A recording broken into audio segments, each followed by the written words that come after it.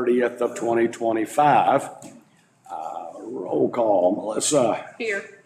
Kat. Here. Pete. Here. David. Here. And Doug. Here. Everybody is in attendance.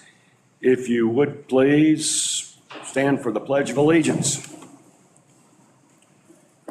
Pledge allegiance to the flag of the United States of America and to the republic for which it stands, one nation, under God, indivisible, with liberty and justice for all. All right. You want us to do the pledge again? Oh, no, we're good. Okay. Yeah. All right, so We're good to go. It's your game, buddy. All right, I thought we would start out this morning before we get into a lot of infrastructure projects today. Doug Chapman's here with McGill to go everything from the parks to sidewalks and reservoirs and streets and water and sewer and everything in between. Wanted to pull up this spreadsheet from yesterday. We had a little bit of technical difficulties in the beginning of it, trying to move a little too quick for it, but wanted to give some insight because today we're talking numbers. Yesterday, outside of the parking discussion, the majority of yesterday was really centered around updates and discussions of upcoming things with planning and zoning and year review and et cetera. So today's getting into the teeth of what is needed from a cost perspective. So back to the dashboard that we talked about yesterday, this is the ability here for us to turn off and on, change amounts, et cetera. So you can see what's grayed out here. We'll start Memorial Park this morning. Again, that $1 million is a number you're going to hear in a few moments. These other numbers are just placeholders. We'll change them as Doug's giving us updates. But we've been able to extend this out utilizing the data we have from First Tron for what we would expect to be able to receive on the debt market. And you'll see even here over to the side, we can turn this off and on based on either GO financing, which would be a bond, or installment financing, or even USDA loans. And that, once those change, it changes the terms as well for what's currently out there. So we've got everything turned off right now except for the USDA, which we know is happening. You've already approved that. Down at the bottom, we have filled in our fleet schedule for the upcoming 10 years up to 2035. So these are numbers based on the schedule I showed you yesterday of replacement of cars and dump trucks and things of that nature. We have built in a $75,000 cushion each year for unknowns. And so these are turned on, so these are being accounted for. So our operating cost, our operating annual fleet operating cost of doing business, which is what's over here on the general fund, is being accounted for.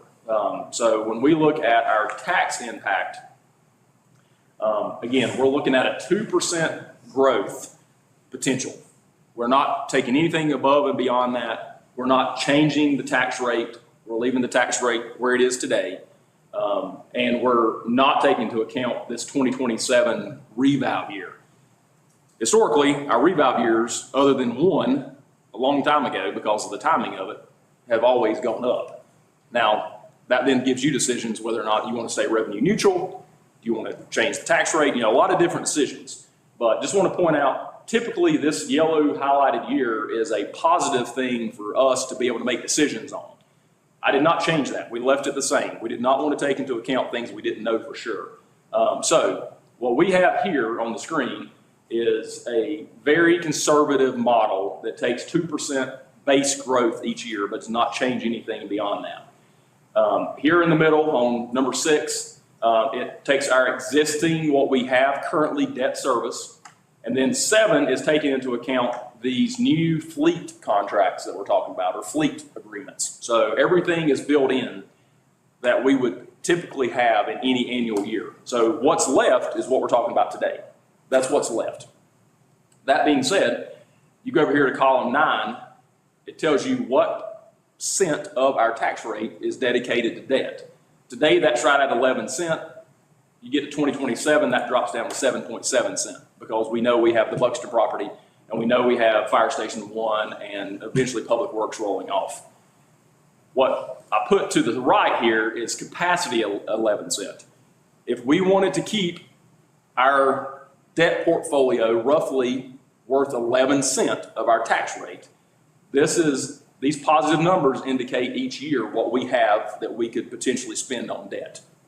So starting in year 26, which is the year we're about to start here in a few months, we've got about $75,000 capacity.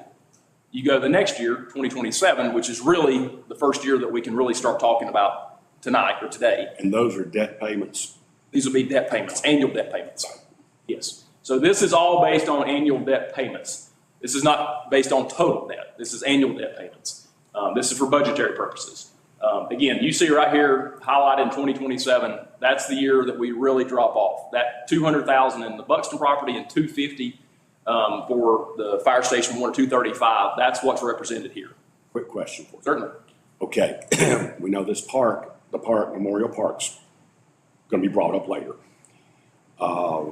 If we did something like Memorial Park and financed it, Yes, when would the payments begin? 2027. 2027. So we could do that. That would be doable. Absolutely. Okay. So what we'll do today, so what we'll get today, as Doug is sharing things with us, we're going to go over here and we're going to turn things on to see the impacts. We'll start turning on Memorial Park. By doing so, you see our numbers that were 600,000 now are 47. Right. You see our tax impacts. You see what our capacity is here. Now, things that we don't know is timing on some of this stuff, but we do know Memorial Park's timing a little bit more. So Doug's going to get up and talk about that in a few moments. I just wanted to show this because throughout the day, I want to kind of bring this back up and put some things into play and see what we're dealing with. As we get towards the end of the day and start wrapping things up, we'll start talking more big picture wise, whether some of these things make more sense in doing a bond package later or whether they make sense doing them at all. And so just wanted to put a little bit more emphasis on what we've done here and what we've built out to show the capacity that we think we have based on what we feel like is pretty conservative. Again, for those that didn't see yesterday, 2% tax growth, that's a historical number for us. 3% revenues overall, sales tax, TDA, again, that's a very conservative approach for us.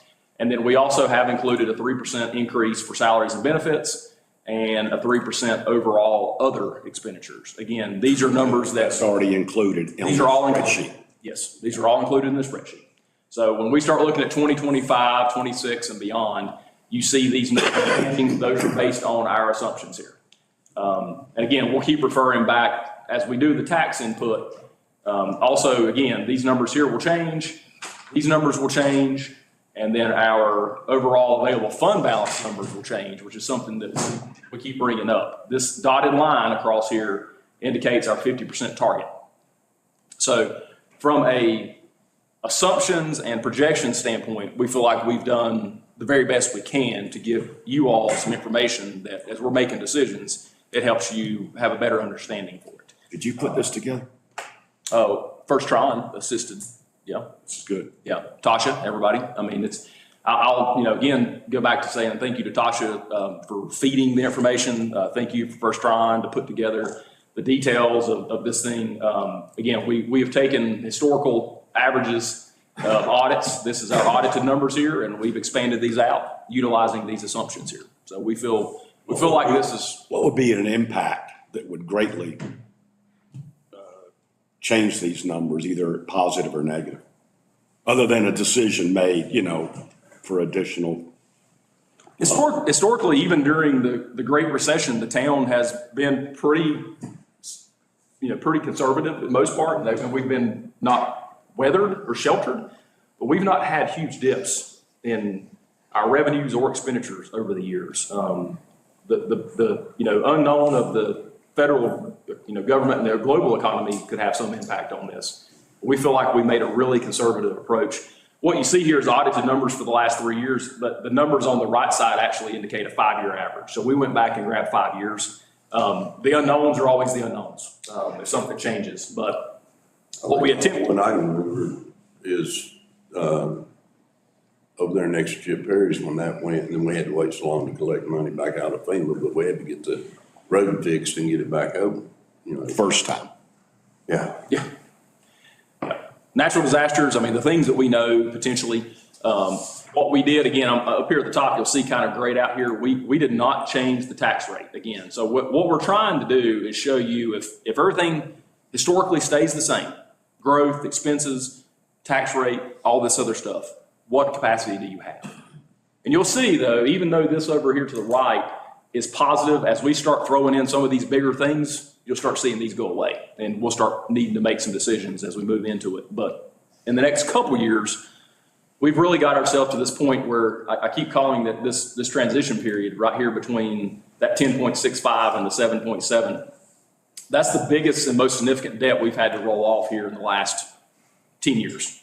We've been waiting on these things to roll off to be able to give us some of this.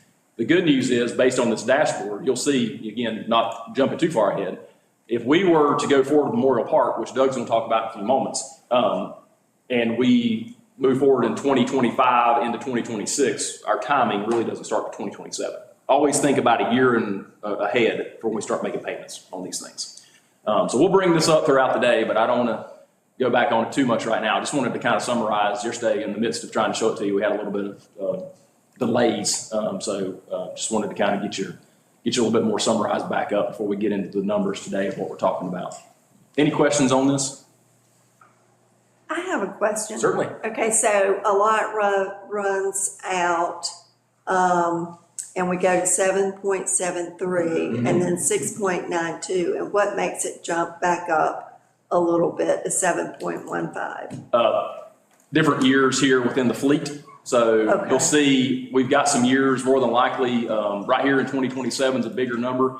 It's maybe a garbage truck or something. So these numbers are based on this fleet schedule. So right here is a $510,000 year. Our typical year from a fleet is around $500,000. And that includes police cars and utility trucks and things. But when we have big things, when Matt's got something, I say Matt because he's the primary culprit. When he has a trash truck or he has a bucket truck or something that comes up, it's a $200,000 item or $250,000 item. So the debt implication on this one, I would guess, it'd probably happen here in what, 28, 29? It's that new debt rolling on in Okay. 28, 29 is what it is. Yep, so again, this is built out based on the assumptions we know, along with, we did pre-populate all of these fleet numbers in here. So other than what we're going to talk about today, I don't know of anything, Charlie, that's out there that's going to impact this. I mean, there's always going to be something, like Doug said, but we don't know it today. Okay. And we built some cushion into some of this as well, just to make sure that we've got some flexibility in here. So it's not foolproof, but we're trying to give you some good insight to where we think we've got this capacity here. And again, as we change the dashboard, you'll see these numbers go up as well and start changing.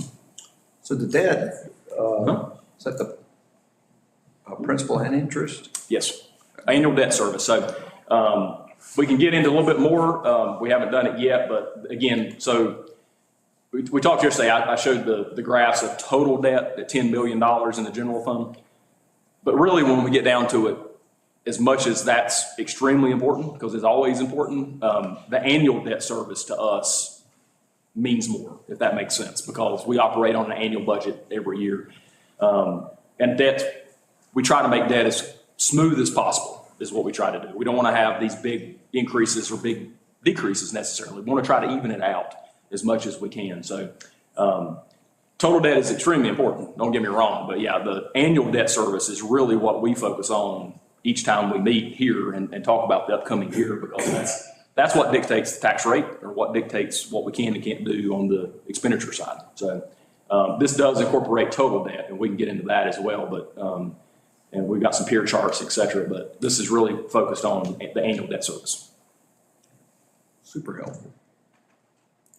I like that. So we've got a lot of stuff to talk about today from infrastructure. We'll start with Doug Chapman coming up with McGill and Associates, and I see it recording my thing. There we go. Say it's recording me talking. That's not good. All right, Doug. Thank you. Microphone or clicker is yours. I don't have to use microphone, do I? You don't. No. Is this turned around? No. Yeah. This will pick it up. You're fine. Thank you, Mayor and Council. I told Pete this morning, I can't talk for 5 hours. And, well, he said, we all know that's not true. And, so you're gonna have to ask questions. I'll be glad to finish in 45 minutes. No, But, no, no. I don't think that's gonna happen. I'm timing you, Doug. No, there is a lot of meat on the bone. That's why it's gonna take a while. So we're gonna talk about Memorial Park, we're gonna talk about sidewalks, we're gonna talk about the reservoir, we're gonna talk about streets, we're gonna talk about crosswalks, parking impacts on Main Street, sewer line extensions, and water line replacements. It doesn't sound like that much when I say it real fast. Sounds like a lot though, yeah. It's kind of like all that debt. It doesn't sound like a lot if you say it fast. So, I'm going to do a recall. We haven't seen the exact plan like this. This is the plan that we ended up bidding out as phase 2. So it includes, we're taking the tennis courts that are there and refurbishing them. They'll be slightly different shape, size, and I'll tell you what the impact of that is. When you look at the recreation building, you'll have 2 walkways there. So you'll have one that's up against the building for folks going into the building with a rail, and then you'll have a walk that goes past the tennis courts. So everybody that walks through there doesn't have to walk in front of the rec center door. One of the things, because we did several things to try to make the project more affordable. One of them is we took out separate pickleball courts that were on the south side. We also took out the retaining wall that was there and the ADA walkway that did the zigzag up the bank.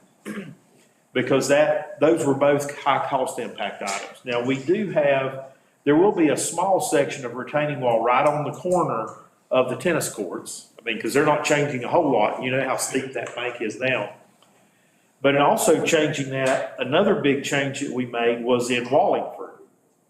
So we're going to take the parking spaces at the top of the slope in front of the American Legion off, and we're going to add a curbing and a sidewalk in front of the mural, basically, but along Wallingford, in front of that space there, then turn in and take that sidewalk along the building in front of those parking spaces to a new set of stairs, not against the old fire station, and wrap that sidewalk on down where the dumpster was and go all the way out Wallingford to the walkway that comes out to Main Street. So that will essentially complete sidewalk along this section of Wallingford, which you'll see on the sidewalk map when we get to that point. Question for you.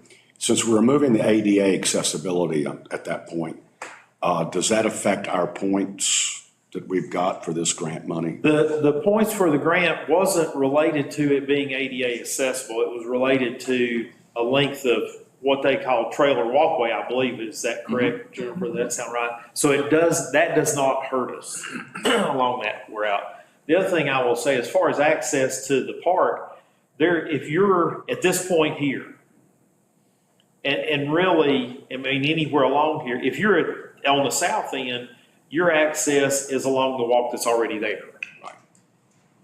Now that gets you to Main Street, and then you can come back into the park up here. If you're coming from this end on the north end of the American Legion building, because there's really not good access in between, even though there's sidewalk there from the parking deck that connects in. If you're here, your easiest access to the park anyway probably would still be up Park Avenue and come in by the picnic shelter. So you still have ADA access into the park. You just don't have it right in the middle. There's some steps in there. But we're going to have a new picnic shelter. We're going to have a shuffleboard court. The horseshoe pits will stay. The lower basketball court will be turned into a permanent pickleball court. We can still leave basketball goals on the sides if we want to for folks to use, but that'll be dedicated for pickleball. That'll be 3 courts. We're going to redo the volleyball court that's there. We're adding a small section of playground equipment. I believe that's everything that's going to be in the project. So That'll be We new. pulled the retaining wall, the ADA accessibility from that walkway, from the original plan. What else did we pull? We had, was it 3 pickleball courts or 4 pickleball? I think it's 3 pickleball courts right there in that spot. And that area, it doesn't look very steep, but when you think about the fact that pickleball courts are all flat, it took several sets of retaining walls to get that in there. And other things had to be moved around. Oh, we're also doing the Chicago ball pit. I don't remember where it's at on the plan.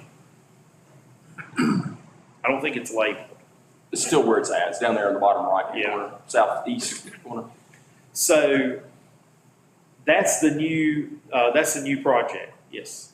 On the tennis court refurbishing, will they also serve as pickleball courts They won't be pickleball courts, they'll be tennis courts, only? yes. Now, we do have pickleball players that play on the tennis court already. I mean, they do. They go out there and play on it, so that does happen. But So way back, didn't we talk about having both? The original plan, and there's people in here that can probably remember better than I do. The original plan had both tennis and pickleball on the same court. Right. So we were gonna be able to put in tennis nets and then have dual striping for both. And it didn't seem like it satisfied either need very well. I'd That's the like to see reason at least behind one of those here. pickleball courts on the small basketball court have goals on each end. Well, what we were talking about doing is putting them on the sides. You know, that's what I mean. I'd at least like to see one of the courts, because the little ones, they don't need a full court or anything Right. like that, but at least they've got a place separate from the bigger kids to play it. Yeah, I mean, and it gives somebody, if somebody wants to practice free throws or just shoot, they can do that there. we talked about, so now they're on here and here. We talked about moving them to here and here, and then having the ability for them to have a half court here and a half court here. And if that's okay, again, satisfactory to y'all. To get points, having the pickleball courts and everything, obviously, we're trying to save the money, that the extra pickleball courts. Last time, I think the extra pickleball courts were $250,000 Or more. or more. So we were trying to negotiate that. But yeah, leaving basketball courts on the lower one for sure, because pickleball is not played all the time, basketball's not played all the time. So we're still trying to get both of those on there. And then I was gonna say that the kind of look through, the big change here was trying to incorporate the sidewalk plan that we had, along with trying to figure out the back wall, et cetera, like Doug was saying. But this provides sidewalk along Wallingford that doesn't exist now, but it does change Wallingford Street. So if you look coming around on Park on to Wallingford, there's no parking on the right-hand side anymore. Doug, where are we moving the trash bin on Wallingford that's back there now? Because it was gonna go down further towards pickleball and basketball courts. Yeah, we but- had it right there. Yeah, the last but I don't see it at all now. I know it's probably a different conversation, but what if that road was made one way? What? What did he say? What if Wallingford Wallingford's became made one way? Oh, It would definitely help with size and. Would it open some parking back up and then? If we did, you would possibly do some. If you do a 2-lane street, that street's probably 20 feet wide. If we did one way, you'd probably need at least 12, maybe a little bit more. And we actually need the space that we have to give those folks ample room to back out. Because I'd like to consider sometime making it one way. how about entering the parking deck though, That's what I from was the gonna say. lower level? You can still, Okay, One way going this way? Yeah, it would have to be that way if you did one But way. then how are you gonna come into the parking deck, Yeah, you'd have to have 2 lanes going to the parking. parking deck? right. So 2 lanes in here, one lane in here. No, at No, the bottom, other way. we're gonna have to have two The other way, because you gotta come up from below. Up from the bottom to the parking deck. Just this section from here to, or from You see it here? Yeah. You wouldn't have to. Are you just gonna have to come in consider from that short? It's still, Everything everybody would have to come in Park Avenue. you can still get in either way. Yeah. You can make that turn there. Yeah.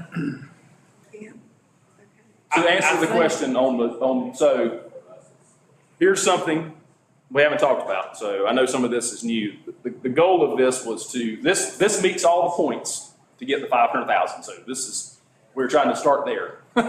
Anything we do can go up from here, but this is the minimum. Is that fair to say? Yeah. This gets us $500,000. So we're good there from that perspective. The dumpster, a thought. When you go into the American Legion parking lot, to the right, where we have put dumpsters before, is to build a very nice enclosure in the corner of that parking lot. So if I'm driving into the American Legion Beside the two. and I'm going to go right down to our new steps, come up from it, and build a little enclosure right there off to the side that the trash truck can drive into, pull out, drive back out. But we can make it as nice. It can look just like the American Legion is what we talked about. Siding, all that good stuff, as a potential. Everywhere we tried to put it here didn't make sense. I mean, like, we were trying to figure out, do we put it down here and build a wall around it, because that's expensive? You know, do we put it up here on the corner? That doesn't look good. I mean, around, so we were trying to figure out a solution for the trash dumpster. And it kind of came to us where we put dumpsters a lot now during the chamber cleanup day and all that. Push it down that direction, build a little enclosure around it, make it look like the American Legion, and put your trash dump in there. Okay, I got a question, and this is for council's future ideas. We have a fire truck. We need to find a place to put it if we're going to put it somewhere. I think it needs to be somewhere where people can see it, maybe walk in, climb on it. The kids loved it when it was in the gazebo.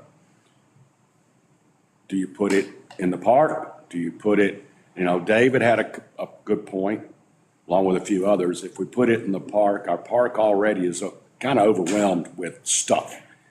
Or do we put it down at Broy Hill Lake? But that's something I think the council needs to consider, because a lot of money was spent on that fire truck. And we saw a lot of people enjoying the fire truck over the holidays. So just food for thought, council, okay?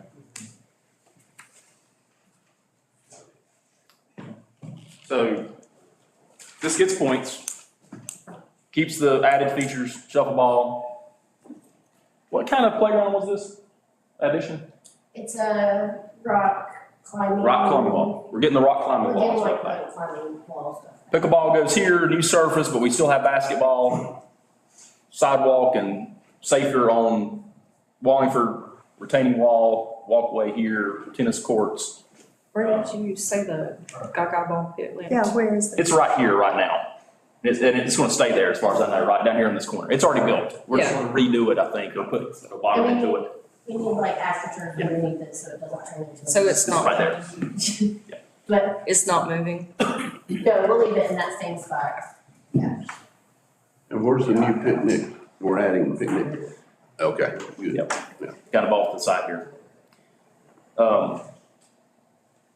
Yeah, so it changed the plans a good amount, but overall it still gets within the points. The trash dumpster, again, was one of those where, how much do we spend on a trash dumpster? I mean. And one of the original, when we talk about the original plan was to put it down here, which the hard thing about that is it's so far away from the places where the trash is generated. Right. That was part of the reason of moving it up here below the tennis court, so make it a little more handy. But over here is probably even a better location for access. It is for access, because the majority of our trash never comes from either us or the park or the American Legion. So it comes from Or residents. this section right here, or residents. Short-term rentals. And we did, so that's not included in here, but that's a very simple fix if we agree with that, putting it down towards the American Legion somewhere with that in the area. Takes it off this plan and really saves us. It was probably a $50,000+ trash dumpster. It was last time. Yeah, put it here, so. I think that's a good idea. Yeah.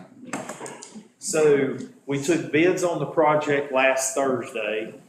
The low bid was $1,356,000. You've got a Part F match of $500,000.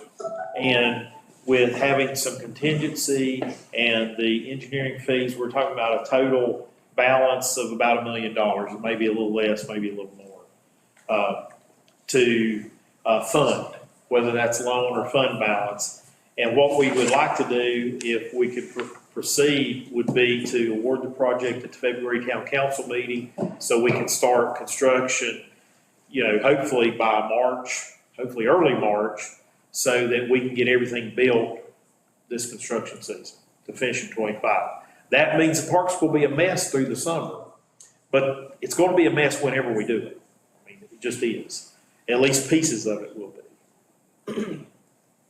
So the low bid came from VPC, and they mentioned during the bid opening that they would start in March if we were moving forward with them.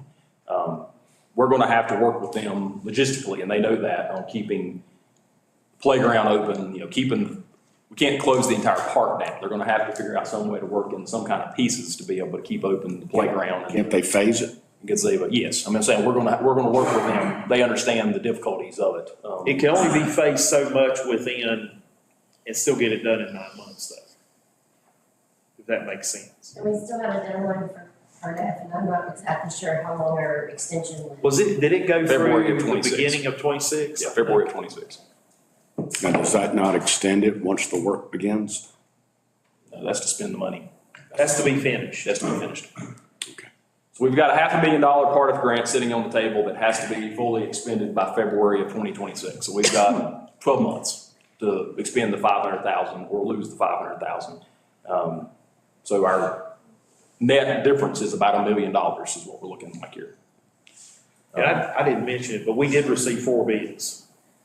Oh, you do? We got Yes. 4. Who were the bidders?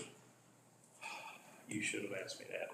VPC, Mountain Crest, Brushy Mountain,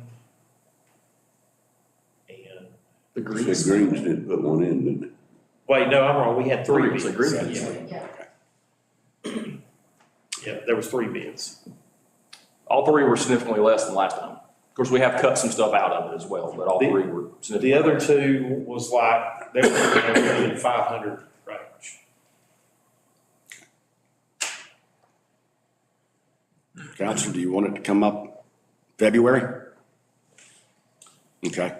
So, changing gears for a second. Want it before the Green Park or after? Plug it in. Let's go plug it in. Said, here's the coolness of it. If you're a nerd like me, look, there's our $599 number. Let's turn this on. And now we're at $487. So what that means logistically, and I won't ask Tasha to come up in between, but we've talked through with our financial folks. If we okay this at the February meeting and they start work in March, there is no way that we can get before a bank and get proposals and all of that. We would recommend let me go back. We don't recommend using $1 million of fund balance. Not for this, is what our recommendation would be. That's a big chunk of fund balance for this project because easily we can obtain debt for this. This is not something that they're going to be questioning. It's not the power lines. When we're talking about the power lines, we're talking to banks and we're talking to financial institutions. What's our collateral? Well, our collateral is going to be you're going to have to put up your town hall or your fire station or something.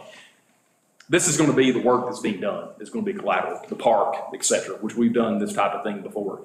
So easiest for us would be because of the timing and we're pushed a little bit with construction. If you okay this and we move forward with it, we're going to end up fronting that money for the first month or 2. And it's going to be a little bit because construction won't get kicked off. We probably won't even pay the first invoice until summertime would be the first one. That would give us time to go out and solicit bids for a installment loan. This would qualify for 15 years. We're thinking right now 4.5% is what we're looking like. Again, we talked to banks, First Trines talked to banks. That's what's plugged into this formula is a 4.5% 15-year loan, installment loan. And, that would be what the payment, that would show the payments, about $120-some thousand, I think is what it is, 110,000 or so. Now, our loan interest rates are calculated on the bond market, are they not? Our rates. 10-year, yeah, the 10-year bonds. Yes and no. So, most banks are right now. Yeah, your 10-year, treasury notes and bonds. Yeah, that's what it's calculated on. So, ours always tend to be a couple percent lower than what's out there.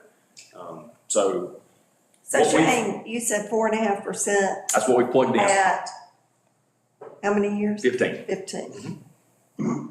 That's what we plugged in here based on our conversations with our financial folks and what they've seen that's out there. So, And I know we're estimating, but if you go back up to, you click, turn on the Memorial Park. yep. You've got $1 million, I but do. really, Mhm. okay, so it's 1356, 573, and you subtract that $500,000. And then it's 856, 573, so it's a little less. Well, no, contingency. We will put a contingency into place, the unknowns, so we put $1 million to be safe. Yeah, Okay. so, Doug's got some engineering costs and things, we've got some of that to play in there, so it's gonna be right around $1 million is what we need to get us out the door. Anytime we do construction, we put usually a 10% contingency on the project, so this is a little bit less than that, but that's give or take 10% is what we put on there, just for the unknowns that are out there. So the way we plug this in, again, just keep this back in your mind, is exactly with those terms that's in there that does allow, for us to be able to put something in place, from a tax perspective on it. But, yeah, so we did $1 million, 15 years, 4.5%. And that would be for us going out and soliciting bids from banks. That usually takes about 3-ish months, to do that. And we would front any money we needed to in the beginning, but chances are we may not even have an invoice due until the money would come in from the bank. But in the past, we've done something called a reimbursement resolution. We've done that a couple times where if you pass a reimbursement resolution that says the town will pay for any cost prior to the debt, and then we pay ourselves back once we get them on. But again, that's the quickest way of doing this if we want to get it done in the time frame we have, which is getting tighter. Or other option is we don't do the project. That's always out there as well. I mean, that's a 50-50 deal here, is that we've got what we think here on the project that, we're showing as being probably the most slimline, version that we have is this. This gets us $500,000. Well, that million, if we do $1 million, you think that also get our garbage back here? Yes. Yeah. Gives us flexibility. I think this is your out the door price. Get it done. The council, you'll hear it in February. Make a decision on it. Well, is that, are y'all good with us moving forward with that? Okay, with that. So our plan will be, A separate decision would be making Wallingford one lane. yes. And, not knowing the exact timing, we probably have a little bit of time to work on that. Doug, is that fair to say? I mean, I don't know what section they'll start in.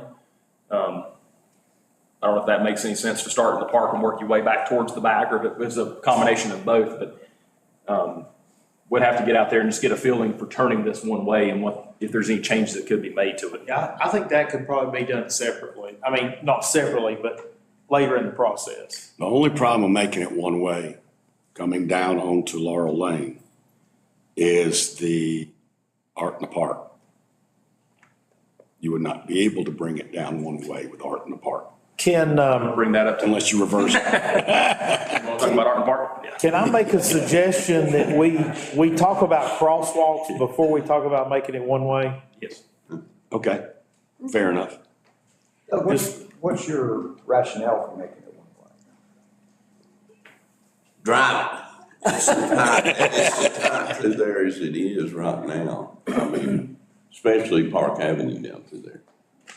And you've got more pedestrian traffic through there than almost vehicular. I mean. Yeah, and I would argue, put your hand down. I know what she's gonna say. I know what Nathan's gonna say, right? We would love to change Park Avenue and Wallingford, right, this section one way. Park Avenue is, it's tough. Yeah. It's tight. It's true. We don't have that, we don't have a visual on Park Avenue. We pull up Google Earth, but that whole little section through there is a tough section of traffic, to Doug's point. I'm not trying to be argumentative, but in this, we've got a sidewalk that we don't have. And we have the opportunity to widen it a little bit. Well, I would say too, though, there's a lot of foot traffic and summertime especially. We've had so many close calls of cars coming, flying through there. Our summer camp kids trying to cross to go to the pool or, I mean, we literally have to put adults out to like physically make people stop because they don't even pay attention. They run over the pedestrian side all the time. I mean, they clip it, flying around the curve, they just hit it and keep on going. So even if you made Park Avenue one way would be a help, just because people won't be able to be flying through there to try to turn onto Park Avenue. I mean, it's really dangerous in that curve right there especially.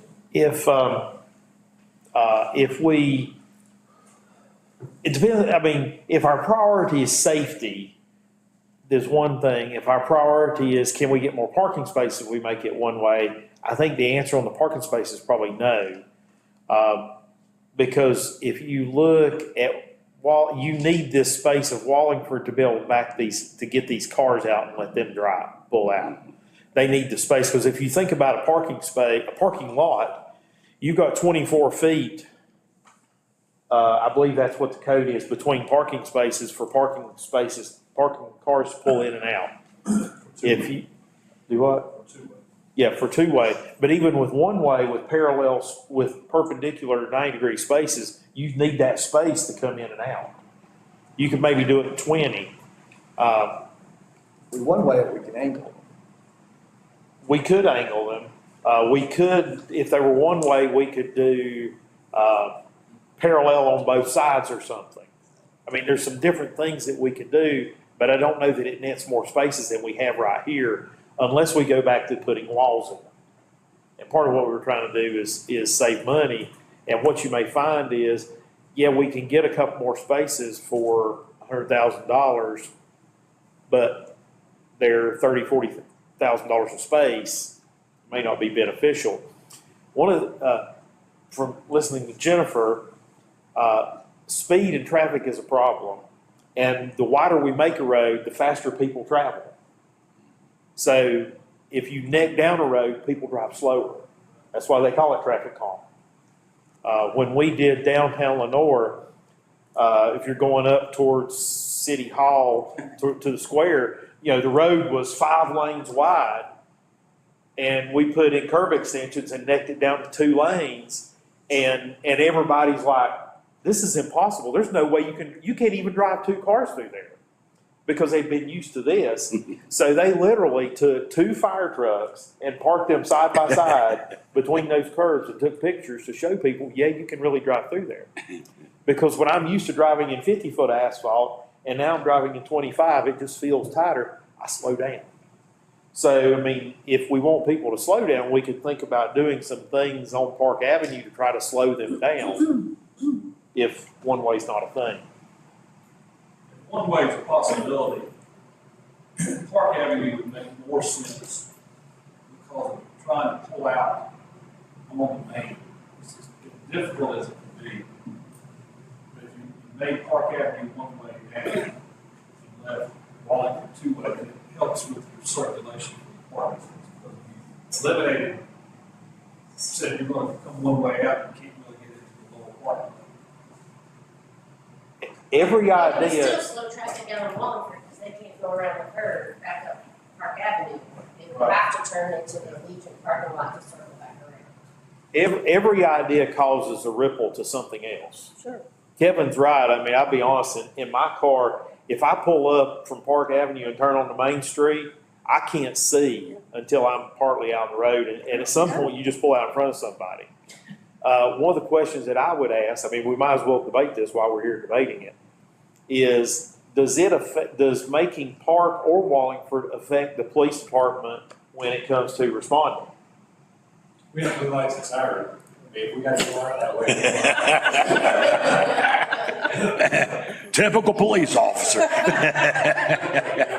Sounds more like a politician. It does, doesn't it? Yeah. Well, I'm not an engineer, but help me figure this. So if Wallingford was not one way, but Park Avenue was, and you come up Wallingford from Laurel Lane, then you can't make a right on Park. So how does that work? You'd have to circle back through the American Legion. And that's not good. That wouldn't work. I don't Well, think and it's not an easy come back out onto the road. Because they circle into the American Legion to get to the top part of the deck or those parking spaces at the deck.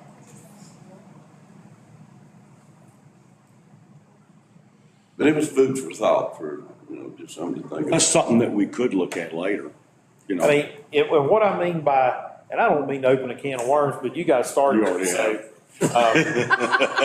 I've already testified this morning, I've been to more retreats than anybody sitting at the big table here, so.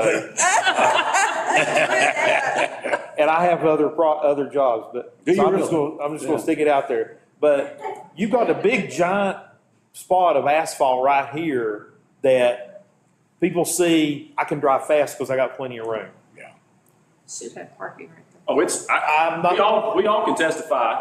It is struggle, and then they kick it about right here. That's what Doug's talking about. And they come across here in both lanes. I mean, we see that all the time. This is the acceleration zone right here, or this way, hanging the curve and going this way, and then they go whoop, right here when it tightens down. I mean, would it make sense to, can you pan it just a little bit so we can see? Yeah, which direction?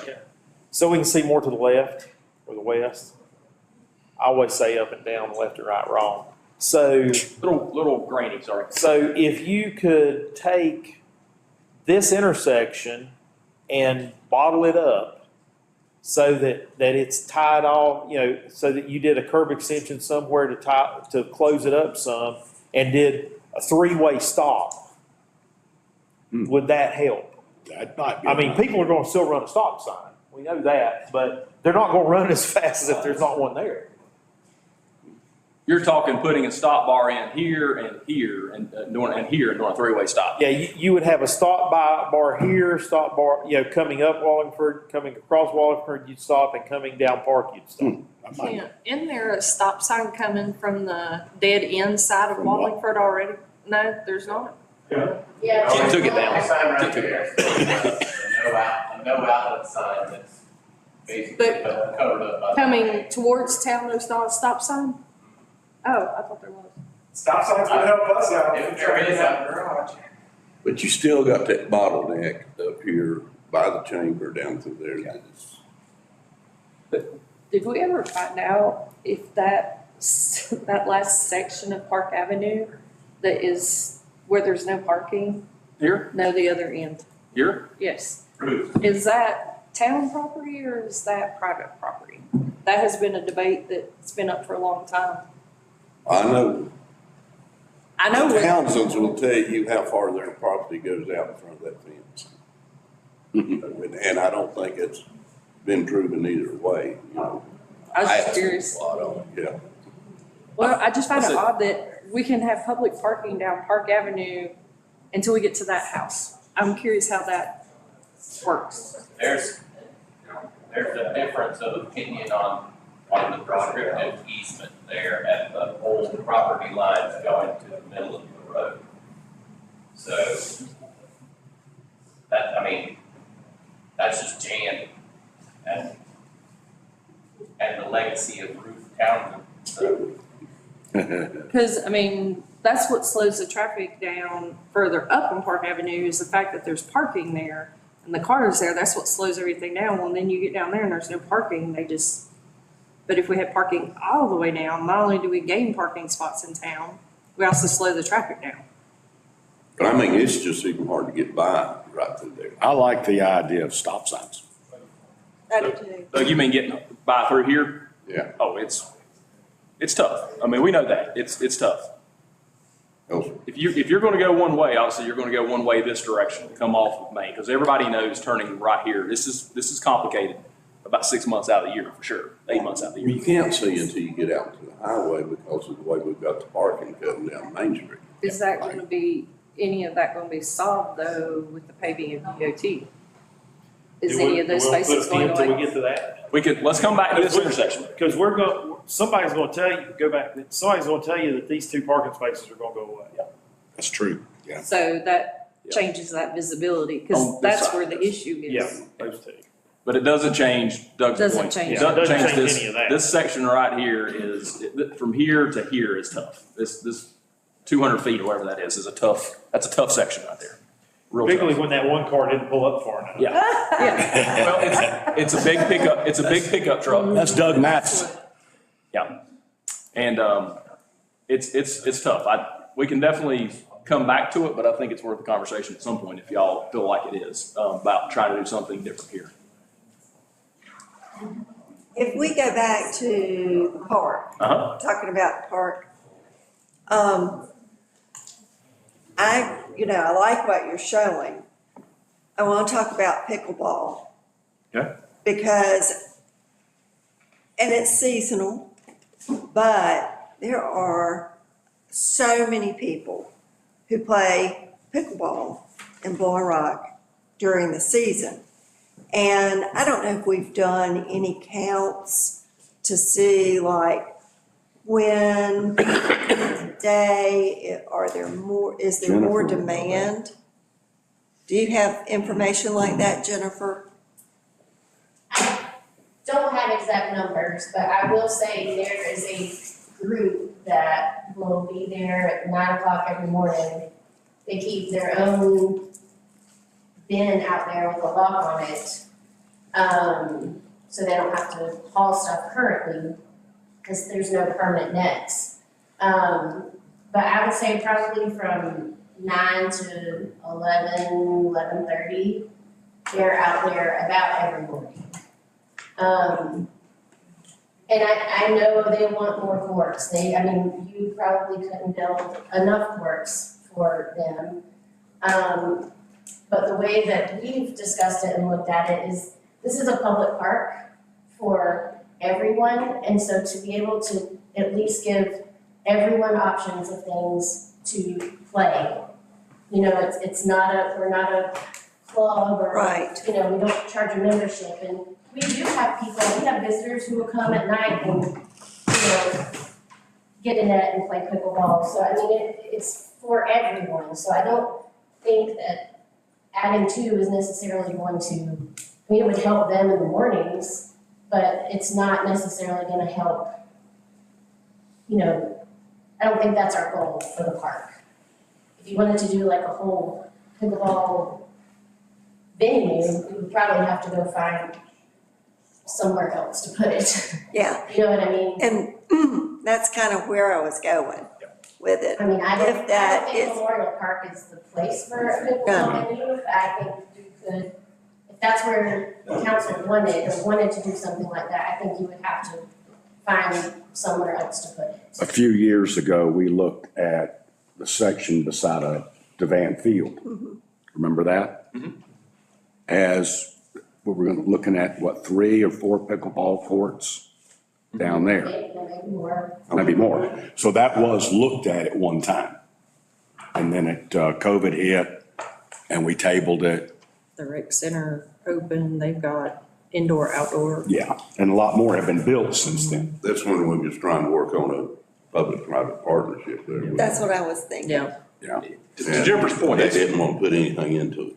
yeah, to Right, Jennifer's point, exactly. it's pretty concentrated, that group. It's 2 or 3 hours in the morning, and it's about 5 months-ish, probably May It through really is October. weather dependent. If it's raining, they're not there, they're not there. But then what happens is throughout the day, especially in the summer, you get basketball, especially right in the middle. That's a lunchtime afternoon, and then they go away. And then you got a few groups that always come back in the evenings to play tennis and pickleball. We've kind of noticed a trend there. That's probably our consistent trends of what it is. So building just pickleball courts that don't have basketball goals or that kind of thing is really just kind of limiting the use of it in so many Yeah. places. And I'm not advocating that, I'm just asking Oh, questions. yeah, no.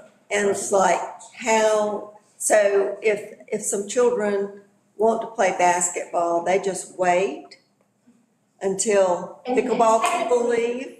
So our tennis courts, since before my time, we've had a senior group of tennis players who we reserve the tennis courts. I believe it's Tuesday, Thursday, Saturday mornings for a couple hours so that they can have the tennis courts to play. But I don't let them reserve it 5-7 days a week because there's other people who like to play tennis. So I kind of did the same thing with pickleball. I said, you can choose a couple days a week that it's reserved for you, but on the other days, it's basically first come, first serve. Now, they're usually there the first, so I let them, they play, but you kind of have to make it fair because it's a public park. Right. So it's a real fine line of Yeah. how you manage and not make people upset.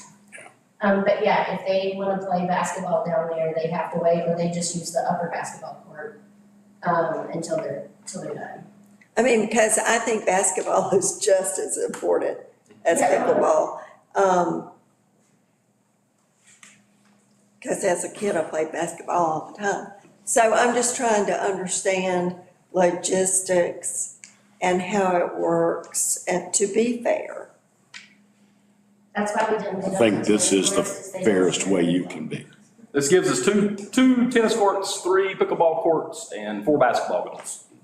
If you look at it different ways, not everything can be used exactly at the same time, but gives us, and some shuffleboard, if anyone wants to take up shuffleboard. And Gaga, What's that? Gaga ball. Gaga ball. I would not recommend Gaga ball. That's a vicious sport. That is. Those kids will take your head off. Those things. Yeah. Close quarters. You can't hide. Can't hide in the corner of the gym. So. Other questions on this? Yes, Deb. So, first, thank you very much for diving into this and figuring out how we might be able to afford it, putting it back out for bids. It's been a long journey, so Oh, absolutely. thank you to everybody, thank you to staff, for bringing your collective wisdom to this. The driveway, so all of the things that I've seen on Wallingford are right now in the price. Is that correct? Okay. Yes, sir. And I think there's merit to having this one-way discussion for Park Avenue in Wallingford. The equipment hut, is that the same? We purchased it at Lowe's and dumped it here, equipment hut? Do you know that? Or do we have a new Public equipment? Works rebuilt it. Oh, Pretty sure, yeah, rebuilt it. Yeah, we tore is down it the. adequate? Yeah, I mean, for what we have now, yeah, there's shelving and stuff in there that we can store balls with bins and we put heat and AC in there so that they don't roast or freeze. Do we need a better equipment hut? And maybe something very aesthetically pleasing to go with our environment? That's a council decision. You don't look at it, looks pretty. We're gonna put a bathroom in it too. Why they wouldn't- There goes $250,000. No more bathrooms. I would think we could probably get a pretty easy price, similar to maybe building the enclosure, around kind of a look to it. I guess it's maybe something aesthetically pleasing. I don't know. I mean, it's definitely a doable conversation. We had originally, to David's point, I think we're going back to one of those phases, and I don't remember what phase we talked about that one in, but was redoing it because we were going to put the picnic shelter and stuff over here, right? So we were going to redo it in one of these phases. We were having a conversation the other day, how many times, this is phase 6, 7, 8, 9, something like that, we've done on this thing. So one of the phases did have that being redone. You're Actually, right and about I that. think we did make it bigger One of and the maybe phases. the original phase we were making the hut. Did we talk about putting it in the picnic shelter I think maybe we at one did. point? There was a discussion. Yes. It's like one end of the shelter where the Yes. volleyball was. The tennis court is a hard court, Correct, and the pickleball gets the correct pickleball surface. correct. Okay. How much of the ground and grass is gonna be tore up at the time? A lot of it. It should I would expect, I would The reason expect, I'm oh, asking yeah. is it a chance, Corey, that for irrigation? No? I mean, yeah, there's a chance, there's money involved in that, a decent amount. Corey, these are the right people.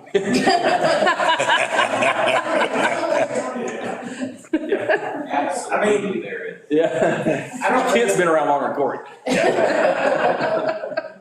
I think honestly, the irrigation would just be tough with the amount of people that are in there to have that actually work in our favor. I honestly think coming back with sand and the right grass will make the bigger difference. The compaction's the biggest problem up there. That's the reason I was asking what you thought on that. Yeah, irrigation, I think you would have to run it at night, late at night, so the next day that's gonna be wet and that's gonna get muddy. So my thoughts would be to come back in and get sand underneath there and start aerating more and get the right turf grass in. Use Bermuda in the summer and overseed in the winter. Unless you want to use, Clay now, I guess. unless you want to use irrigation to spray people so they don't walk across the middle of the grass all the time. Now, that would make a big difference. And let it grow at times and not get killed off. But yeah, I think this would give us an opportunity for Corey that's been talking about for years, Chris Payton before him talking about for years, redo the soil that's in here Yes. as you go back into it. But, you know, if you look at this big dash line, at some point, everything inside there is going to be tore up. And a big chunk of it at the same time. And you're going to, one sub is going to do the tennis court and the pickleball court at the same time. Because they get built together. I mean, they get built at the same time. Our conversation obviously is can we keep this front section open? Should, without any trouble. Can we keep the playground open? We should, we need a fence around it, but there's gonna be a disruption, but we're not trying to shut the place down. And anything we do on this front end would, but keeping the main section open is gonna be key. Timeline on it, we did 240 days. I think it's either 8 months or 9 months. Yep. So basically March through October-ish, and then November is what we're talking.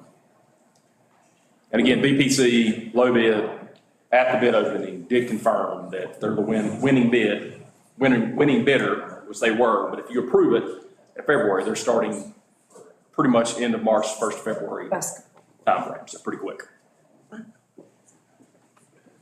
End of March, 1st of April. Also, it says, okay, sorry, yes. Put that billboard up coming soon. It's a three-door Help people rectangle. at least understand why it's shut down. Yeah, we can definitely put a sign up somewhere in the front up here that lets people know what's coming soon, for sure. That'll help out. Shuffleboard's the little skinny. I think, didn't Georgia say they would just start out with tearing out in the get-go to make sure that they had enough warm weather before they started putting back things? Yes, they did say that. Yeah. Kat, do you have questions on where I things just are? couldn't see. Okay.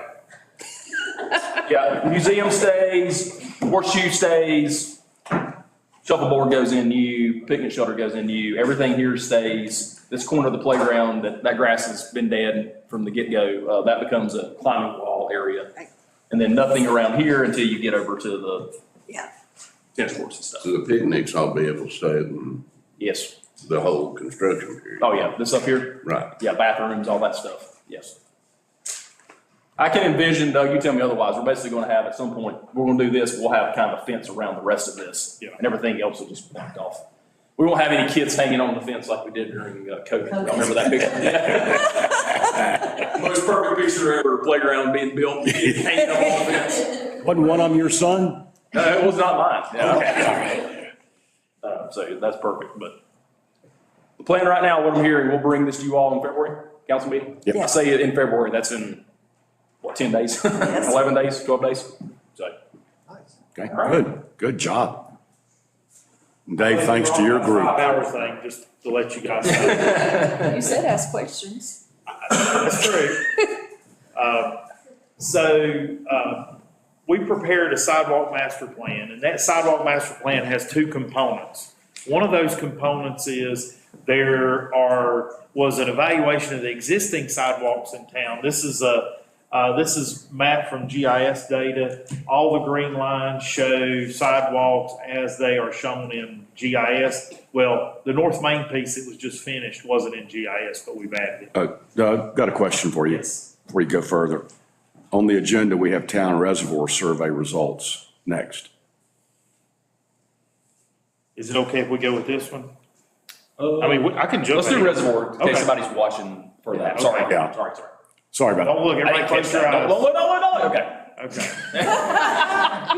that. Okay, Doug, that looks good. Go ahead to the sidewalks. You just want to make sure you didn't throw off the brake. You're playing A, B, C, or D. Which one? Which one you want? So in 2007, our team performed a survey of the reservoir. In 2012, we performed a survey of the reservoir. And then in October, we performed a survey of the reservoir. After the storm, by the way, it just turned out it was like the next week when they came up here. So that was probably good, so we don't have that. Made it question easier to get the hanging boat out. out there and stuff, yeah. After the water levels was raised. So, I've got two things here for each of those. One is, this is a color-coded, and if you look, I'm gonna have to do it this way, something. I'm gonna talk about this one because the colors are easier. This green represents everything lower than 30, is it 38? No, 36. No, 34. The green is everything below 3460. The yellow represents that the outside of the yellow is 3470. The outside of the orange is 3480. And then the outside of the, we'll call it salmon or red, is 3498. So just think about that. Those levels are the Just same. elevation? They're just different colors. Is elevation or depth? That's elevation. Okay. So that's 8 foot of water, 10 foot of water, 10 foot of water, and what's left in the bottom. So Say that again, Doug. So what's the lowest levels, the colors? the lowest outside is 3460. No, 3470. And then it goes down to about 3465. So it's 30, couple feet deep of water in the lower part. But I want you to see that to see, if you look at it, there's some discrepancies just because of the way the shots are taken, the way the surfaces are created in CAD, and I'll explain that in a minute, because that's important. Because if you look at it, you can get hung up on differences that aren't really that much different in the real world. But this gives you an idea visually that either way, it doesn't look much different from one to the other. Now, these are actual calculated totals below 3498. In 07, we had 47.4 million gallons. In 12, we had 49.5 million gallons. And in 24, we had 48.2 million gallons. So obviously, it's not an exact science, because we didn't gain 2 million gallons of water, because nothing came out of it but water. And we didn't lose 1 million gallons worth of water capacity or volume. We're doing it in gallons because it's for water. So it's easier to relate to. But some of that had to do with the way we did the measurements and the intensity of the measurements. Because when we did this the first two times, we used a sonar, like a depth finder. So they take a depth finder and it says, okay, right here it's 26 feet, and they take a shot, and at that point it shows 26 feet deep. When we did the last one, they used a rod and they hit the bottom. So I feel like this is a little more accurate. And if you look at the surface, the way the computer creates a surface, it takes all those points and it triangulates between them. So it draws lines between them to create a surface, just like we do topo on the ground, except it's under the water. It's the same difference. So I feel like this one's a little more accurate. When I looked at this one, you see how it looks really close here? Those three rings look real close. There's probably a shot off right there. The surface is probably off.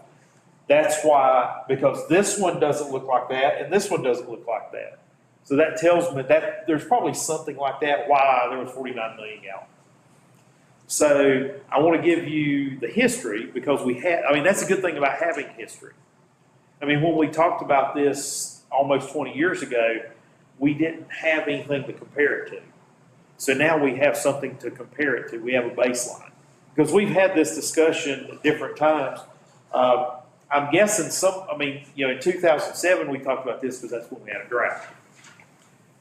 In 2012, I'm not going to tell you why we talked about it then, but we talked about it then because somebody got excited about it. They felt like the reservoir was getting full of sediment. So we're doing it again now because we were concerned about it.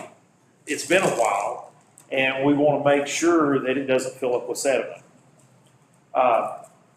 So it doesn't look like we're losing volume because of sediment.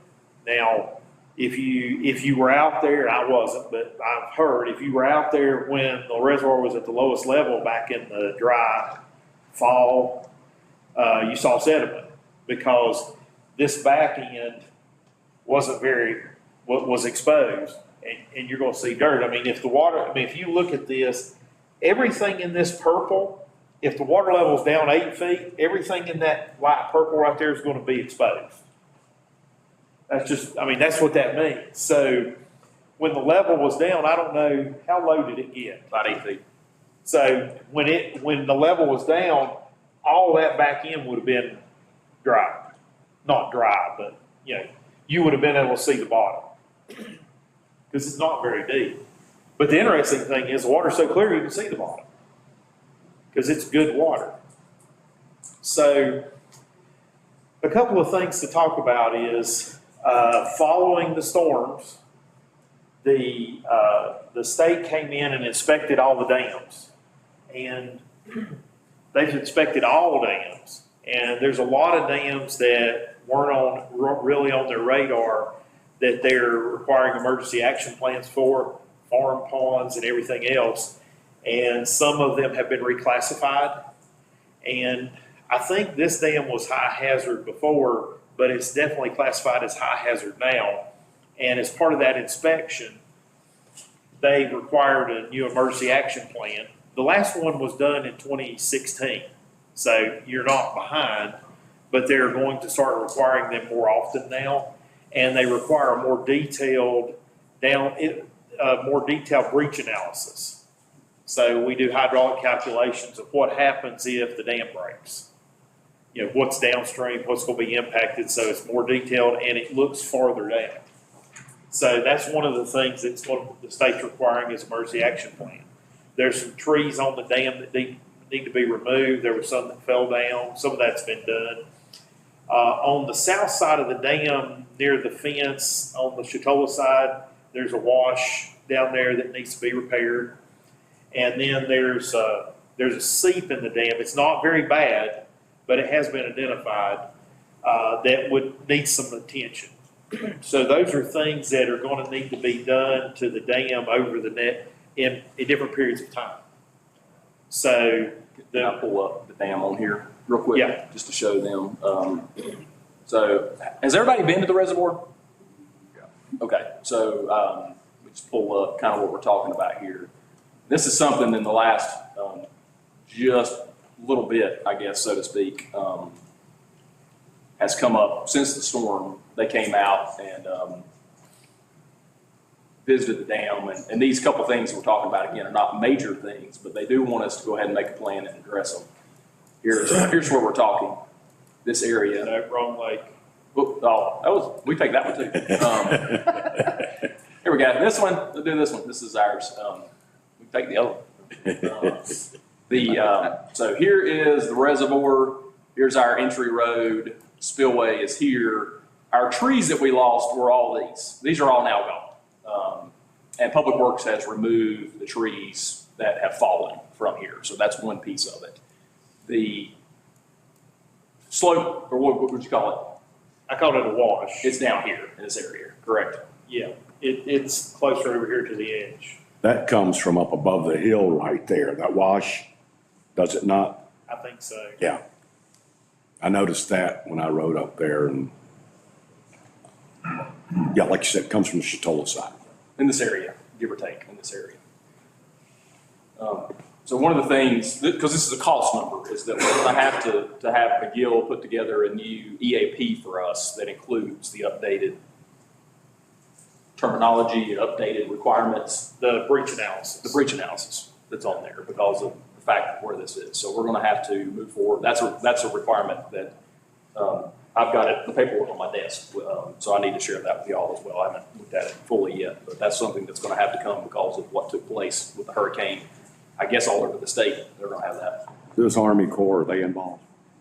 No, this is from the dam safety, part of Department of Environmental Quality.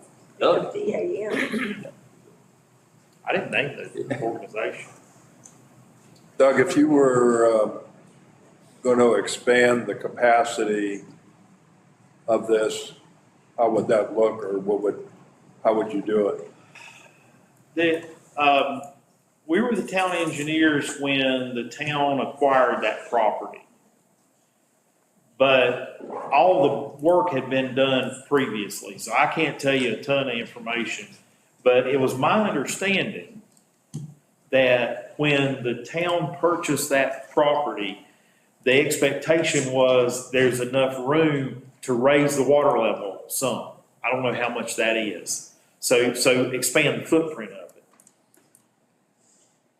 But again, I can't, and we didn't even do the survey for it. We didn't do surveying back then. I don't remember who did the survey, but the parcel was supposed to be big enough to go a little bit bigger.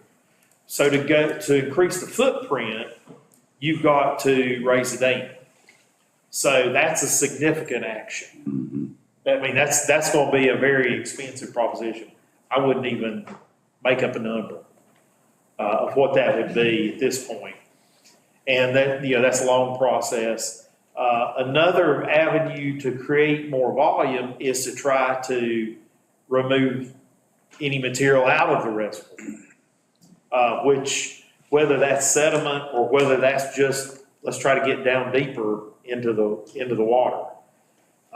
And that's sort of an unknown because you don't know what that's going to yield. Does that yield another 1 million gallons of volume, which sounds like a lot of water, but we've got 48. Does 49 make us more comfortable? Well, when we run out of water, it does, but that's a couple of days worth of water in the summer. So it may not be the juice may not be worth the squeeze. So if you want to investigate raising the water level, there's a significant effort just to see what it'll take to do that. Because I don't know, I can't tell you off the top of my head how's the best way to make the dam taller. You made the point about dredging. What does that do? I mean, other than, does that add to capacity by dredging? It does add to volume.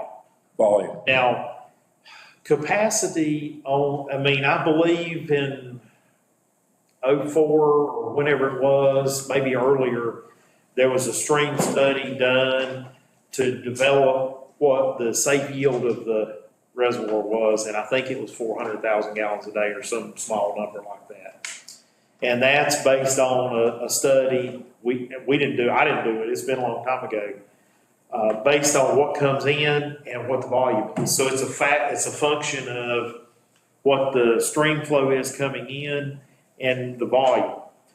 But at some point, volume only works if you're still getting enough flow coming in.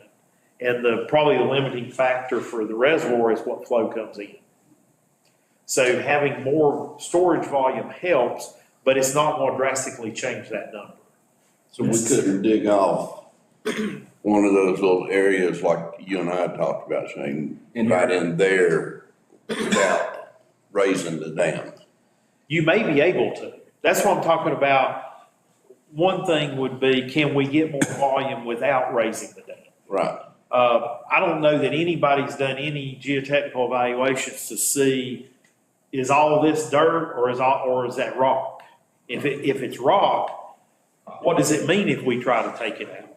Mm-hmm. Because, we'd really be up the creek without a paddle no pun intended, if we took out a section that took out rock and we hit a vein and the water drained out of the reservoir through a vein in the rock. That's probably something that nobody can predict, even if we did studies to see how much soil is there to take out. You know, just thinking how the geology is in this area, chances are if there's a place that juts out, there's probably rock under it. And that'd be my fear, is we go in there and start making it bigger that way, and we may hurt ourselves. Or we may spend a lot of effort that doesn't benefit us. When was the dam built? I don't know. I can't answer that. It was improved, not terribly. It's improved, yeah, it used to be a whole lot smaller. Wasn't that was the water supply for the old water plant? Right. Right? So, I mean, it had to be, I'm assuming it was 20s, 30s, 40s or something at least.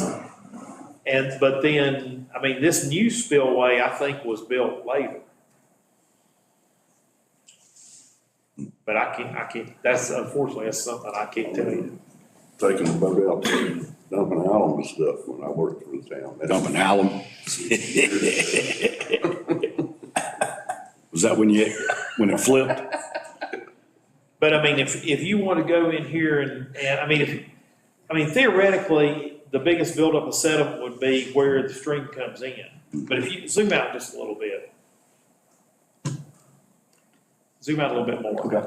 No more. So. More than this? Yeah. Okay. So look, I mean, and Togo's not on here, but the biggest part of this drainage area is undeveloped. I mean, some of Chatola goes in there, but here's where your drainage basin is. That's all national park, isn't it? Yeah.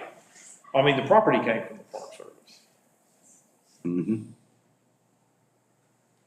So there's not high opportunities for sediment buildup, just because there's not land disturbing activity. I mean, there's always some level of erosion in woods and grass, but on that property, nobody's farming it. You know, there aren't cows in the creek somewhere. There's just nothing happening. If you zoom out just a little bit more, just so we can see the whole reservoir, I don't know how easy it would be to get back here to, if we wanted to dredge it out, how do we get that sediment out?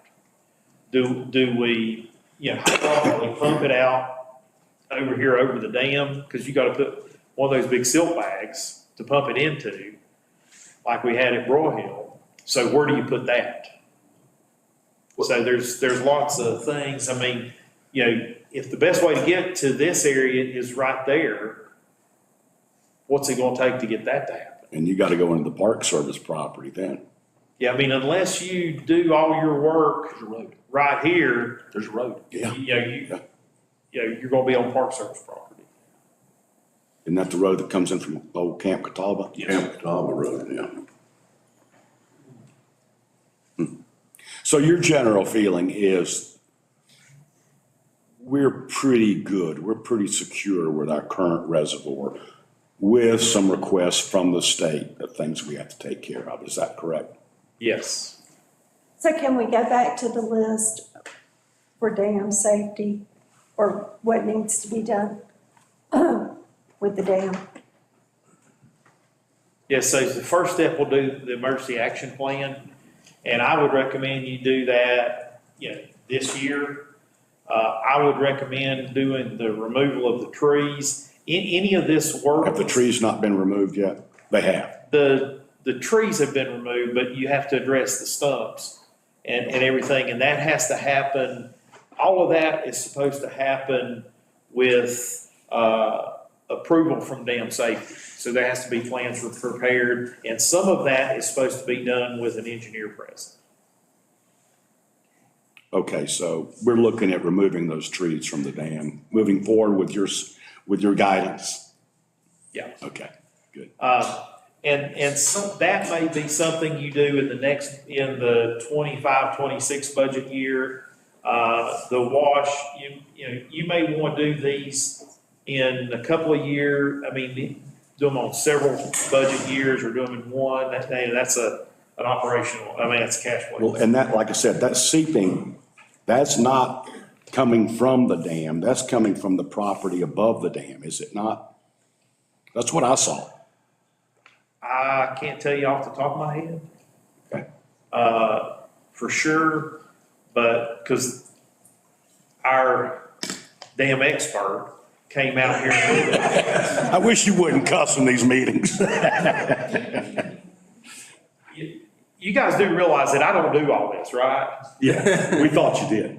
Yeah. I just make it sound good. I mean, he They is the understand, expert. they hear me all the time, yeah. So Doug, looking at that list, what kind of numbers are you putting together to do this? The engineering portions of all that's probably in the $200,000 range. Over the- All of the steps. Over the course of 2 years, 3 years? Yeah, however fast you want to do it. I don't know that I could guess off the top of my head what the construction cost is going to be. I mean, it's probably, it's not all complicated, but it all has to be material. You know, the wash, we're probably going to dump stone in, and adequately, stabilize it. You don't want, what you want to do, you don't want to start digging. You want to, everything needs to be done so that it doesn't disturb the dam.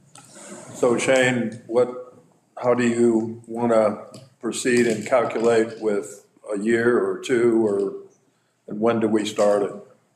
I don't know if there's anything, the first step's the action plan. I think that's fair, right? So everything else, I don't know if I should say this publicly, but I think the belief is that nothing else is imminent. It's not, has to be fixed right now. These things have been in existence. It's just, they've came out to do the inspection. So getting the action plan done first would be the number one thing. And that'll be coming to you soon. I need to sit down with the proposal from McGill and then look through that. I mean, I would recommend you do this in this budget year, and then you think about, I mean, and I may need to talk to Mike about this. Could we do the plan for all of these at one time, and then you do them in 3 different pieces? That might be your most logical step, if that makes sense. Because, you know, it's easier for us to do all of that at one time than to do this, and then to do this, and then to do that. The action plan was 35,000? 35,000. So we can go ahead and get that in front of you now.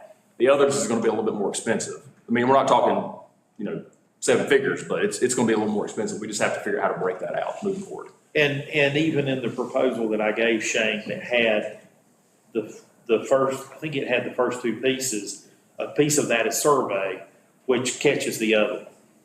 So there is some, it starts out high, but it actually gets cheaper as you go along. So the plan right now is to bring the action plan to you in February. Let you go ahead and get that working, because that's gonna take some time, and then we'll figure out the rest of it. That can be put on consent. Yes. Yeah. We can, whatever y'all decide to do, we can do, but the action plan is first. Trees have been removed. We just have it has to be done. have to do the rest of it. The washout and the seeping is there. It's been there for years. It's just a matter, we gotta go in and think about repairing it. So, anything on the dredging would you recommend at this point?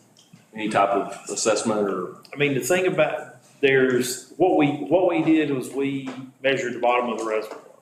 We did not do that as a sediment survey, and that we did that on No Lake, where they go to the top of the sediment, take a measurement, and then they go as far as they can push the rod and take a measurement. We could think about doing maybe the back piece of something like that to see if it looks like, I mean, I wouldn't do the whole thing.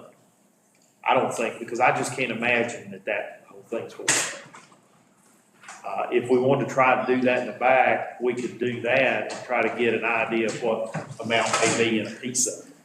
You remember what that was when we were down there on that valve, and they had to go down to that 4th valve? 28 feet, 20. But how much sediment was there that was covered when the 4th valve buried? Yeah, the 4th valve it was right above it. It was right above the top of it when they did the dam inspection, or the intake inspection. How much sediment, were you there when they took out, how many bags of sediment they took out around that? I want to say it was a couple feet total. That's what I 18 thought. inches or 2 feet worth is what they said. So some, but not a ton. Right, it wasn't as bad as what everybody thought it was. Yeah. They only took out a couple bags, I think, total of sediment out of it, so. What do y'all think about getting a better picture? And again, I'll stand up because I feel like I'm sitting down and shouldn't. You know, having Doug or his group go out there and get the back half and get a feel for it, maybe a worthy endeavor just because of where we got to last summer. You know, it is eerie to walk out there and see the back half start to pop up out of the water. Whether that's 2 feet or 10 feet of sediment, I don't guess we've never measured it to see. I think we ought to do it. Maybe I'm not thinking about this right, but I'm a little apprehensive about doing it if we're not going to do something with it. You know, if we're not planning on dredging, But do we know how much sediment though? That's the whole question. well, we know the depths there. Well, think about it like this. So,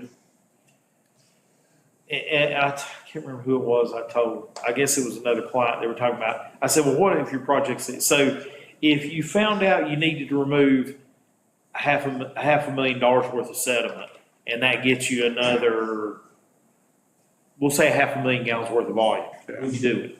If you could take $1 million worth of sediment out and get more volume, would you do it? I mean, I hear what David's saying is, okay, you tell me this information, and if I find out it's gonna cost me $1 million to remove it, am I gonna do that? Right. So it might tell you something you wanna hear, but then you don't know what to do with it. But, and I'll have to check and see, but if we, let's say we were just gonna do this area right here, I'll just check with our guys and see what that would cost. I mean, it may be that we can do that for, $5,000 or $6,000 or something, I don't know. I mean, I guess I'm operating, from a position of, I don't know what 48 million gallons does for us. Do we need another million? Is that? That's, what would the average usage you reckon, Matt, in the summer? 600. 600? Yeah, 600 tops. So that's whatever, 80 days of water. So, And you can't use all of it. I mean, you never use the bottom. so I go in there, I do the survey, spend, I don't know what, $1 million to get one more day of water? Well, let's say 2. Would 2 days. That seems like a hefty price tag to me. Mm-hmm. I mean, I think you ought to think about it that way. And so I'm trying to work backwards. Yeah. How do I justify it? I think the question is though, is spending the 5 to 15,000 to get the depth to see if there is sediment is the question we're asking to find out if we need to spend that kind of money to get more volume. I think is what the question is on the table right now. So, yeah, I understand that. But if I do a sediment survey today, is it gonna be worth anything a year from now? When I actually have $1 million to spend? I'd say it probably is because I don't think you're not seeing heavy sedimentation on this. We don't have to farm. We're not down in the Yadkin River somewhere. Gotcha. Okay. It's not Roy Hill. I don't think we've done a whole lot of stuff with it since, and if we were talking about 2012, I think that's when we actually completed the deal of the trade-off of the property and got the property back, wasn't it? Right in there? When was that, Doug? May have been. I know it happened when Hildebrand was still here. Yeah. It was around that time frame, I think. 12, you're right. Yeah, I think it's around 2012 we actually acquired the property. That sediment back there in that corner's been gathering there at that intake, for, what did you say? The original 1958. So it's not like in that sense, it's not growing a lot. It's not, yeah, it doesn't have a high rate of. I mean, it's a wood field, drainage basin. There's not much of Chatola that even drains into the lake. And, I mean, and Chatola is developed. You know, it's not seeing disturbed activity regularly. It just doesn't seem to me that the payoff to get 1 million gallons after spending $1 million is worth it, but I have to think about it more. Yeah, y'all, I'll say, think about it and digest. But for right now, Good news is 48 million gallons is we didn't, because we didn't know going into this one, especially with the storm. You know, we start going up to Beach Mountain, like the three of us did, and sat down and figured out that they lost half of their capacity or more of their reservoir in about 6 hours. I mean, it was 50% or more, I think, of their reservoir is filled up currently. And we didn't know. So the first question was, do we do this after? Can we do this after? Let's go make sure that we do it after the storm. Make sure that we didn't get some kind of crazy wash somewhere that we weren't aware of into it. And there's not a lot of, if I'm looking at this correctly, there's not a whole lot of change over 17 years here. No, there's No. not. so looks like what's going to come in front of council in February will be the EAP. Emergency action plan, get that going. Because that's going to take some time. that has to be done. There's no That's going to take question. some time to get put together, for sure. Okay. Yeah, that has to be done. Then we'll work next on trees and we'll work next on some other stuff. Because if we don't do that, 444 might be waterfront property. There are no offices. There was a few hours during the storm that they were. I know, exactly, yeah. There was a few hours during the storm that they were. Not because of this, but because of the inches of rainfall that took place. Doug, can you enlighten us a little bit about I know you're not the dam expert. But he is. Maybe he is an expert. No, I'm probably not any expert, but go ahead. But can you enlighten us a little bit about the high hazard classification? Sounds very ominous. I don't know that, I don't know that this one changed. It may have been high hazard before. Generally speaking, it has to do with as I understand it, it has to do with the likelihood or possibility of loss of life or property damage downstream. So that's what we're looking for. So It's not the condition of the dam, but yeah. Well, I mean, if a dam's over a certain size, yes, it's qualified as high hazard. This one's not. I don't believe it. I don't think it meets that criteria, and I can't tell you the criteria off the top of my head. We had one that they came back and said it was going to be high hazard because it contained something that might be environmentally sensitive. But generally, it's related to what's downstream. They do Trout Lake, the feds do Trout Lake all the time in Collins, and it is primarily based on what it's threatening. If a dam break threatens something, so in this one it may be categorized as high hazard because it's threatening water. Yeah. And wastewater. Yeah. Critical infrastructure stuff. So I mean, This is high hazard. houses down, it threatens. roads downstream, houses downstream, things like that. reflection of the condition of the dam. No, The damage should. no. If it fails, what's So the threat? it has no reflection on the condition of the dam. Okay. That doesn't impact, I don't believe at all. It's good to state that. I believe all the dams in this area, Chatola, all of them are technically classified that way. So, Okay. Say, even the two little ones at the golf course Yeah, they are. are considered high And hazard. Army Corps is involved in I would think there's a lot more today than were maybe 6 months ago. Didn't they just do That's a helpful. reclassification too on how they did that? The Parkway people? The federal, because I know Army Ray's been Corps. dealing with some of that. It's a different set of questions every time, so I wouldn't doubt it. They're constantly doing it. We good? Y'all okay with that? We want to take a break. Yeah, we'll take a break.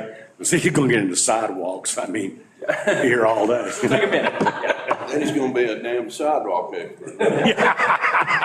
Very good, Doug. We're gonna.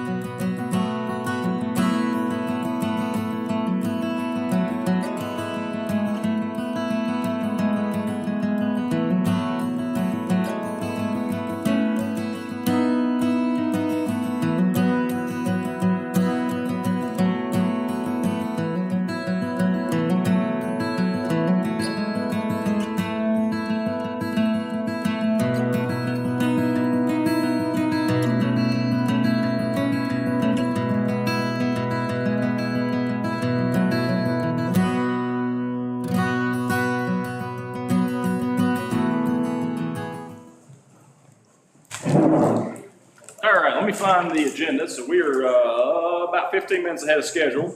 Doug Chapman's going to come back up, and for the record, we'll be up the entirety of the day for the most part. Good. And go through our sidewalk master plan, results, discussions, and next steps. So Doug is back up. I will hand the clicker back to Doug. Sorry, Doug. So, we started doing a sidewalk master plan, and that master plan really has two elements. One of them is what existing sidewalks in town need to be repaired. And then the other one is what new sidewalks are needed in town. So I'm gonna take them in those two steps. Looking at existing sidewalks that need to be repaired, those are for a variety of reasons. You guys are gonna know these because you've seen many of them. Spalled concrete, probably because they got a lot of salt on them. They have uneven areas, tree roots or something's making them grow, something's settling, so you have uneven places. Those are just sections that were identified when our field guys went out and looked at the different areas. The ones down here by Mayview, those are asphalt, not concrete, but you know, the tree roots are growing up. They're like this in spots. So we took that inventory of projects that you see there, put that in a spreadsheet, talked about what, you know, the condition of each one, the location, and then looked at a cost, how many feet looked bad, and, you know, they were all measured, and what would be an approximate cost for that, and it totals up to about a little less than $800,000. Those aren't things that you're gonna fix immediately, but, I mean, you got, when it turns out, it's that 20, that is a small number. 2,800, there's 28, I can see it over here better than here. There's 2,800 feet of section, maybe a little more, that needs to be done. So, I mean, it adds up over a while. We wouldn't necessarily expect that you would do this as a project. It's probably something that you're gonna do as maintenance, where you pick sections and you go to a couple of contractors and say, give us a price, and they do it. Because you're just taking sidewalk out, putting sidewalk back, that kind of thing. It's not something where we're gonna do a big bid project. We could, but I just don't think, I mean, that's gonna incur extra costs that I don't think you wanna spend on it. And you do this over a period of time would be my expectation. So Doug, the 38 sections here, what you're saying is for us to be able to go through and replace all of this would be $780,000, but suggestion would be we break this up, whatever makes logical sense. Sunset Drive or Moore Street or that type of thing. Yeah, you do it in pieces. Do it pieces. And these have to be done in warmer weather, I would think. You would want to do them in warmer weather. One of the things that we have found is it seems advantageous to pour sidewalks in the spring than in the fall. Summer would probably be okay too. The closer you get to fall, the less the concrete's going to cure before it gets solid. And after doing whichever phase of the streetscape, maybe the first one or the second, I can't remember which, and finishing in December, it's just not a good idea. I'd rather see them done earlier in the year so the concrete has more curing time before it gets salt on it. Yes. So of the sidewalks that you've identified, Doug, which ones, or maybe all of them, are liability for the town if somebody had a problem and fell? I don't know that we necessarily looked at it from a liability, but more from a just condition.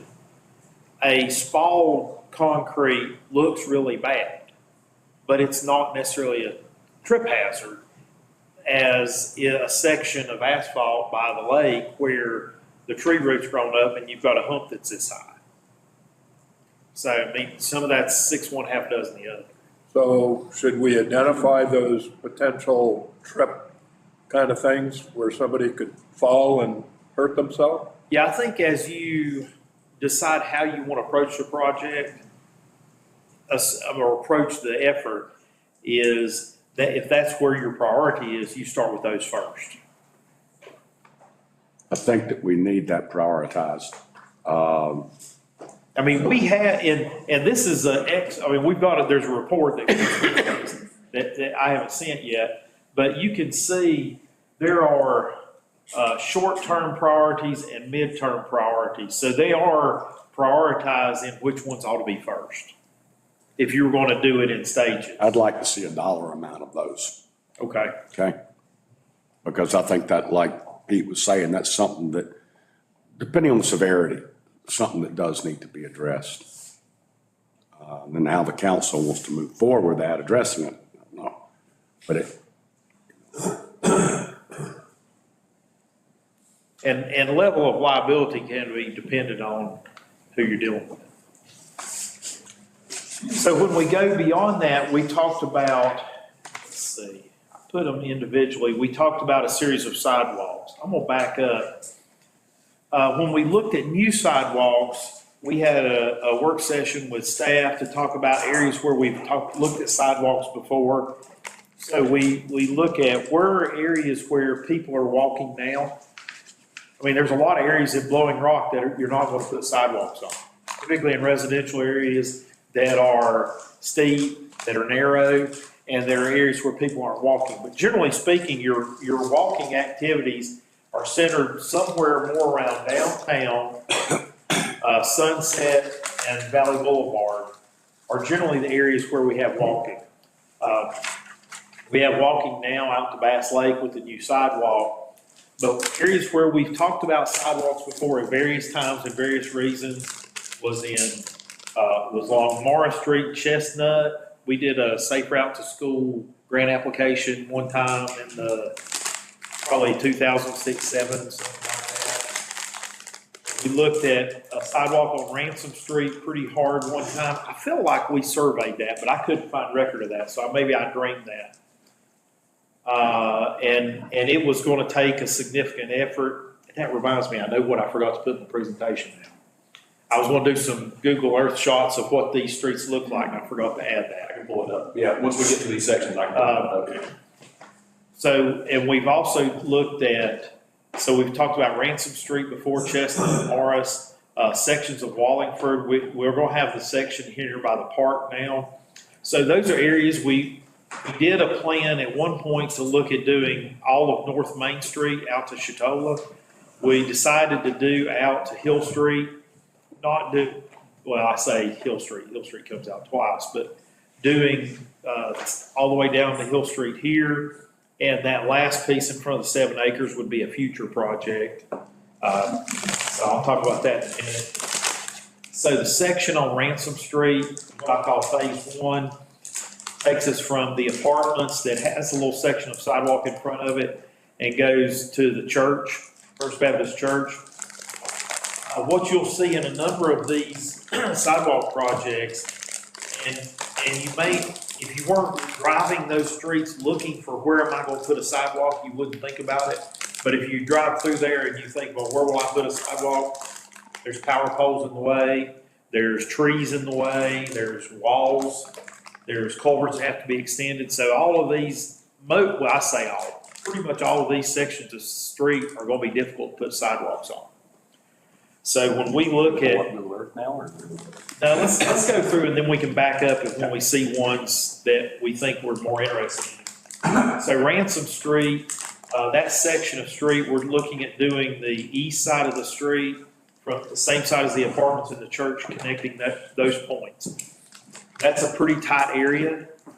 Some of the houses, they don't have retaining walls, but they've got rock walls that are this high down through there.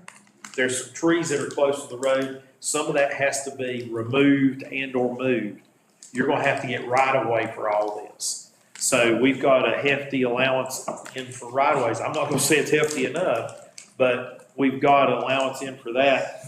But this project is going to be a little more than $1.5 million for that short section. When we look at the other end of Ransom Street, it's a lot longer going from Valley Boulevard all the way through to the apartments on the other end. There's sections in there also, both sections, but particularly in this section where people are parking on the road. I mean, they have a gravel area right beside the road where they park, and I don't know that they have driveways. Some of them don't even have driveways that they can park in. So there's areas like that that'll be difficult to figure out what are we going to do. I mean, they can't park on the sidewalk. So, we may have to help them develop a parking spot. Some of them may have a straight-in parking spot, some of them park sort of parallel on the gravel. So there's issues that have to be addressed. There's issues here in Ransom Street where there's like tree this far off the road. There are maple trees that are 12, 15-inch maple trees. They're struggling because every maple tree next to a street is going to struggle. They don't grow healthy in those scenarios. But those trees will have to be removed. Power poles will have to be removed. So that makes this a $3.1 million project. I mean, that's a lot of money for sections of sidewalk. So the next section, and this was one I made up. So if you think this is a stupid idea, shoot me. But I think if we were going to have sidewalk on Ransom Street and we have sidewalk on Valley Boulevard, why not connect it at Church Street? Now, it's steep. Church Street is really steep coming up to Ransom. I guess I just didn't realize that until I looked at how we're going to put a sidewalk through there. Or how we put a crosswalk there on Ransom Street. But it is more open. So that's, there's another $400,000 worth of sidewalk. So looking at Morris Street, we would put that along the east side of Morris Street. Several years ago, if you recall, we put storm drains in there. So in most of these scenarios, I should have probably said this first, what we plan on doing is all of these sections, I believe that we're talking about adding sidewalks, are just street and a ditch, or street and a shoulder. No curb and gutter, no drainage along the street. So what we're assuming is that everywhere we're going to put sidewalk, we're going to put curb and gutter and sidewalk. Sort of like what we did on the sidewalk to Bass Lake. So we're going to have to put catch basins, storm drains, and all in. So that's another reason why the projects cost more. But on Chestnut, we put a storm drain all the way through there, so that piece has already been done. But again, here there's a couple of sections that have rock walls in it. So in all these scenarios, we included about $400 a linear foot for the small walls to go in places. And on Chestnut, after some debate and consternation and thinking about what we planned before, we talked about putting the sidewalk on the south side of the property where that slope is, and then crossing and coming over beside the townhomes. I can't think of the name. But looking at, I think it might be better just to stay on the south side and go along the church. But the church has got a stone wall. It would have to come out and be moved back. Now it's probably 1.5 to 2 feet high, something like that. But in those circumstances, through here, you're probably going to have a wall that's 4 or 5 feet high. And down here, beside the church, your wall's going to be 18 inches, 24 inches high, something like that. So we figured walls in for that. Another reason why that short section of sidewalk's $1.25 million. We've got allowances in there for easements. We've got allowances in there for walls, et cetera, to make all this work. So trying to be comprehensive, but at the same time, makes it expensive to put in there. There's also, I believe, some trees on Chestnut that'll have to come out to put a sidewalk in, because we're talking about curb and gutter and at least a 4, if not a 5-foot sidewalk in all these areas. So why did you decide to stay on the south side and not at some point cross back over? There's not a really good place to cross over.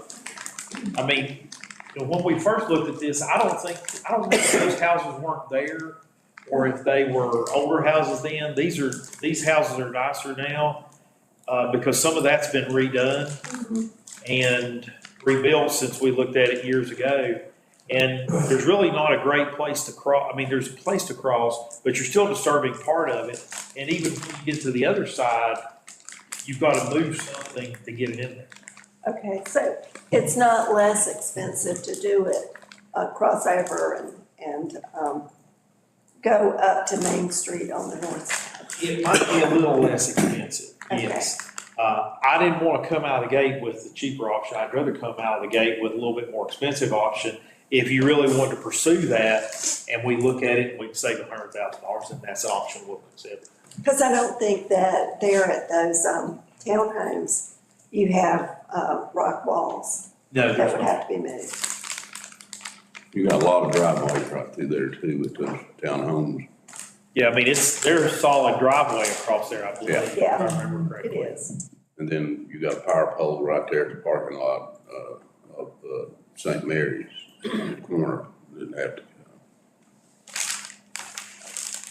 So those were the next two projects. The next one is Wallingford, coming from Jenny Stevens to Laurel Lane.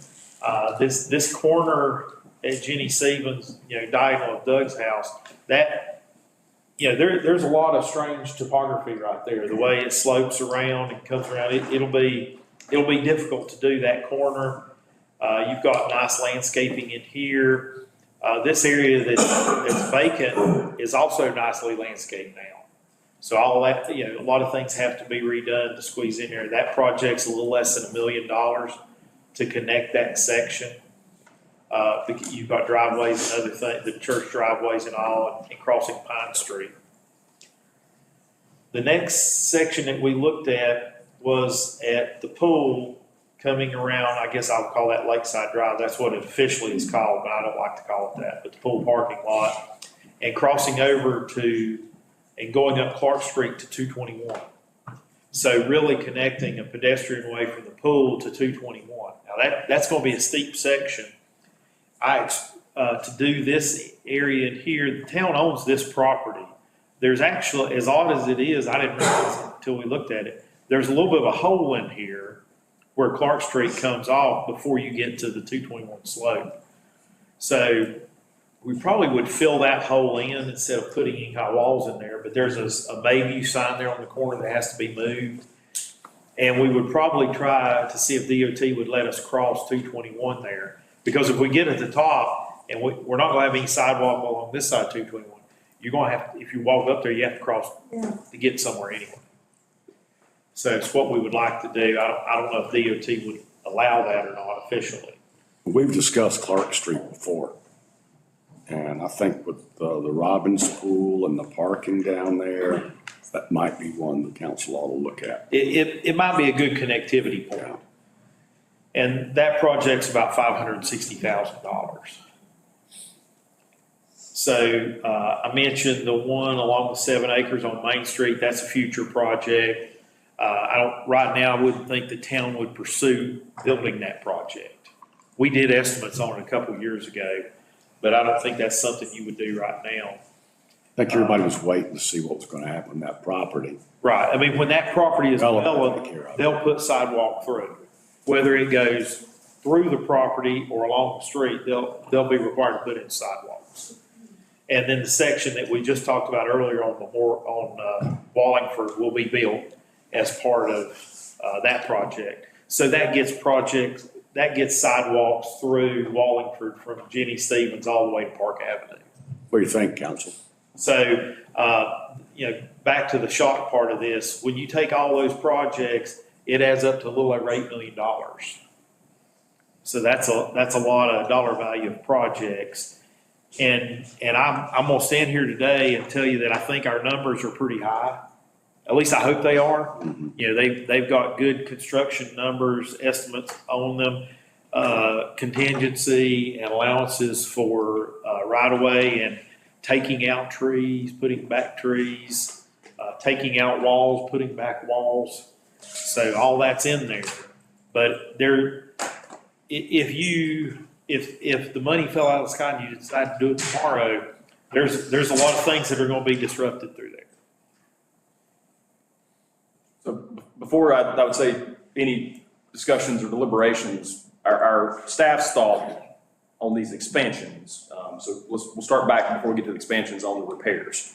The repairs are probably easier for us to go about in our typical operating budget discussion if we want to put a couple $100,000 towards repairs, or if we want to do something like that, and then we can pick out the different areas. Doing them all at one time doesn't necessarily make sense, I don't think.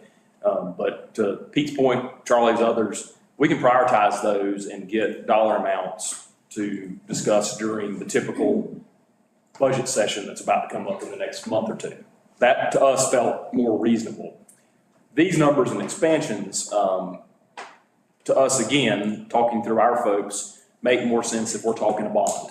If we're talking bonds, do we want to include things like sidewalks? Yes, sidewalks sell bonds, parks sell bonds, anything recreational sells bonds, water and sewer sells bonds. These are the things we'll talk about today. These sell bonds. They have in the past, we think they will in the future. So we kind of need to think through, if we're looking for a dollar amount, if we're looking for areas that are priority, if there's things on here that you say just doesn't make sense, let's go ahead and mark it off if we can. And maybe that's none of them, but maybe that is some of them. Maybe there's some that make complete sense, we think. I think Ransom Street. I just don't see that. So when you say sell bonds, are you talking about selling it to the public, or are you Yes. talking about investors? Selling it to the public. No issue selling to the investor. So that's, we don't have problems there. That's our AA rating. So once that happens, we get bought up instantly on the bond market. But for us to go to the voters, which we have to do, and again, we kind of started this conversation yesterday, we're not going to have time to go to the voters this year. It's a 12 to 18 month process if you really want to do it the right way. So we're talking November-ish of 26 before we would even go to the voters to get potential approval. But the bond conversation that we started yesterday, the reality is what sells bonds at the very top is anything to do recreational. That gets the most votes, followed by infrastructure. What doesn't sell bonds are things like buildings. People don't like to put money towards buildings. They don't like to put money towards, anything to do with the typical town structure. They like to put money towards things they do, outdoors, recreation, hikes, walks, etc., or their water and sewer. They seem to get that. So this is a good way to tack on some of this if we want to a bond to get votes, is the best way to put it, to the voting public. I mean, you guys you have a feeling for the town and where people want to walk. I mean, you want to think about where are people walking now? Where would people walk? Where are destinations? I don't know. I mean, we talked a lot before about Ransom Street, but will there be many people, if I'm right here, am I going to walk that way? Or am I going to walk that way? I don't know. I cannot drive down Ransom Street and not see someone walking the street. And I do that 3-4 times a day. I really think that is a good location for, now I can't talk about phase 2, which I think is the more southern piece of it. Phase 1, I know that it's a heavily walked street. And it may be Is this that- Church Street on, or where did that phase 1 go to? I broke it at the apartments. Okay. Just because there's a section of sidewalk there. I mean, it can break at Church, it can break at Hinkle, it can break at Glen Burnie. I mean, I really like the idea. I think I like your idea of doing Church and connecting with all the sidewalks that we have. Just think how many more people could walk to the liquor store. So, The biggest problem like Nathan shaking his we head. had, like with the Ransom Street one, is boundaries. Boundaries. We had a lot, and we've talked about this before on Ransom Street, is we have questionable boundaries down through there. People say it's their property versus town saying it's a right of way. That's what was run into before. Yeah, we run into that. I would expect that, I would go into it with the expectation that you're gonna buy a right of way for every property down through there. So Doug, on the upper part of Ransom towards 321, there's a potential proposal for a 100-room hotel. And that hotel will not have access to 321, so that traffic is going to come out on Ransom.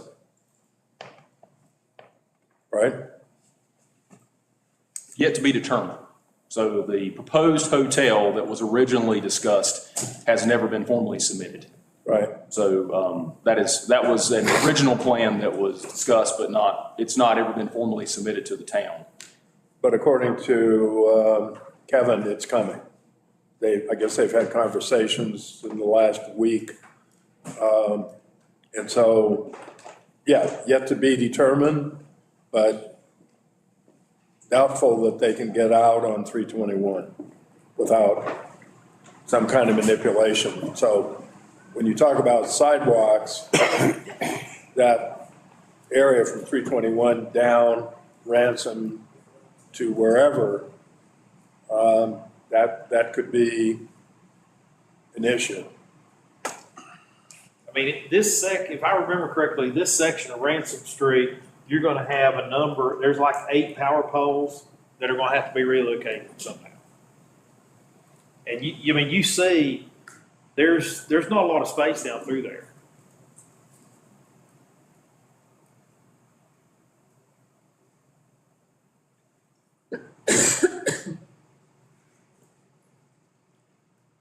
Yeah, but I'm dodging people every day. Oh, yeah, I mean, it's Alfred too Drive. narrow of a street to walk on, no doubt about that. People are gonna walk on.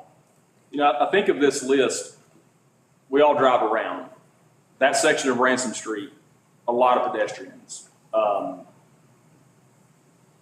You know, next section, again, you know, Morrison Chestnut, there's a lot of areas. Wallingford, that section, there's a lot of folks that walk between Brom and backside of the parking deck in that area, and then Clark Street connectivity. I mean, these all have valid points. That's why we picked them, because there's a lot of, this is where we see people walking that's on here.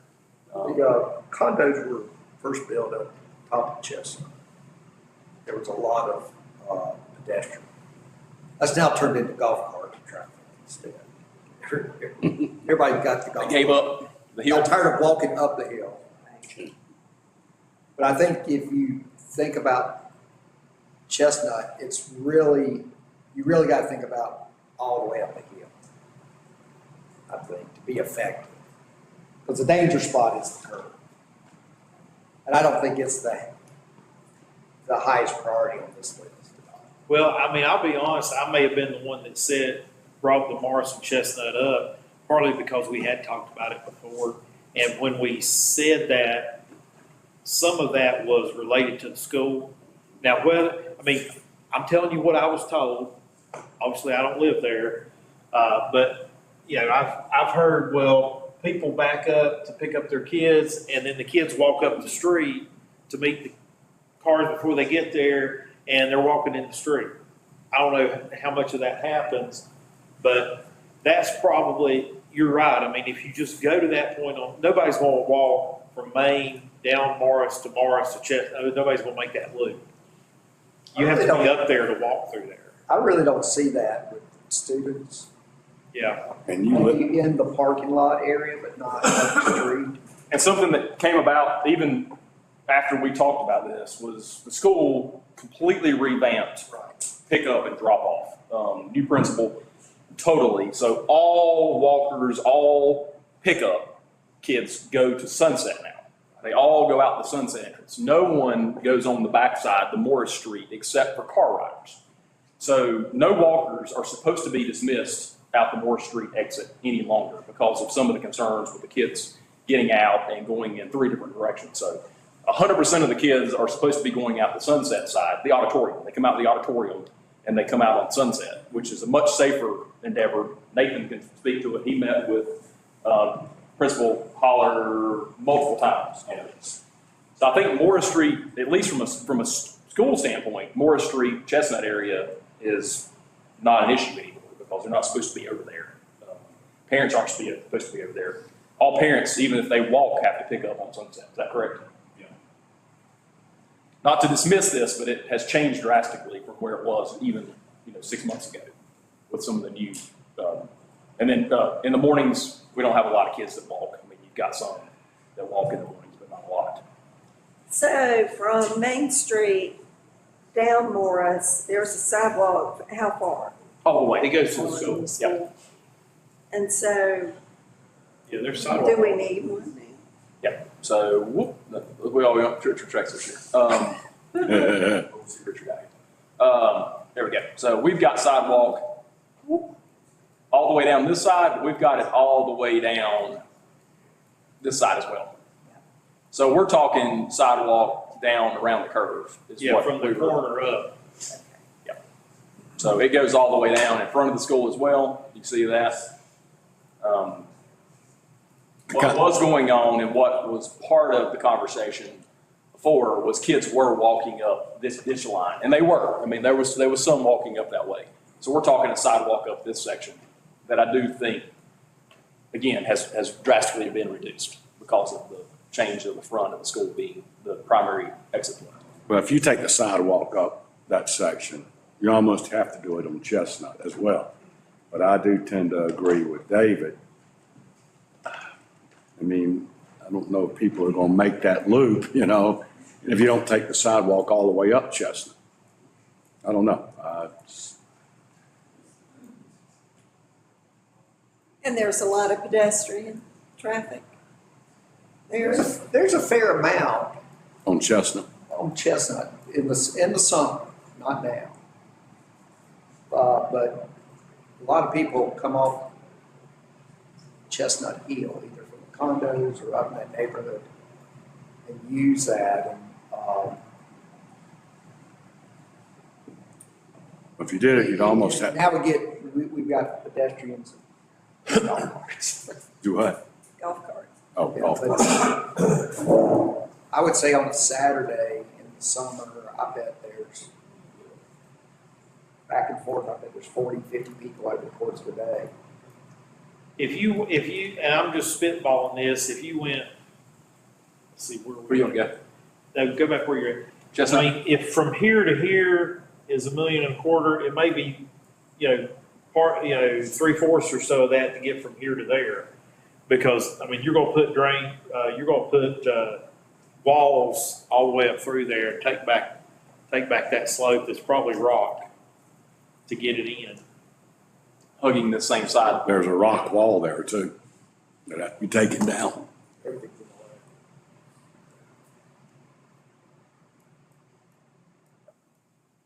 the way. On this side. Yeah, you'd have to take out enough trees and slope and put a wall back in to get to that point right there.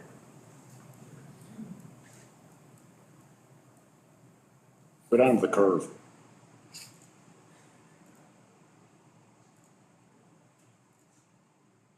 Hang on, let's do this.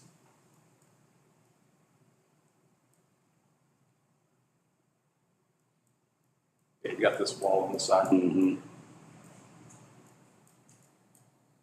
Yeah, you'd have to dig back and put another wall in there. So those are those sections. The other section we're talking about is, I've lost myself on Google Maps now. I've gotten turned myself all around. We flipped it around backwards. Is over here on this section of Wallingford.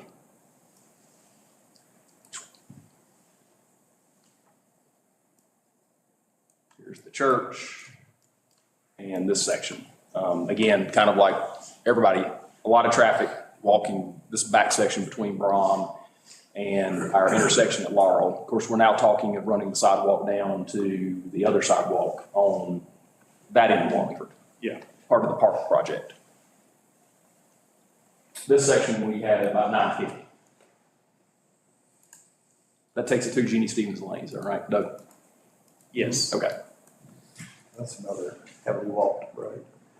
Mm-hmm. Yeah, from a parking deck. I mean, you would hope that would encourage people. I mean, you want people parking.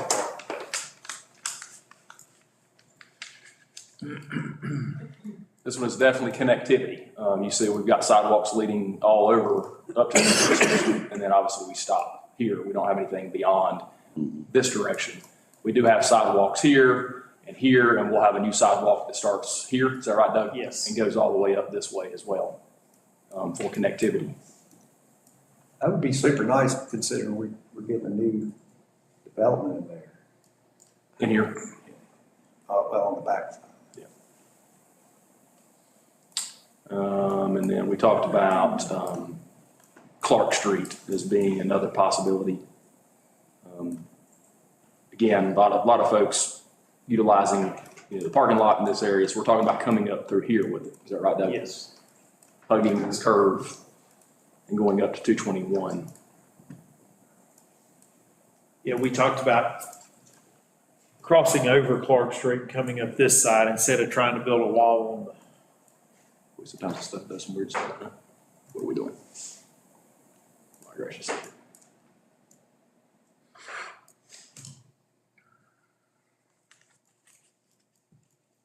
Coming up to the corner where the Mayview sign is, and you Developing try to cross crosswalks. there.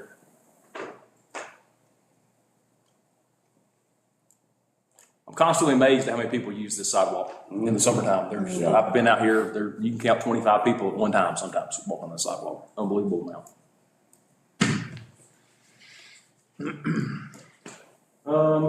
Yeah, so that's the areas we talked about. Thoughts on?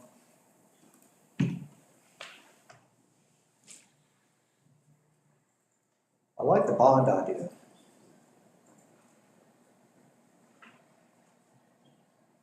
And we definitely got to fix and maintain what we have. I think that's step one, is what I'm hearing, is we need to come up with a plan over the next 2 to 3 budget cycles to get all of what we've got repaired. What was that sound- number? 780? 780, 780? 780,000. If we do a bond, we're 2 years out. Bond be voted on next year. And then you're looking at what, 6 months to do engineering and if the bond's approved. Bonds approved, and if they're approved in November of 2026, realistically, you're not probably even starting the first project until late 27, if not actually 28. Probably. So, That's probably what you'd plan for. so I'd say 2028 would be when you'd start seeing stuff happening. Okay. It would take us that long. We would spend a good amount of time going into the bond with McGill and putting together, obviously, what's needed to sell it, but then we've got to really then get into You have to what's. acquire property right away. That takes time. Yeah. I'd say, let's fix what we need to fix, take care of any potential liability spots. And that shows the community we're paying attention to it, and get through that. And then, if there's an appetite to do the rest of those, are some pretty big numbers for sidewalks. But let's fix what we have. We could definitely put together a plan of the needs and a prioritization of what's needed repair-wise, and we can go ahead and start incorporating that into the budget process here in the next month. We can start talking about kind of what looks realistic for that. A thought is whatever amount we put out there, sidewalks, now if it's $200,000, that could just roll into the future debt service of the sidewalks moving forward, what that would look like potentially. I can say this, we won't be able to do all this, even with a bond. We can't take that on. So what we're after we talk today into tomorrow, and we talk, later into the budget cycle, there's going to be a number, that's 3 million or something that we probably can put together as a part of a package with paving and other stuff. So that'll be thinking kind of where all right, we have 2 million, 3 million, 4 million, whatever our number is, check, kind of a thing. My concern is we've got water and sewer needs that are going to be coming up. We have some areas that do not have sewer that need to be addressed. Is that going to end up being a bond referendum? Who knows? But that's essential services. Yes. That's first and foremost. At the end of today, what we'll go back to home tonight with is the plan is, at least from staff, is that we want to move forward with a potential bond in 26. Divide it down the middle. To the right, water and sewer bonds, because that's separate. To the left, general fund bonds, from a paying standpoint. And where we land on those amounts is what we're going to talk about, where our balance act is, because some things have flipped. We spent a whole lot more money on the paving last time, I mean, we spent of our bond, I can't remember the number that was on paving, but it was the highest of anything. It was more than water, more than sewer, more than anything. Something like it. Here it was a lot, we did paving and paving ditches. I mean, really on water and sewer, you didn't do a lot in the bond. But if you think about, I think a bond theoretically is where you want the voters to decide to do something. And these type of things, whoever used the term essential services, these may not be essential services. That's where you want the voters to decide, more so than on water and sewer. Was there anywhere else you had thought about that we hadn't looked at? I didn't ask that question. Was there any other areas that you can think of that we didn't look to in potential sidewalks?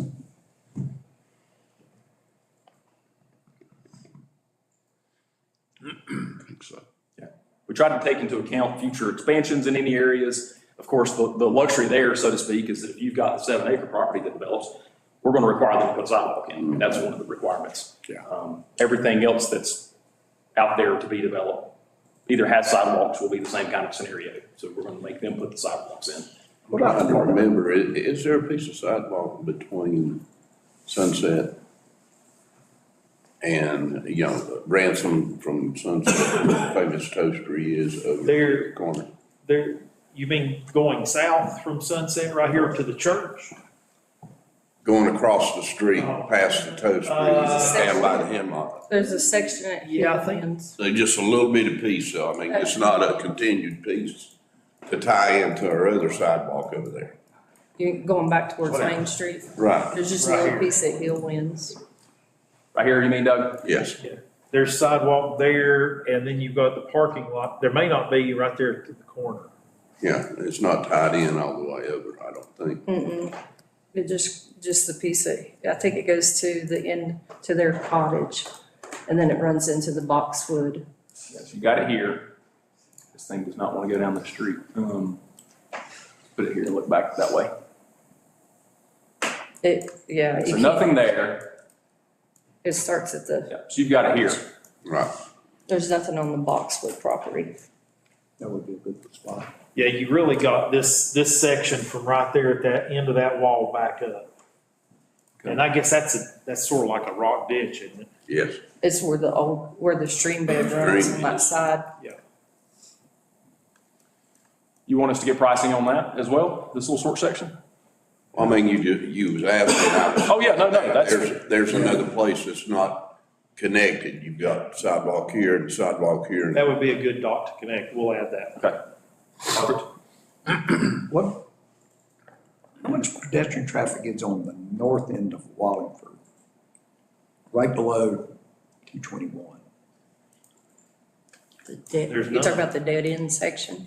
Yeah, Well, I mean, I get, there is a set of steps at the end of that street. but it's like, I cut through there a lot. I don't know about everybody else, but. What do you mean? Where, Dave? Yeah, where? Down where Jerry Apser used to live. I can't house that way. Right here, you mean? I thought it was no L. That's the dead There's a end. set of There's a set of steps at the very end of There's this. there. There's steel steps at the end. There's steps here. Yeah. They're Where are old. you walking to, David? To the side, to our gazillion $1 million sidewalk up on 221.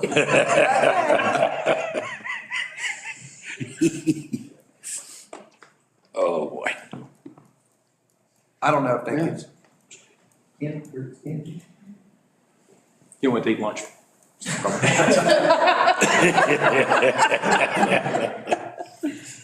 Yeah, we can put a number on this too.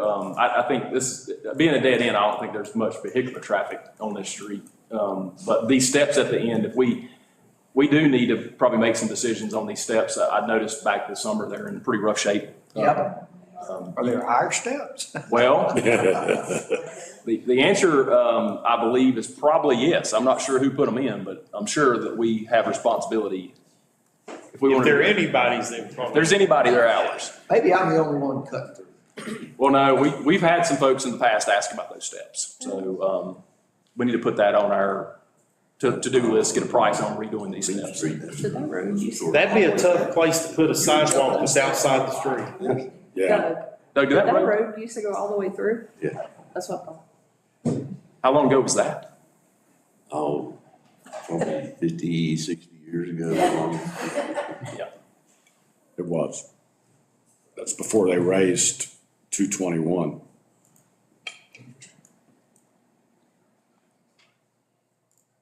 Any other areas you can think of? Alright. So McGill and Doug have put together extensive repair list of what we need to repair. We'll get started on putting those thoughts into a budget. And then as we roll through today into tomorrow, talk more about this potential bond. Road. Maple Street lot to Sunset. Maple Street lot to Sunset.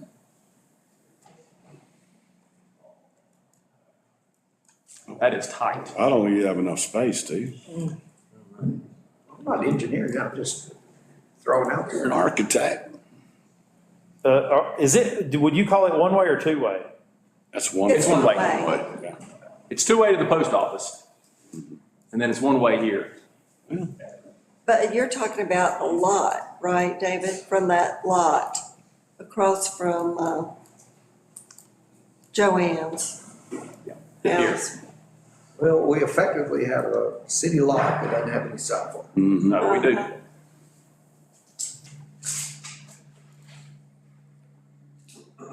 Yeah, and that's one way there. Yeah. Doug, you have to go on this side because you've got literally you got front steps here, right, Doug? I mean, we'd have to go. You just will have to decide what you want to tear out. That's tight. We don't make a golf cart way over. Will you look at that, Doug? Will you look at this section here? 'Cause David's right. We've got a major parking lot here that doesn't really have any pedestrian other than up to Main Street. It's tight on that side. It's on the other side. Is there a connection between that parking lot and the movie furniture building parking lot? It doesn't connect, you can walk You can walk. through, except they blocked it since they're under construction. I've seen so many different plans on that, I can't remember what actually ended up getting built. There's nothing official. It was connected. There's nothing No. official. No. Yeah, no official anything. Is this what Meredith kept referring to as the lower? Yeah, here. Yeah. Citizens? Yeah, this she's talking about this right here. Yeah, Oh, that's what. Yeah, she's talking about this parking lot. And she's right. There's a lot of spaces in there. This is a confusing parking lot for people of where they can park and can't park. It's just about as big as our Maple Street lot.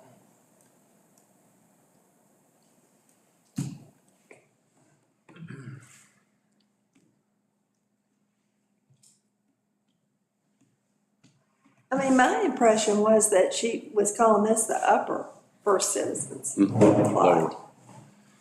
Yeah, I think she's talking upper and this is lower, is what she's referring to. Because then she refers 'Cause then to she has Maple Maple Street. Street too. Yeah, this is what she's referring to as lower. Oh, okay. And it lets you know here, this is what she's referring to, the signage. Okay.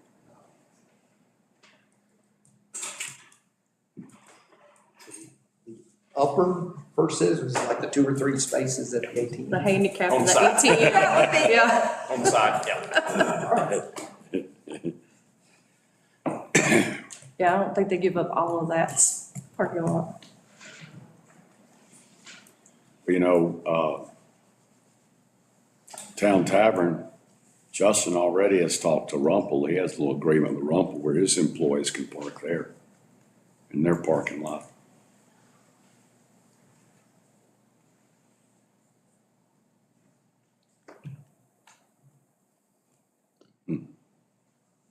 Thank y'all. Except for when I got the chain up. So, yeah. All right. Okay, so We are gonna, 9 minutes on schedule, I guess, 8 minutes early? so we're gonna narrow down on the Yes, sir. priorities for the sidewalks and plug that into the upcoming budget? That is correct. So we'll, and then as we get through today into tomorrow, we kind of talk about if we can come up with what we think is a reasonable number. We just need to, we'll look through that. We have paving coming up this afternoon, crosswalks and those play into this as well. Good conversation. Your thoughts, guys, gals? That's great. Great job. Good. All right, and we will take recess for lunch. Got us down at 1:15. 1:15, we will return. Cool. All right. Yeah.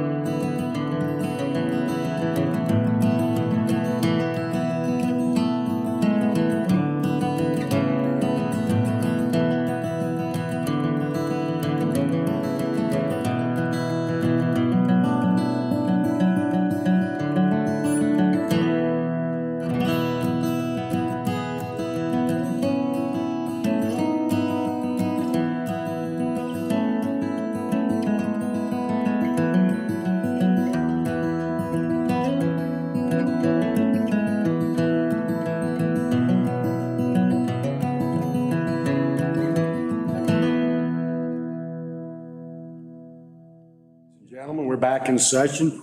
Shane, take the lead. Good afternoon. We had this morning several things, just kind of recap. We started with Memorial Park bid results and discussion, talked about the town reservoir, and then we finished up for lunch with a really in-depth conversation about sidewalk repairs that are needed, along with potential sidewalk expansion. So calling back up to the podium, Doug Chapman with McGill. This afternoon, we'll talk about all things to do with streets and paving, crosswalks, Main Street parking, and then a whole lot of sewer and water discussion to finish out the second day of the retreat. So Doug, if you would, come on up and talk to us about paving. Second. I guess you should say these are the exciting things. We've had exciting things, yeah. So, as we talked about, we did the bond that was voted for in 14, is that right? Yep. And we started paving. The expectation was to pave every street in town. We didn't pave every street in town, but we paved most every street in town. Between about 2011 and 2019, we did 3 projects of street pavings out of the bond package. And in those, we prioritized streets based on their score and the need. Because they were scored, I think, somewhere around 10 or 11. There was a scoring done of all the town streets. So back this fall, we went through and updated the street evaluation for all the streets, identifying all the flaws and imperfections on sections of street based on GIS data. And each street gets a pavement condition index, and that goes from 0 to 100. 100 being, pretty much a brand new street, everything looks great, and there's not a street that generally scores a 0, but to some really bad streets. So the overall average PCI in Blowing Rock is 86. So I first want to start by telling you that's really good.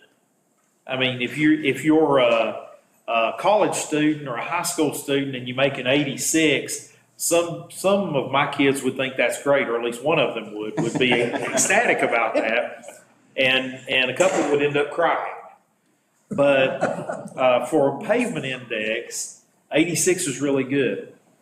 Most of the communities we've done this for, they average in the upper 60s to low 70s. So Blowing Rock, with all the money that you did spend over the last 15 years, has generally the streets are in good condition.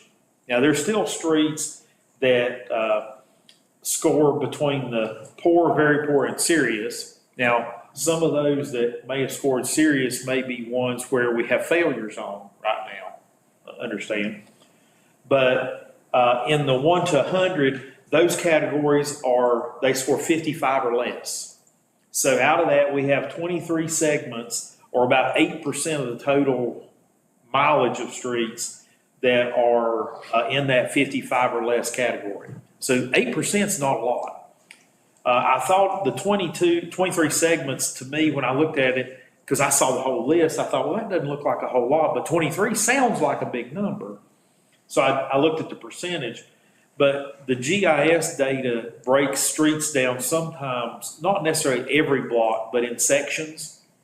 So 23 segments may be 10 streets, 12 streets, something like that. So we've looked at those streets that scored 55 or less and went through whatever needs patching, like we've done before, where we may do a full depth patch to fix a section that's alligator, or crack sealing, things like that, repairs, and then resurfacing.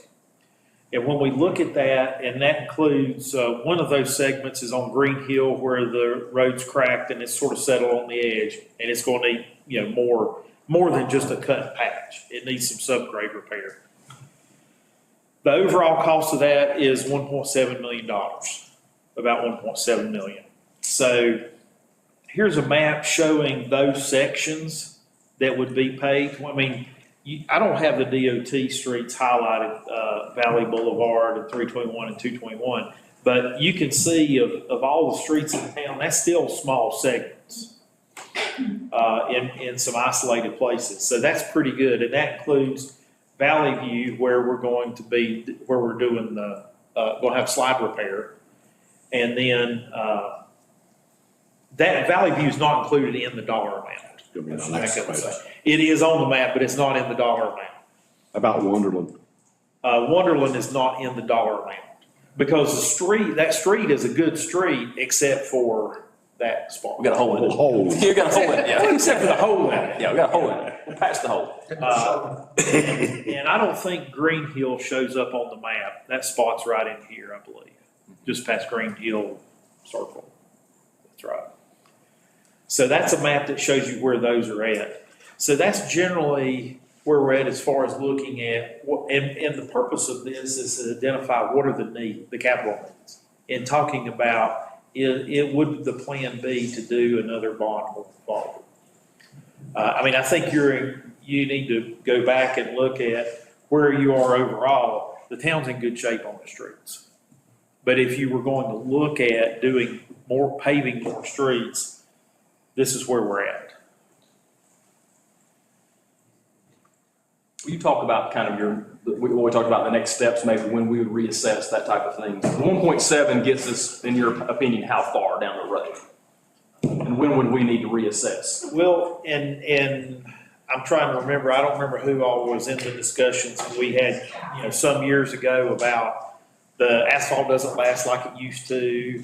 DOT, all asphalt is based on the DOT mix these days. And the mixes have changed. They went to super pave 12 or 15 years ago. And it doesn't seem like roads last like they used to. Of course, it doesn't seem like anything lasts like it used to. And everything costs more than it used to. But we won't even talk about the price of eggs. But you're probably going to do evaluations of your streets every, some people, there's one theory, you do evaluate your street every year and you can predict when it's going to fail. But not many people use that as their mechanism. But generally, you would want to evaluate your streets about every 5 to 7 years, where you go through and score the streets. I mean, it's been, I think 13 years since the streets were scored the last time, but that gives you an idea of where your needs are. And you can identify where you want to pave. A street that has low traffic, you've got a lot of streets that don't have a lot of traffic. Not many houses, not a cut through. If you look at, there's a lot of, some of the streets over in Mayview, like Pinnacle is a longer street that's dead end, but nobody's likely to go up there except for the folks that live there. You're not cutting through there anywhere. It's not somewhere you're wanting to, let's just go see what's out there. So you get less traffic than you may be on somewhere. Obviously Sunset, Ransom, there are streets that get a lot of traffic. The higher the traffic, you're going to have streets that wear a little bit quicker. And then, some streets are big. We're in the mountains. Some of the streets have rock on one side and muck on the other. So you get differential settling, things like that. You're going to have road problems that happen over time.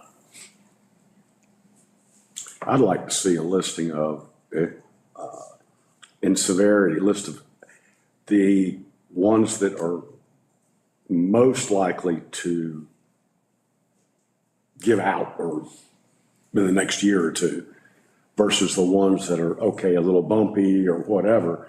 And then the council could look at that and say, okay, let's plug in $400,000 to the budget for the upcoming year to take care of these most severe issues.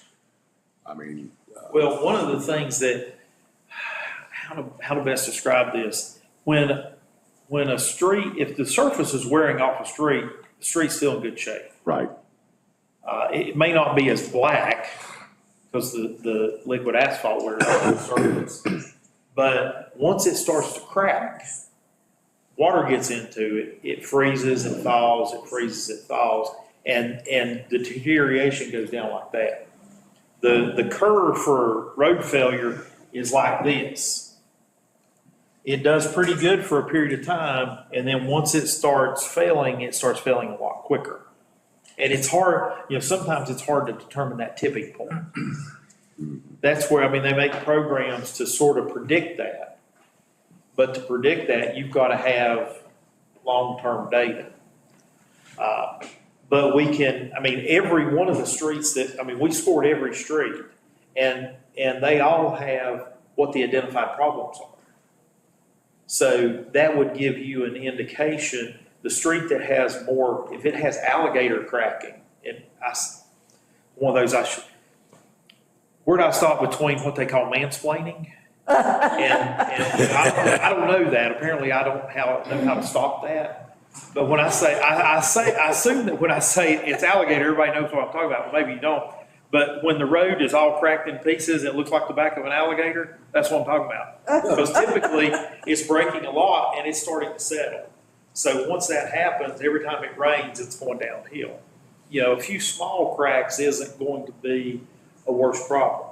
I mean, there's things you can do to extend the life of the road. Sealing cracks. There's some of the roads that we will do when we repair them, depending on the severity of the problem, is this is not, doesn't seem to be a very technical term, we put chip seal on it. So what that is they come in and those of us that are getting farther along in our life can remember when DOT repaired streets by doing chip seal.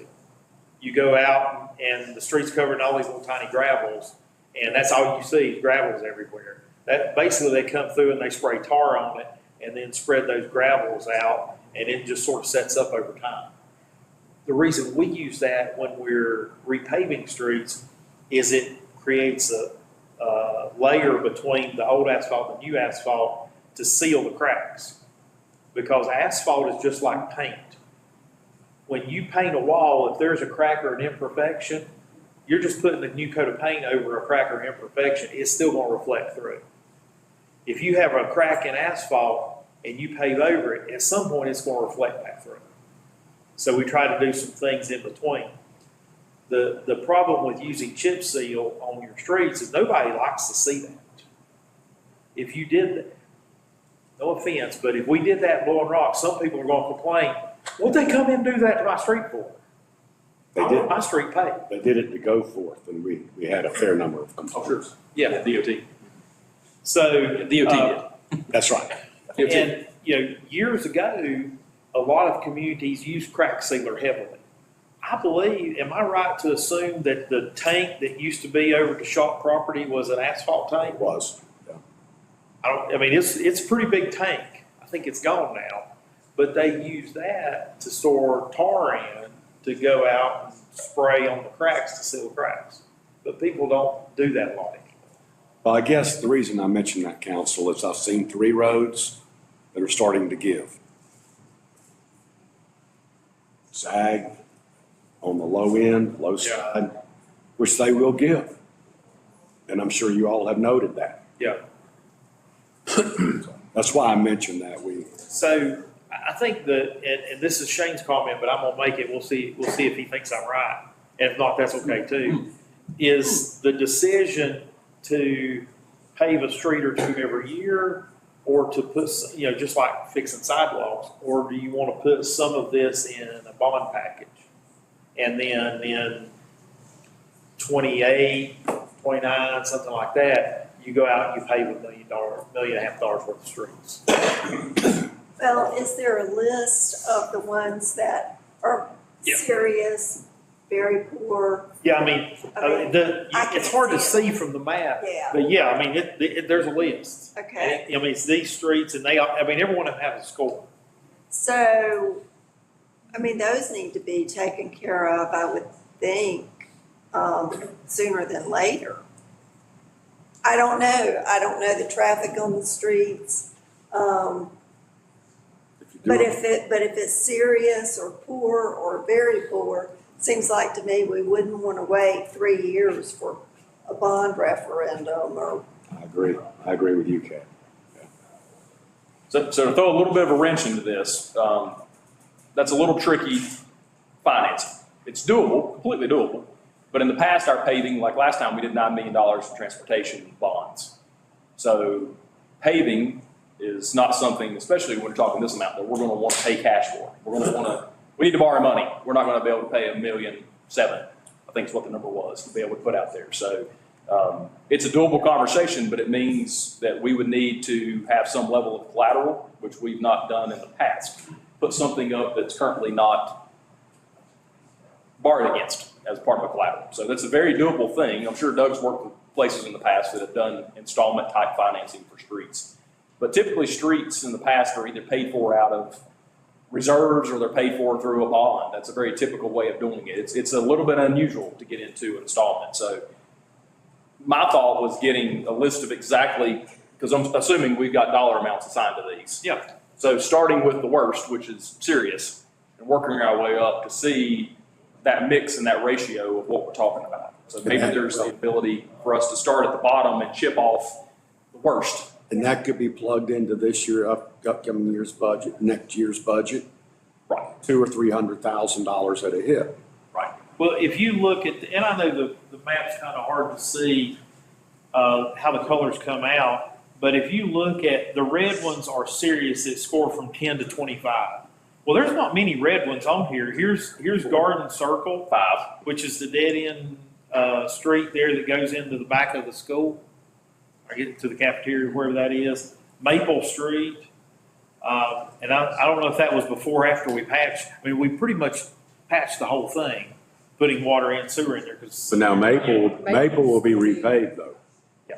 So there's just, you could probably get a couple of those. I don't know what that street is. I can't tell that one off. It's off the of map. Peacock. Okay. Pheasant. Here's one here off Sunset, Maple, and is that, there's a little subdivision off Ransom Street there. Can't think of the name. Kings Court. Yeah, so those are the ones that score red. That's not a lot. And those are small street segments. Maybe that you could budget for a couple of streets. I mean, maybe, I don't know how much you get in Powell bill. Maybe you pay $75,000 and get one or two of them in a budget year. And Maple Street's going to be with Maymead when they do DOT.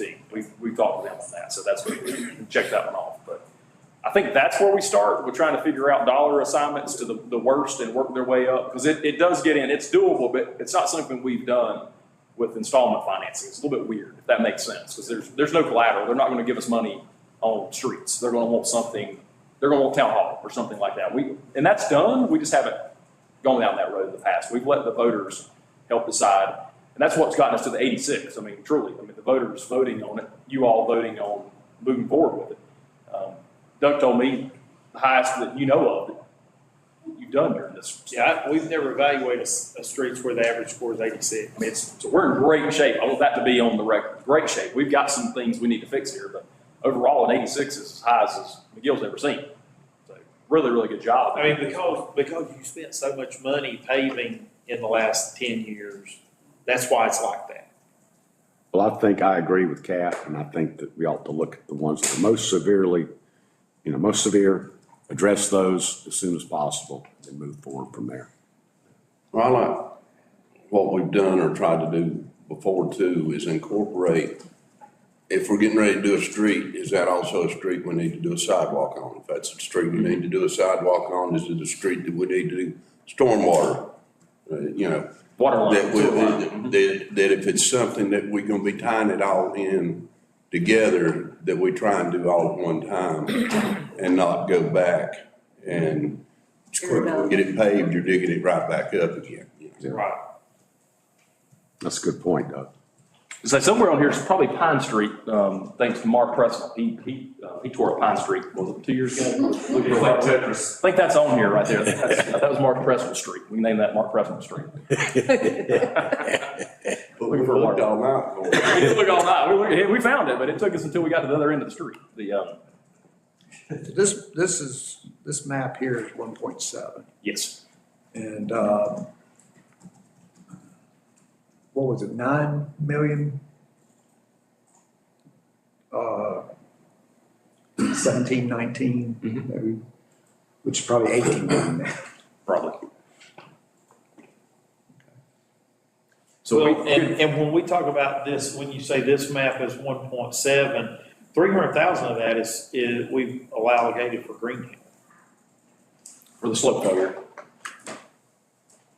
I mean, it's not like Wonderland Trail is now. There's not a hole in the road, but if it slid, it would be it'd be a big problem. We looked at Wonderland Trail, Green Hill, and Matt, what was the third one? With some failure, I'm trying to remember the third. Yeah. Charlie, it was I three, remember. or three that we looked at. That's included in some of these numbers within that. But this is everything that's below, we're saying 55? 55. Everything below a 55 that's out there. Shay, what would you, put you on the spot, what would you say we could put in the next budget out of this? How much in sidewalks do we want to do? Well, good question. We want. Total, so let me go back. So total, how Sidewalks much? for 3 years. Yeah, how much capacity do we have there? Yet to be determined. We haven't even rolled the budget and started the process with it. It's going to be tight. I mean, it's always tight from an annual budget standpoint until we start talking about additional revenues. Each year we go in with a little bit of flexibility, but Maybe the thing to do is, I mean, because it's not in the presentation, but all this is in a spreadsheet. For your wrap up tomorrow, I can say, if you want to get, these are your ones that score the worst, which streets they are, this is what we estimate those are going to cost. Yeah, That'd be good. very good. As you're making your decisions to go forward. we're talking several things, sidewalks and paving, and then we're going to get into some of this crosswalk conversation in a few moments that are all, some of that's needed now. And so we don't necessarily have a full plan. We've got options I want to talk about, but, not everything's going to fit in the operating budget without having some additional revenues, which means we're going to have to figure out maybe some financing of what that looks like, just to get us to what we talked about earlier, that 27, 28 year, which is kind of where we're looking to be able to obtain a little bit more capacity and ability to move forward with some of these things, like a bond. And I think that's where, can we get through the worst of these and then leave the others until we get to that bond to take care of it? And what's that number look like? I think that's where we got to get to. We didn't want to go too granular yet. We just wanted to give you Okay, highlights of what we're talking and where we are. because I'm thinking, can you put this information in our first try and, hypothetical? Yeah, we put it all in. What the ramifications Yep. are. Absolutely. Again, just thinking through the timing of that, let's get the details and we'll start with the severe, serious, and then we'll go from there, kind of what that looks like, those numbers. I think that probably makes more sense, if that makes sense to y'all. And the things that we can wait on until, because we're 25, we can wait 27, 28 timeframe on some of these things. It would make it a lot easier for us to be able to package that together and extend that out over 20 years with a bond referendum. Big difference with that. Good. But again, just to reiterate, great job on an 86, high score. We know where the few streets are that are needed right now, and you don't have as many up here as, I'm sure, what most places look like. When was the last scoring done?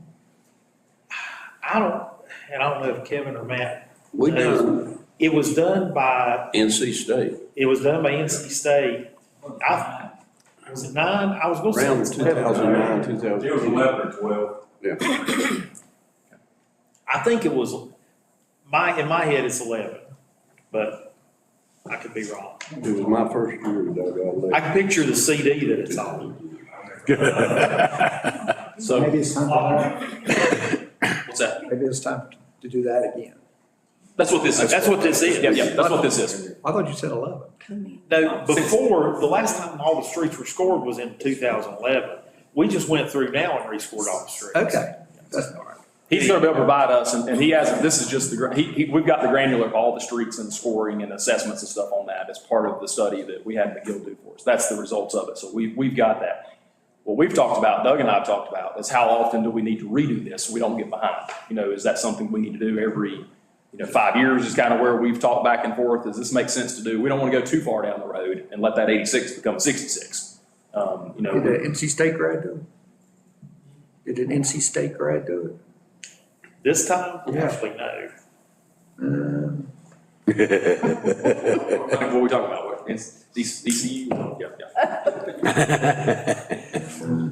The field guy who goes out and actually measures the streets graduated from the School of Hard Knocks. Yeah. The guy that did all the work to come up with the numbers went to Appalachian. So we're okay. Yeah, we're okay. All right, so next steps on this, we'll get the detail and we'll put together from the worst to the top, try to get a feel for prioritizing and wrapping up tomorrow. costs. Cool. All right. So now we're going to talk about crosswalks along Main Street. If you recall, we had the Main Street Water Project that we did. When we bid that project, that bid included replacing the water line from one end to the other on Main Street.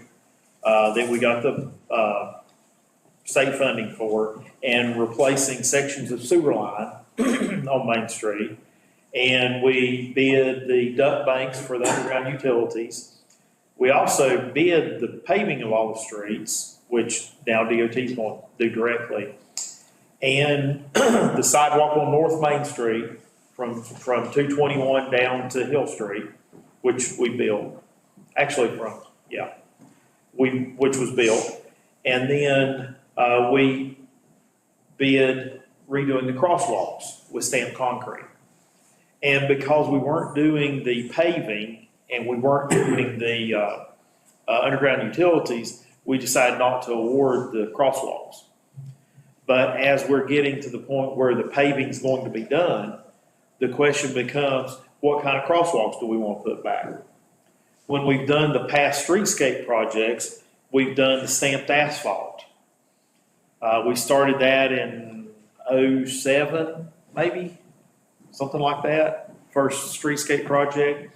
09. 09, Kevin says. So that was when we did the first streetscape, we used the stamped asphalt. We've done that repeatedly since then, and you guys know how it has wears over time, the color, the stamping, etc.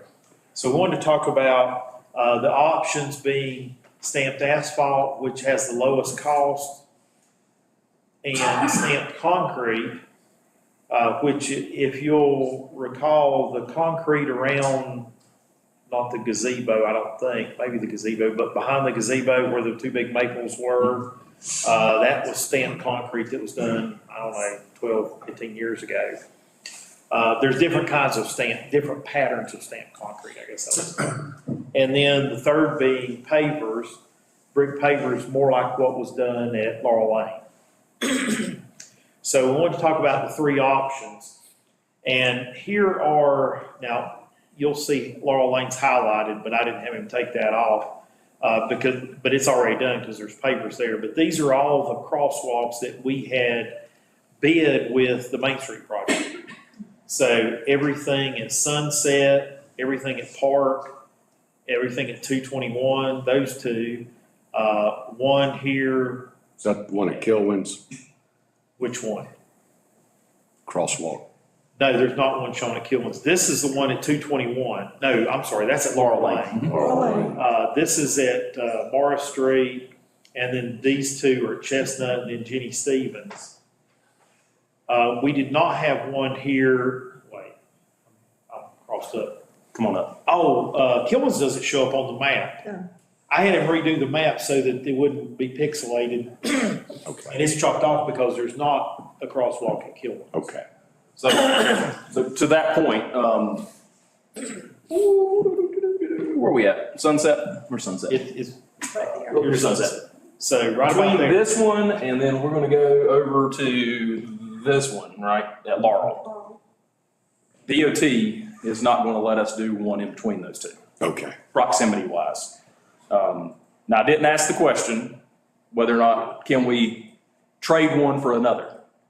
You know, Kilwins has a lot of foot traffic going across it, but the proximity of having three within one block, they were saying they're not even gonna discuss that. That's just too many potential issues, traffic backing up, confusion within that. And we're gonna talk a few minutes about parking and some other stuff. Their new MTUC, MUTC standards are gonna dictate a lot of this. So we can ask that question. We have not gotten to that point to ask that question. So these are the ones that are currently existing and approved by DOT where they're currently located. And they have okayed these going back in if we want to go with these back in. I'm not sure if they were all technically approved when they were put in, but they are okay with going back with these unless we want to change up one for another. That's something we'd have to ask potentially and what that looks like. So if we consider all of these crossings, then we've looked at cost estimates. Stamped asphalt is about $500,000. And this is assuming we do them together, the timing will make some difference in cost. Stamped concrete's a little over 800 and brick paver's a little less than 700. So when you look at the comparison of these three options, you have different costs, but you have different longevities. Your stamped asphalt is shorter term. It wears out, it fades off. Does it last 3 years? Probably not. I said 12 to 18 months. It'll depend on wear, traffic, weather, etc. But it's going to fade quickly. The stamped concrete and brick pavers both will probably last 8 to 10 years, maybe a little more, maybe a little less if it gets hit with a snowplow or something happens. Things will happen. But we can do stamped asphalt in like almost a day per crossing. So your downtime's a lot less. You're still spending a lot of money, but it's not gonna last as long, but it doesn't disrupt as long. If we do stamped concrete, you're going to have to do half the street at a time, because basically you have to cut the street out and pour the concrete, and the concrete has to cure long enough for traffic. So you're probably looking at about 6 days of downtime for each half of the street. And that's not. That can come colored as well. Yes. Yeah, you can do colored concrete, you can do different patterns, and colored concrete isn't painted. The color's in the concrete. It's not like the stamped asphalt. But, when we did the water line on Main Street, they're working during the day, they close a lane. When they stop working, the lane's open, right? Well, when we do this, the lane's gonna stay closed. Whatever's closed is closed 24 hours a day for those period of days. You can do brick pavers and the downtime's a little less. The cost is a little less. It's sort of 6 1 half dozen the other, which one you like the best. Theoretically, you can repair pieces of brick pavers where you can't replace, I can't replace, 2 square feet of concrete without it looking like I replaced 2 square feet of concrete, but you could pavers. So if a paver gets nicked with a snowplow, theoretically you can swap it out, or you can't do that with stamped concrete. Well, the concrete with as much salt as we use on the roads, how would it wear with that, with all the salt? That's another thing that's a lot of opinions. Mm-hmm. The concrete needs to have time to cure, and I said this when we were talking about sidewalks. The concrete needs to have time to cure, and it needs it'll be sealed when you put it down. You have to seal colored stamped concrete. Now that's not going to last forever, but that will help. But the salt isn't going to be an impact on concrete more than it is on asphalt. Or the brick pavers? Probably, yeah. Is that going to shorten the 7 to 10 year lifespan? It's kind of hard to tell. I look at the shoulders out here on 321 that were put in, 5 years ago? They're already deteriorated from the salt. The spray on salt's probably not as bad as rock salt. Rock salt's really not good for concrete. Okay. Because it concentrates it. Doug, can you explain the process of laying the brick pavers? Well, the brick pavers have a layer of concrete below them. That's what I thought. So even with the pavers, you're going to dig it out, you're going to pour concrete, you're going to have a concrete edge band, and then you're going to put pavers in the middle. Go back to that picture of it. Yeah. Oh, wrong way. Wait. Oh, right, you're right. Yeah. You see here the concrete around it. But they have to be set in concrete too. The base is concrete. The base is concrete. There's actually typically a layer of sand, polymer sand between. So a lot to discuss here if you go back to the next one, the map that's up here. So timing of all this. Doug, can we get in the road and do this before the paving project, or do we have to wait on the paving project? We'll have to wait till after the road's paved to do anything. And then we come back and cut the pavement. We'll cut the new pavement and put it in. You don't want to do it and then pave up to it. So it's going to be something that's done after the street's paved, which will be summer, early summer, something like that, in the spring. So I think you've got several things to think about. That's the trend of the day, right? A lot of things to think about here is, do we do them all the same? Do we do them differently? Do we focus on Sunset and make it something different than the rest of them? And then thinking about the timing of it. Are we going to do them all at the same time? Do we want to try to just do paint on some of them for one season and then come back? I mean, there's a lot of things to think of here. There's some disruption time, pretty significant disruption time, and what that looks like to play into it. So there's quite a bit of factors here, not only just the cost of it. Those are total costs if you were to do them all, A, B, or C.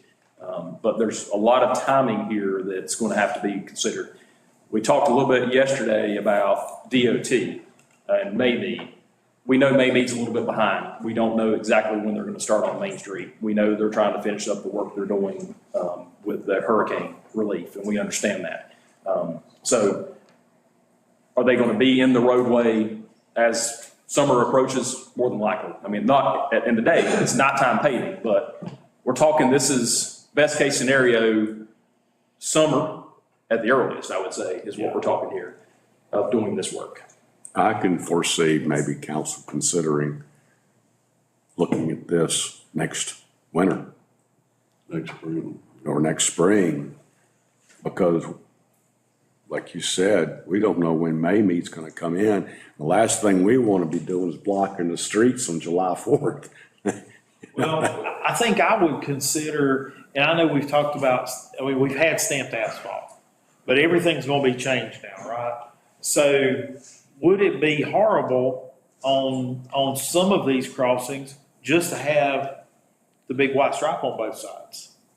Temporarily. Maybe, you know, the paint between and not do stamped asphalt or stamped concrete on some of them, and then focus energy on some of the other ones. Because they're going, I mean, DOT's, I mean, something has to be done. You know, they have to be marked off somehow. So when DOT paves, They will paint them back. okay, they're gonna pave over And they'll cut them up. They'll cut them up. them. Okay, 'Cause they're new. Well, they're gonna mill the street and then pave it. yeah. Yeah. And then they will mark all the parking spaces and all the crosswalks back. They will mark them even if we don't want them to mark them. Then we'll have to go in and cut up what they've marked. But they will paint everything back. So paint, all the way down Main Street. So the thing I'll tell you is whatever you put in Main Street, you're gonna be responsible for. So if it's something happens, or if it needs to be refreshed, like if we do stamped asphalt, it needs to be refreshed, town's gonna pay for that. If we do pavers, concrete, you're gonna have to pay to maintain it. If they stripe it, they'll pay for it. I know this is sort of different from what we talked about, but if you want to focus on creating something special at Sunset and then leaving the other ones, that might be an option to do. And from a timing perspective, we do need to be getting some guidance on how we want to move forward, because it's going to be a bid process. We're going to have to put it out to bid and have to get contractors lined up. So even if we don't do it this year even, or this summer, we're going to need to have a plan moving forward so we can be ready to go. And this is not something that we've ever really given a lot of consideration to. You know, we've done some one-offs, but this is putting the street back. We know what DOT is going to do when they put it back, or maybe they'll stripe it back. We've got some money in transportation bonds. I think we've got a few $100,000 sitting out there that we were going to use for this. It can be used for sidewalks, paving, or anything transportation. So we had set about $300,000 aside for doing crosswalks. So it's not enough to do them all, of course, but we've got some sitting there currently from the 2013 bond that we were planning on putting towards something like this. Again, or it could be sidewalk repairs, or it could be paving. This is where we were originally heading with it, because we knew the street was going to be repaved. And so we've talked, and each of you have talked to me about doing something, different. Some have talked about doing something elaborate in the middle or something, different. Tracy Brown has talked about this. I mean, what's kind of the thoughts of the materials, or one-offing, or all of it, or what? So have we made any effort to contact the chamber or business owners to find out what they might be interested in? Because it's the business downtown, it's businesses that are operating there. I would think that we'd want to know. Maybe Kathy, do you have any thoughts or? No, you can't do that. Can't do what? There's normally no participation by the public, Oh, okay? all right. Not that we wouldn't love that to happen. The chamber in the past, I'll say this, the chamber. Yeah. So back to you. The chamber in the past and Tracy have been all about making downtown stand out, crosswalks, that kind of thing. I think that's fair. Some of you have sat on the chamber board, heard some of these conversations. I think that's a fair conversation. Would you have that? Melissa was on the board of making things downtown stand out, crosswalks stand out. So that, I don't know about the current situation at the chamber, but I know that I have been a part of meetings leading up to this. And there's been a push, at least Sunset and Main coming up. That area has been talked about multiple times in meetings I've been in about, let's make that one stand out. Again, we can make them all stand out. We can make none of them stand out. But I know, to your point, the chamber, the TDA have been singing, that hymn, so to speak, for a while of trying to make intersections stand out and be somewhat unique, whether that's pavers or whether that's, and of course, they've had a history with the Village Foundation and the chamber, others working together on Laurel Lane and, trying to do beautification projects just like this. I'll throw out my 2 cents worth. Please. I would like for them all to be the same. Okay. Instead of having a hodgepodge of different type of crosswalks. I go looking at the cost that you put up, though, and I look at, to get the same longevity from the stamped asphalt, it's almost $2 million versus $800,000. So to me, it's kind of wasteful to go to something that you're going to be replacing every 18 months or fixing every 18 months. I like, I'd like for them to stand out because a lot of people just start seeing them now to start with. But the thing I was going to bring up, in worst case scenario, should we need to wait, bring to Charlie's point of view, not having a lot of this disrupted during the summertime, being they're painting back a crosswalk anyway, we're going to have a crosswalks of some kind there after the road's done anyway. So if we need to wait till spring to start the project, we'll still have something in place there. Correct? Yeah, there'll be something in place the moment that they finish up their pavement, yes. But I think the issue is that we still need to be moving forward with a plan so they can be moving forward with bids and stuff, even if we don't start till next spring with the project. They still need to know what we want to do. Well, and honestly, I do like Pete's thoughts on some feedback from maybe the chamber, the town. What would the citizens like to see? What do y'all like, I know just you got right now? Do we like them to stand out? Is that what we're kind of hearing? I mean, do we like them standing out? Yeah, Yes. I think so. I'm with Doug on the longevity, and I think the price is more like $4 million, Doug, to get the same longevity out of. And the asphalt, it seems like it's good for 1 or 2 seasons. So I feel like most of us, maybe all of us, prefer the concrete or the brick. I kind of like the pavers because of the repairability of them, and they go with our existing streetscape that we already have. Not our pavers down on each sidewalk. I just hate to put another season behind it. I mean, we've endured everything for 2 years now. Like, let's just move ahead and get it all done. And I'd like it to fall in right after paving, but that's me. Can't do it in June or July though, Dave. And then the other two things, I would love to see us consider the crosswalk at the school on Sunset in addition to this. I think it's the proximity to Main Street and the importance of that crosswalk would warrant us including it in here.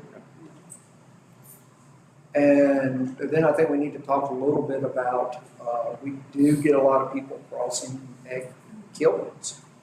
And do we want to keep the crosswalk at Laurel Lane, I guess is the question. That's what I trade off. It's all Me too, if we have to trade, but because the one in front of Pine and Laurel there, that one gets used a lot. This one? Yeah. Yes. And I'll tell you, this leading into a couple conversations in a few moments. I know this used to be a bad word, I don't know if it still is, but bulb outs used to be bad. I don't know, was that bad words with people in the room or somebody different? Anyway, bulb outs were bad for a while. Somebody different. When I first got here, I was told not to talk about bulb outs. Anyway, we don't. Bulb outs. Yeah. We've got a bulb out stuff here. It makes sense to leave this one. I mean, that's exactly why they say it. Yeah. We don't have necessarily the same down here. We've got Laurel Lane, but we don't have, that was built for that exact same reason that's down there.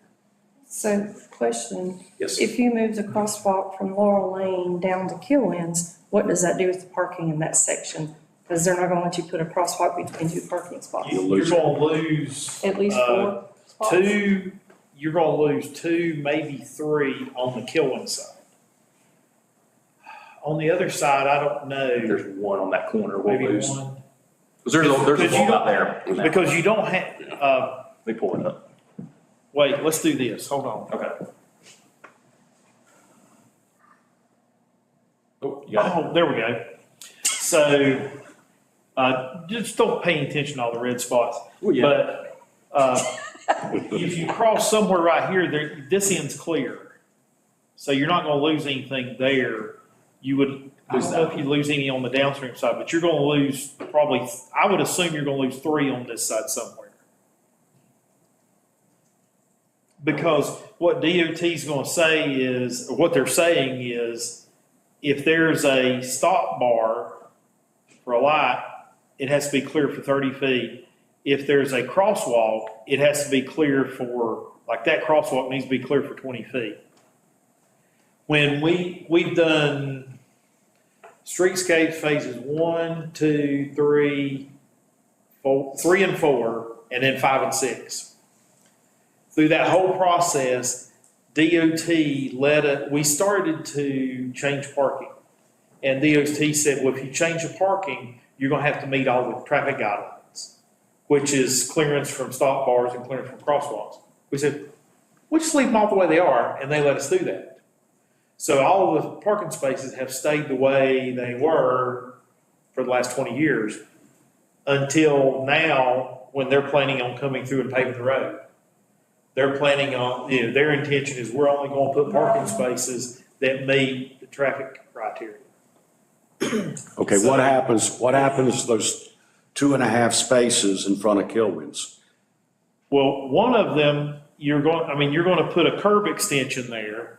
And if you'll recall, when we added the crosswalk in front of the church, in front of Rumpel, we did a curb extension. Right. You do that, whether somebody likes it or not, but you do that because the pedestrian needs a refuge. Because you don't want them going through the parking space, get to the edge of the road. That's where they start, is there at the edge of the travel line. So that gives them a refuge.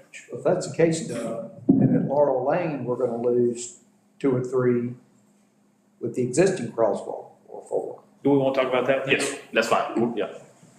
Okay, so here we go.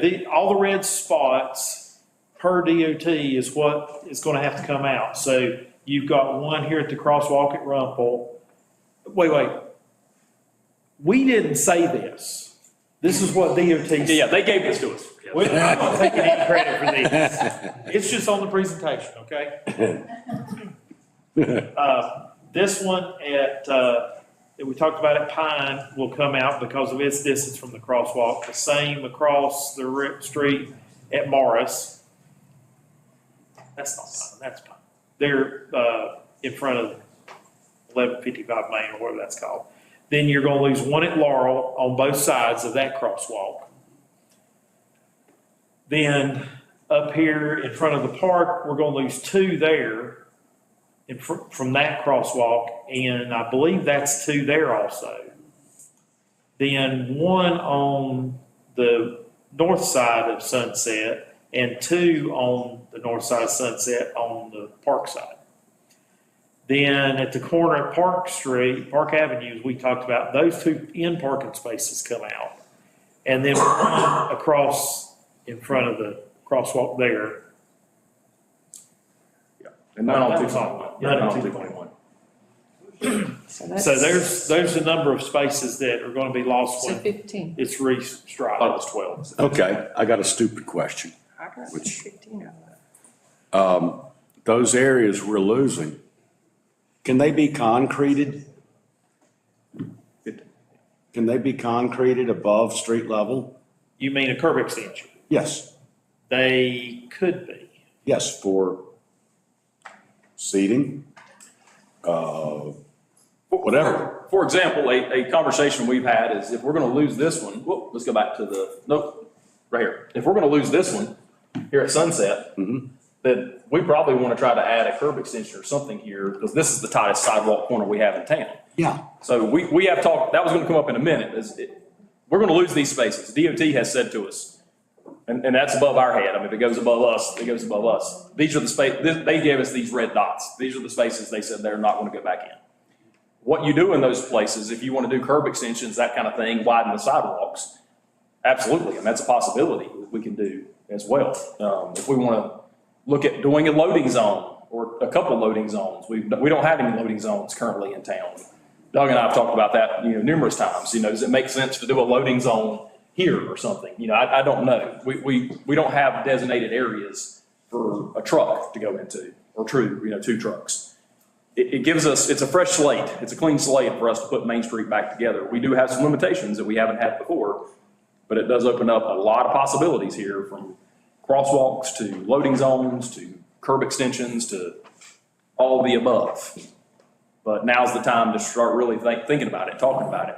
DOT's gonna need to know kind of where we're heading with some of this stuff. I mean, when we put the new signals in at Sunset, all this was added, right? And this over here was added. So I don't think there's a reason why you couldn't extend that there and extend that there. Now, the thing that you need to be conscious about curb extensions is what does it do to the drainage? Because you end up with a drainage issue. What we did here is we have a double curb and the gutter extends behind it there with a little bridge. There's plates to walk over it. And we tried not to add a lot of storm drainage on Main Street if we could help it. Now, at some point, we added storm drainage in here that got rid of Lake Rothrock. I look and he's gone. So there was, at some point, in a partnership with DOT, we added some storm drainage in here that goes back and goes down Maple Street. The storm drainage along Main Street can be a problem. Well, the double curves work pretty well. It does. Keeps folks out of our landscaping fairly efficiently, I think. Now, I would say, like, for instance, this corner here, I believe water runs that way and that way. You could put one there. You don't need to add any storm drainage. It's a great place for a curb extension. Yeah. But I was thinking along the line maybe of what you were thinking about, if we put, in some of those places, let's say we decided to do a social distance. Then if you're gonna raise concrete, you could set a table and two chairs That's exactly right. Yeah. on that spot. I mean, it opens up So possibilities. you would have some seating up Main Street, should you decide if that's what, one of the things you wanted to do.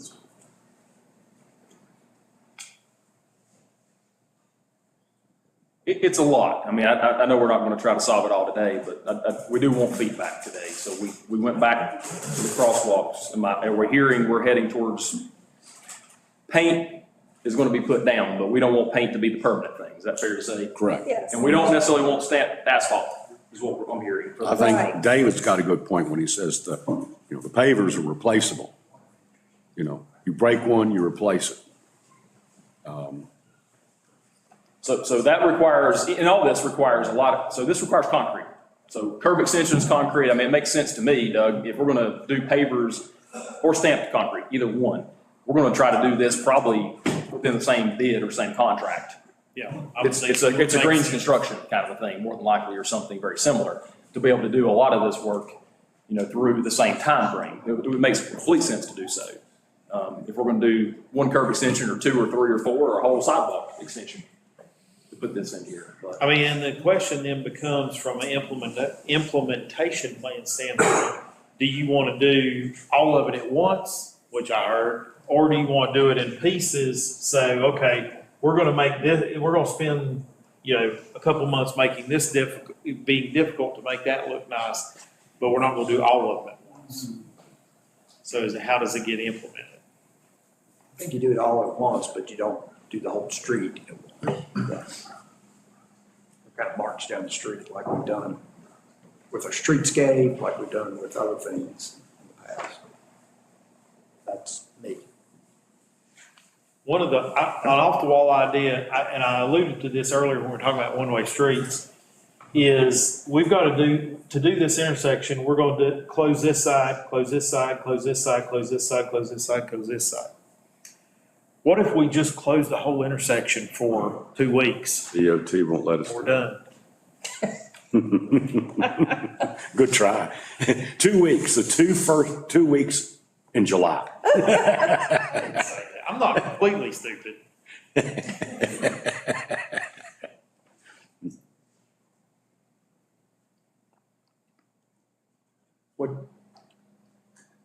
What else do you need from us? What else do you need from us to help guide with next month? let's roll back to the crosswalks. So we'll start there. Are you saying, though, Doug, that we can't use the steel plates? That won't work for curing time. I mean, part of that closure is curing time. Right. And I don't know I'm not sure if you can get this, I mean, the steel plate would need to be clear enough of the concrete that it didn't bear on it. So I don't know. I hadn't thought about that, but I don't know. We'll look at that. For pavers, it may be able to, right? Concrete's below. Maybe. Because if we can use the steel plates, we don't have to shut down other than while it's being cut. You got the road back open. You know. Yeah, you'd probably have to do plates that would be raised enough so that they don't bear on what's there. Not a So bad those are idea. put on top, Yeah, it just And fit still from one walk. side of the road to the other side of the driveway. Yeah. drive on them. So we know, things we know is Main Street's gonna be paid back. May Mead is gonna be the one that pays it. DOT has already let the contract, all that's happening. We don't know exact timing. We're gonna work as closely as them as possible. They've told us they're gonna get on it as soon as they possibly can. But what we were told early on, which is that March, April timeframe, is gonna be pushed back a little bit. They're just behind on the hurricane. I've talked to DOT, we've talked with them. There's not really any wiggle room there. They're behind, and we understand. We all understand that, I think, collectively. There's been a lot of things happen up here with a lot of work to be done.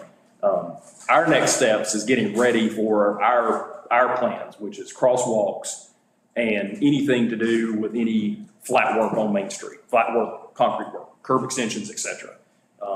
What does that look like? That's where we need to be ready in the next couple months, I guess, to start thinking, especially are we going to tack this on, in 2025? Is this going to be 2026? So that's something else to be thinking through, because we need to get on the ball if we're thinking 2025 a little bit quicker and putting something out there. Is that fair to say, Doug? Yeah, I think if you want, if you want to do it all and do it all at once and do curb extensions and not do it in June and July, I would recommend not trying to do it in 2025.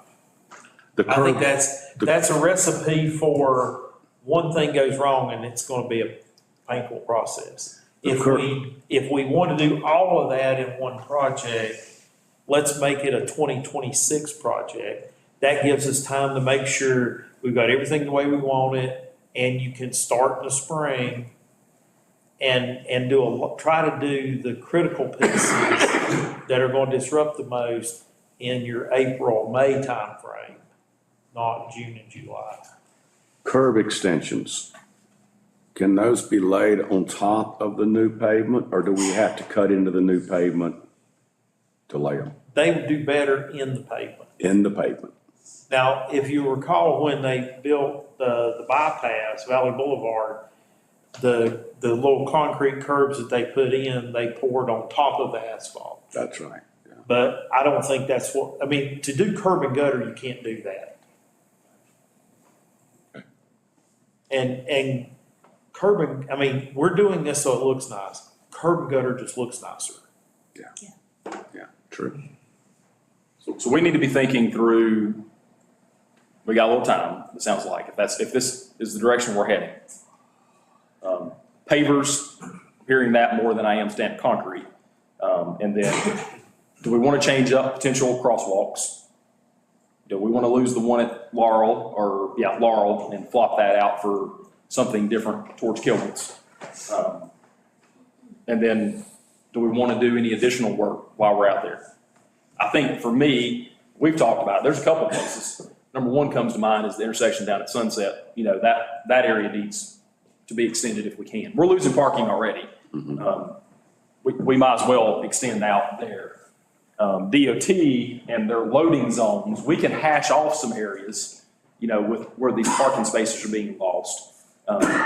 What I need to find out, or what we need to find out, is can we call them loading zones, or are they just no parking areas that we hash off? We're trying to do some loading zones. Loading zones are a problem. Nathan can tell you, I mean, we get complaints with trucks parked. Y'all know that, especially during the busy times of the year. We really need a couple or so designated loading zones somewhere in town to be thinking about. It just becomes a problem. Early morning's not, but anything after 10, 11 o'clock in the morning, you know, becomes an issue with trucks showing up. And that may be a combination of ordinances and designations, but we know those things are needed. We know we're losing these parking spaces. To Melissa's point, 15 parking spaces. If you, the crosswalk from Laurel to up towards Killen's, that's going to be another 2 to 3. Well, these two, I think these two would be allowed to stay because there's no stop bar here anymore. So it would just be a swap. These two stay, and then we flop it for, do we have somewhere? Actually, we might get a gain because we have the bulb out. Where do we have that? No, Keep going. The other side, there we go. one. Yeah. So, You might lose that first one there on the west side or the top of the plan, and then you're gonna lose a couple at the bottom. So those other two stay, at worst, you lose 4. At best, probably. and we've talked even, I mean, crazy things like, does this, if we do something here, do we just need to make this a loading zone? Do we just need to take this and make this whole thing a loading zone? They park here all the time anyway. I mean, this one in Laurel Lane's where they duck into. If you're losing these two, which you will because of this, you're probably gonna lose at least this one. It won't make sense to have 1 or 2 in the middle. It'd make more sense probably to make this a designated loading zone if we could, and do a crosswalk here, if that's an option. This whole thing, I mean, yeah, Kathy is here, she knows better than anybody. This whole section right here, anything we can do to expand anything over here is gonna be advantageous. I mean, especially this corner. We've got the bulb out here, we're good over here. This is the most critical one that I see walking up. You know, I walk down to school every day, and, you know, at least a couple times a week. This right here is where everybody's spilling out. You know that. How does everybody feel about the school? I think that's a good idea. Absolutely. Yeah. I think I'm for it. I think we need to look at that. Maple Street, Yes. Yes, sir. Yeah, especially now, you know, talked about that this morning. That is where I'm guessing 100 kids a day are getting dropped off. I mean, there's 100 kids coming out that way Changed over. every single day. That's a big thing. Now, something I will, not a part of this, very proud of Nathan and Lance and the work they've done. We have officers out there at not only Morris Street, but crossing every single day now, doing the crossing, lights and on the car. It's very well lit. We're out there within that. So putting anything we can do to help that intersection would be good. So we unfortunately are losing 15 spaces. Here are the ones we're losing, but we do have some opportunities to make things better while we're doing this. The other question I have is leaning towards the paver side. If the goal is to make the crosswalks stand out, if we're wanting to stick to the look of the streetscape, that's not going to be standing out very much against black asphalt. Thinking different color pavers, or are you thinking more like stamped concrete? That's kind of my question. Like maybe park color? Hmm? Like Laurel Lane pavers? Like that or something different? Not like that one. I know that's a different story. Yeah, we don't, let's bring that up. Let's bring that up. Well, you can always do red. Yeah. Something that just stands out to Yeah. see. And vehicles see, it'd be so nice one of these days to get rid of those signs down the middle of the street that says yield to pedestrian traffic and you run over all the time down through Do NC State red or Carolina blue? I think Carolina blue would be an ADA violation. there. I don't know. It's a violation. We got time for that, but We can do bulb outs and we can do tabletops down through there. If you want to really stand out, we can do some tabletops down Main Street. See if DOT lets us do that. DOT won't, by the way. They will not let us do that. No tabletops without that. I think if we were gonna do a red, it would need to be a dark red, dark brown red. Just to go with the buildings and look We at need to them. go to that slide. No, Let's skip that. skip that one. Yeah. But I do feel like That one's gone. with everything we're losing there in the red, that we need to spend a little bit of time of coming up with something, the most advantageous thing that we can put back there. 100%. This is like it's not a once in a thing, but it's a once in a thing kind of thing, right? We got a fresh piece of paper here to draw on, color it up. Are we all okay giving the unknown of the Main Street project being repaved? Are we all okay with Doug's recommendation that we really don't need to do this until spring of '26? Yes. That does give us time.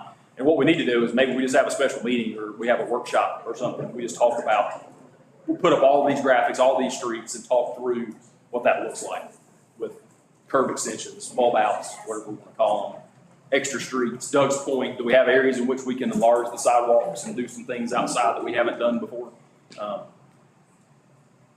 I believe, to Pete's point, the downtown businesses will be very supportive of all that if we're looking to make this downtown more attractive, more safe, extra rooms to walk, et cetera, kind of thing. Sounds good. Good job, Doug. Well, I mean, we pushed work off, so that's good, I guess, right? We don't have as much to have to be done right now. So that being said, we still do have some transportation money that we can potentially talk about later tomorrow that we can throw towards some of this stuff then, because this may make more sense to roll into a bigger package. Not a bond necessarily, but just a bigger package later down the road. Well, I mean, another thing to think about, we talked about what it costs to do all the crosswalks. We haven't talked about anything else. Right, bulb outs, et cetera. So, yeah, you could be a couple $1 million if you wanted to. I would take We're that doing it, let's do it right. Sunset right now. What's that? I'd take that money and go do the Sunset crosswalk right now. We're not waiting on paving there. That's true. You could put a tabletop there. It's not encouraging. No tabletop. That's good. You know what, had a the good- option to David's point is, we can look at getting pricing on doing, if we're looking at pavers on Sunset to be our trial run and what it costs, what it looks like, learn from it. I don't know. Is that something we're interested in that? I am. I agree with David. Pick a color. I'm talking about the school crossing. What's that? How about if we put 4 colors in across there and see? I like blue myself. Yeah, Duke Blue, Carolina State, App State. Gold, Charlie's face on the middle, we can draw it out in the middle. That thing would run over a lot, trust me. Black marks on it. Yeah. I did that intentionally, yeah. Okay, so if that's what I'm hearing, will you get us some examples of what that would look like, or some different colors, different options, and then we can bring that to you pretty soon? And that can be our trial run. I don't know the cost of that one intersection, I'm guessing not a ton of money, I mean, yeah, but we can definitely utilize that and learn from it. Curing, plates, whatever the case may be. Some lights, yes. Closing the road. We have Closing the the road lights. for a week. We have the signs in, right, the lights and signs, we have not gotten Brim Code put them up yet. That's been a different story, but we've got them. I think a big factor is how many days it has to be closed, the road. Okay. I mean, because it's not like paving is going on at night. This is gonna be an all-day closure. Yeah, we can do the work at night, but it's gonna have to remain closed because of curing, potentially. We'll have to see what it looks like. We can try that on Sunset, we can do all that stuff on Sunset. The plates, like Doug said. Now, the one thing I will say about the plate idea, I hadn't thought about that, it's a good idea, is on the pavers, the concrete base that needs to cure is low. It's lower, yeah. So that may work. Doug, you know, DOT engineering may be looking for you. Doug's too qualified for the attention. Doug has the, if you did a concrete base and then pavers on top, is there something that's gotta be between that paver and that asphalt cut? You'd have either a long paver or a concrete strip there on the edges. So that, if that's the concrete strip, then that brings it up back to the grade, and then the plate would work. Yeah. It's a construction logistic. We'll have to review that with a contractor and see what works. Put that over to the side of kind of things we're gonna be bringing to y'all soon, it sounds like. So we're gonna bring you a price on that very soon. Good. And see if we can get that rolling as soon as possible. See what that looks like. Is that fair? Sounds good. We got a little bit of time to figure out from that into the full Main Street project. It's big enough, we probably want to get some input and do some stuff like Pete said. We probably want to get a little bit more of a conversation going on Main Street of all of this. All right. Anything else on crosswalks or paving or bulb outs or whatever we're gonna call them? We've got down 3. Do we want to take a break? Because next is water and sewer. Okay, we'll go ahead and take a break. And 15 minutes. Okay. Oh.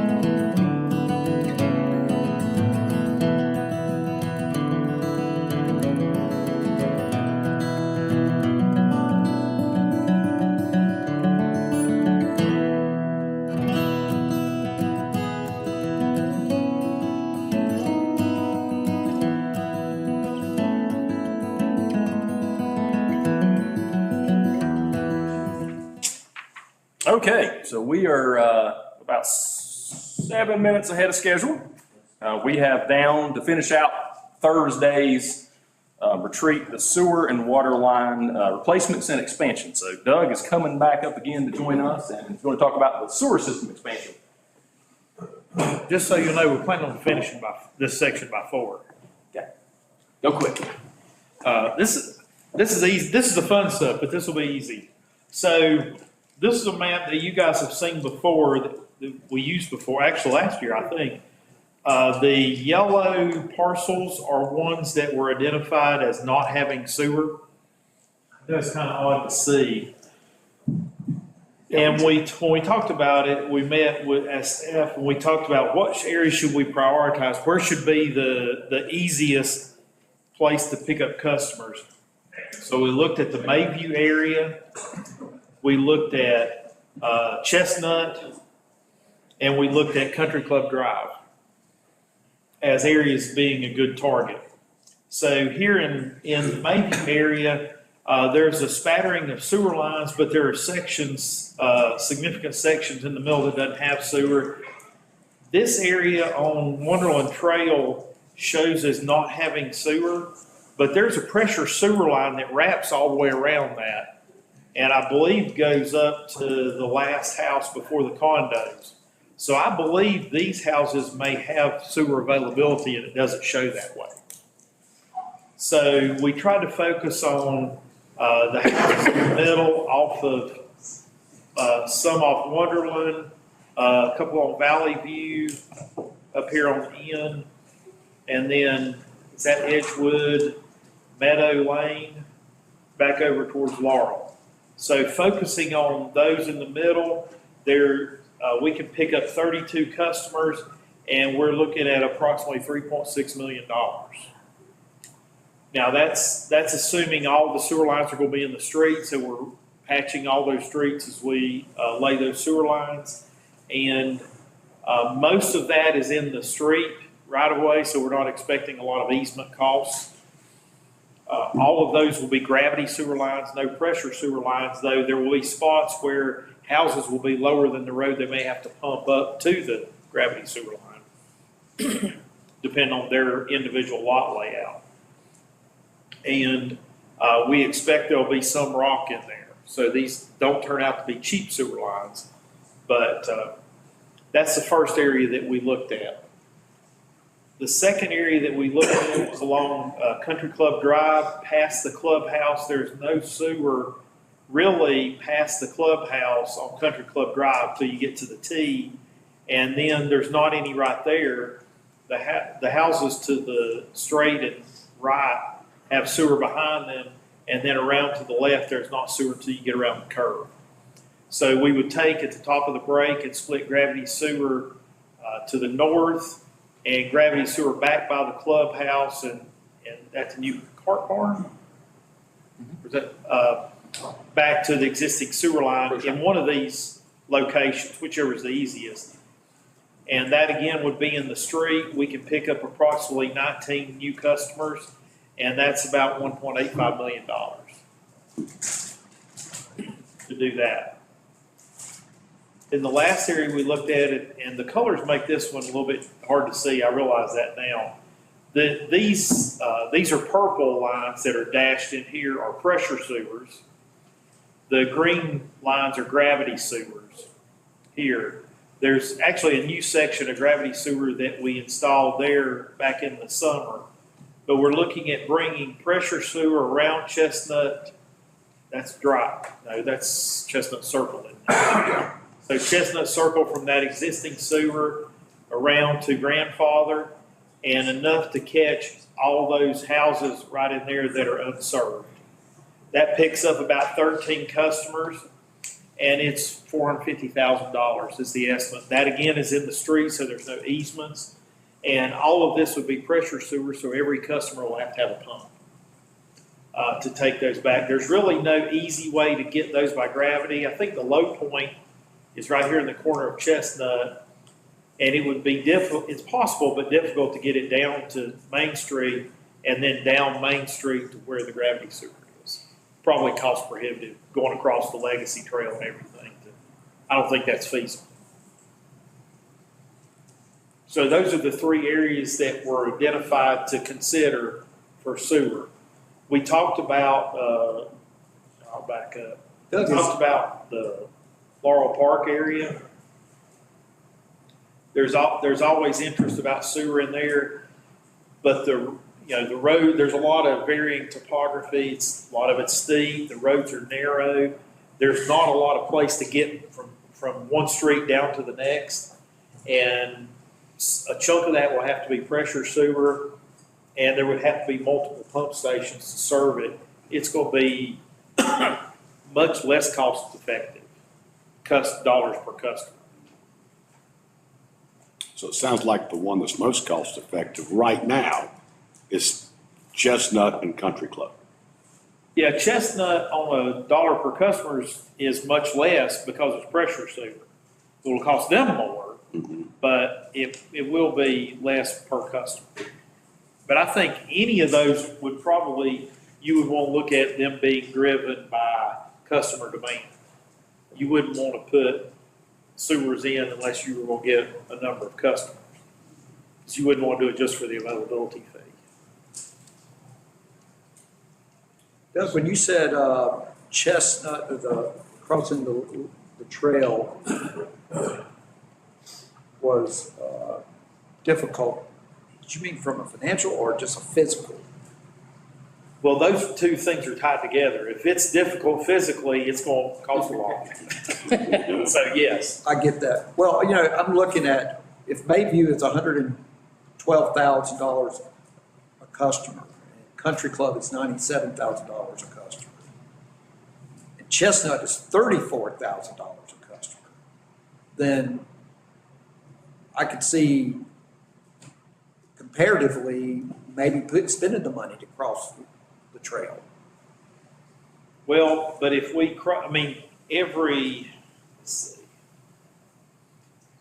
line in here, these would cost 3 times as much to put gravity sewer as it would pressure sewer. You run the same amount, and then we've got to get down to Main would have to go down Main Street all the way to, where do we stop? Hidden Waters? Hidden Water. Yeah. All right. So- I thought you were saying getting to Main Street was preferable, but. No. Okay. No, getting to Main Street's not preferable. Be nice. Never mind. Pete? Shane, how long, if something like this was approved, would it take the town to recoup the money expended? You won't. It won't. It won't. I mean, not from a typical return on investment. I mean, we're billing out sewer right now. The average bill for sewer is, I'm gonna say, $60, $50+ a month. So, for a year, $600. If you're talking $97,000 a home or $112,000 a home, even $30-some thousand a home, and you're talking at $600, you're not going to. And we've got fees and some other stuff that are a part of that, but this is a service, so it's a matter of, do we want to put it in to provide the service to the homeowners? Unfortunately, it's not ran like you would want it to be from a return on the investment standpoint. You get a little bit from sewer fees for bedroom. Yeah. And of course, those people, once they have sewer, we cannot require them to connect until their septic system fails. Is that not correct? No. They don't have to connect, they have to pay the bill. Yeah, if we run sewer by their house, we start charging. Yeah, you can't, but the correct answer, you can't force them to connect, but you can make them pay for it. Yeah, we can't make them pay for the connection fee, availability fee, but we can start charging for that. Okay. And I think you do after, is it 12 or 18 months? Whatever it is, there's some time period, I think. We haven't ran any new sewer in so long, it's not even been during my time frame. But I know we do Well, have yeah. that now, that we can charge for sewer, even though they're not connected to the sewer. I can attest to You're on sewer now, though, aren't you? it. Forced, yeah. We forced you. Both ways. Joey, I'll look at it. Force goes to come by my house and force goes I hadn't. Is there any money that's been set aside for expanding sewer? With the town? Yeah. There has not been. Not of note, there has not been. We've talked about it for years. I don't know when's the last sewer expansion project we did. Well, I mean, we ran the sewer on Wallingford. When was that? When was that? Probably about 8 years ago. Petrie had all those lots down there and, he'd come up and We did, Petrie did the sewer on Quail Hollow, and then the town added a couple of manhole links down here. Somebody helped, I don't know if they helped pay for or asked for, there on the end of Laurel Lane. We did pressure sewer here behind these wait, am I in the right spot? No, there's pressure sewer here behind these lots on Chestnut, up across from where the hospital used to be. That was added in probably, I mean, it serves 3 or 4 lots, was added in 13, maybe 14 or 15. And that on Quail Hollow was probably in that time frame. We did the line past Doug's over to, what's the little street off Globe Road? Blood Court. Yeah, to there. I mean, it was to pick up a couple of houses. Then before that, we did Green Hill sewer. That was in 05, 06. It's probably the last real sewer line extension project that the town did. How do we fund it? Bonds. That's about the only way to fund it. Yeah, the state, I'm afraid at this point, there's probably not options there. I mean, not saying there would be before. Anything with water and sewer, we're going to try to go to the state with, at least to have a conversation. We're going to talk to the investors. The hurricane is, out there. We know what's out there. Whether or not we get anything or not yet to be determined. But water and sewer in the past has been something we can go for, expansion or rehab or that kind of thing. So I think it behooves us to ask. It's just a matter of, I don't know if it's out there realistically or not with the hurricane and the budget restraints they have. Yeah. It may be another 2 years before we can get down that road. A bond's going to take us 2 years. The point of today, we've really never put true price tags, at least in recent memory, on what sewer expansion looks like. It's expensive. I think we can see that. It's an expensive endeavor to expand the sewer. But we've got a lot of homes within the town that aren't currently, able to have sewer. We haven't located sewer there. So, it's a matter of whether or not we have interest in moving forward and then what that looks like from a. I think we ought to address the state. Ms. Pickett. Throw it out there and see if we can get the funding from the state.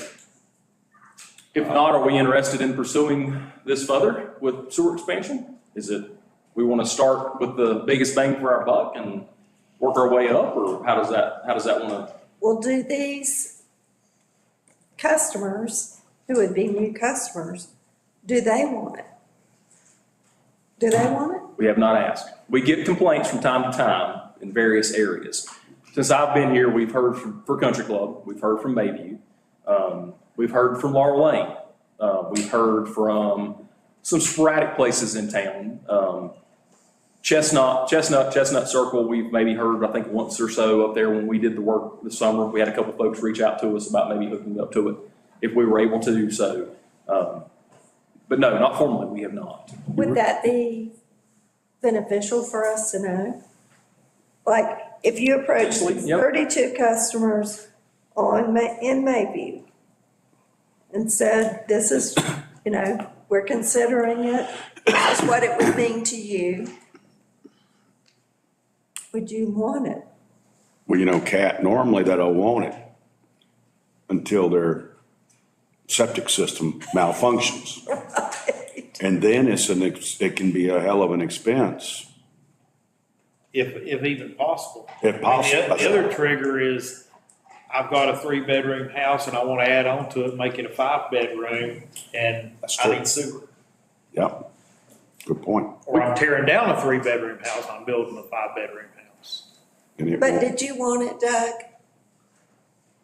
When Did I want it? Uh-huh. Not at the time because I didn't have a system failure, but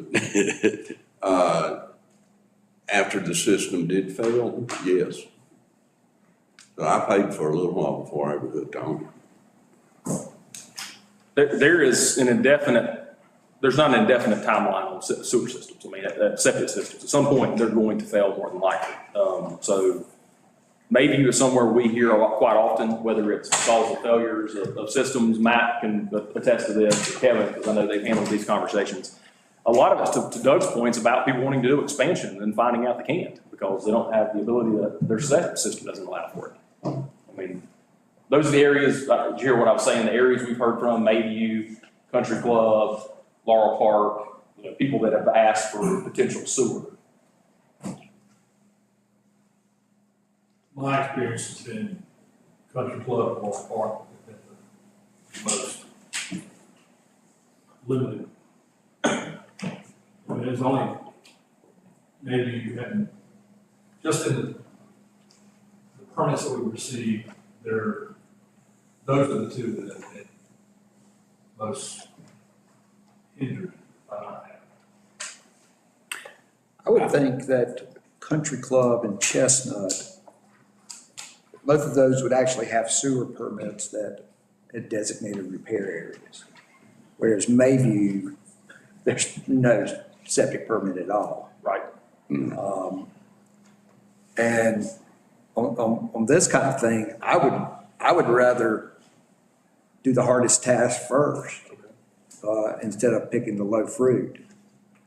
Because I'm afraid, given our history, picking the low fruit first, we may never get to the hard one. So self-impose that upon ourselves.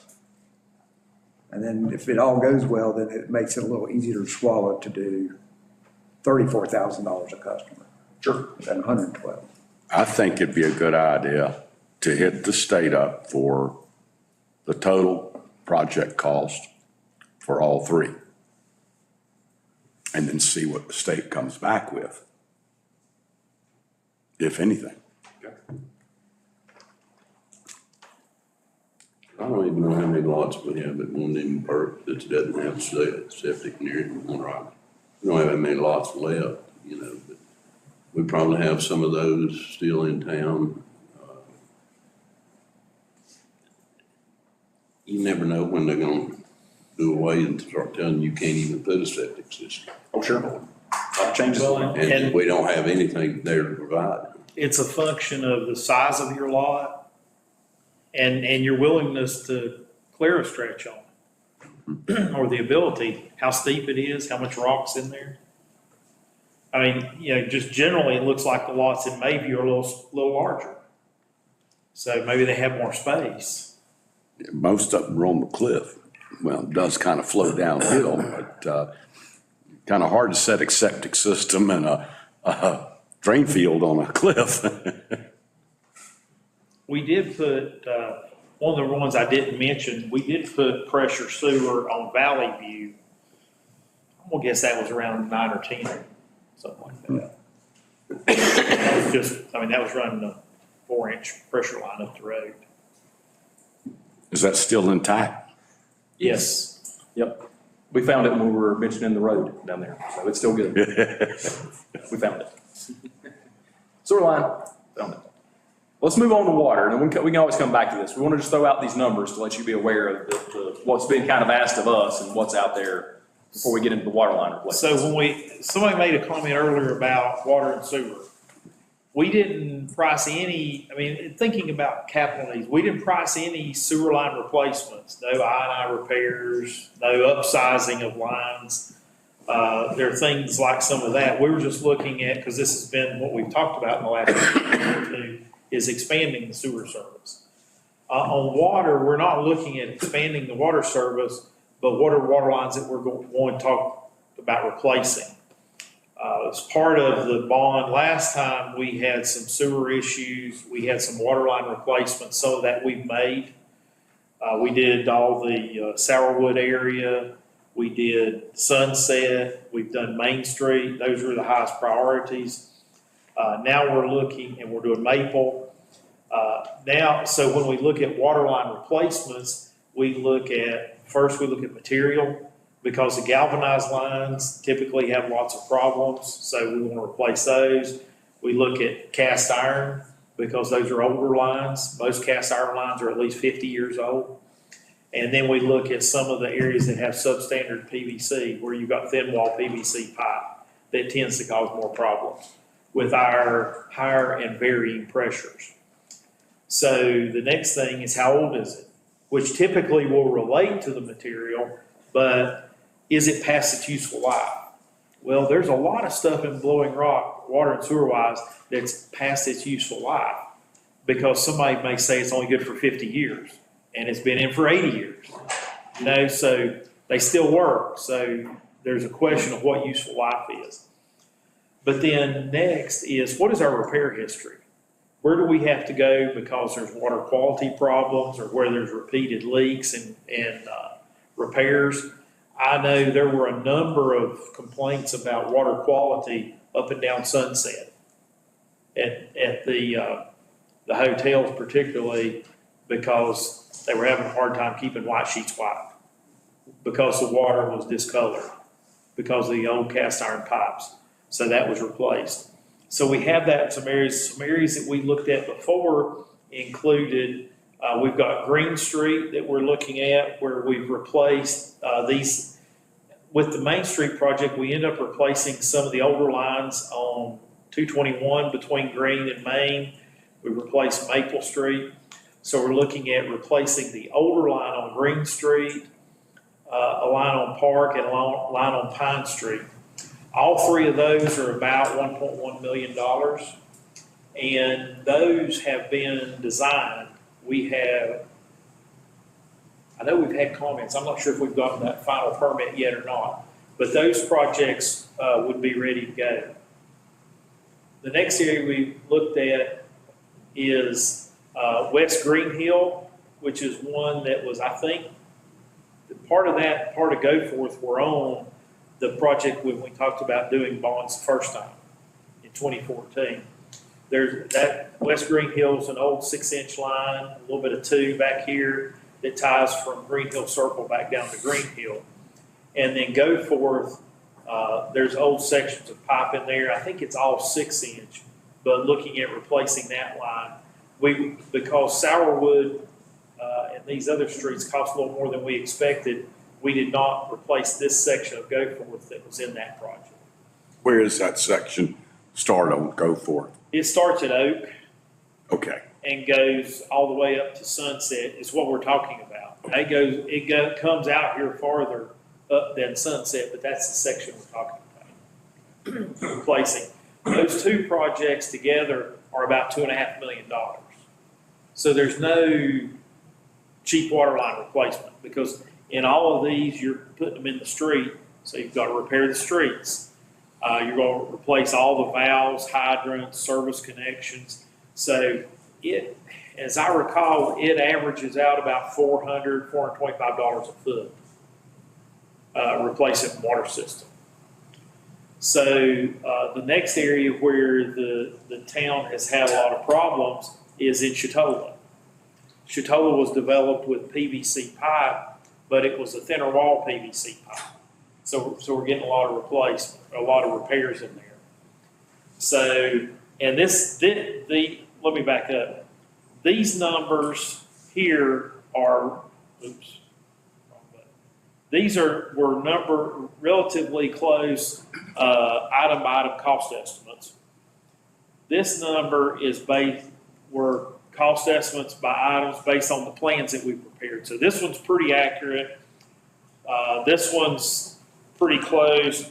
This $7.5 million is more of at $400 a foot or $425, whatever that number was that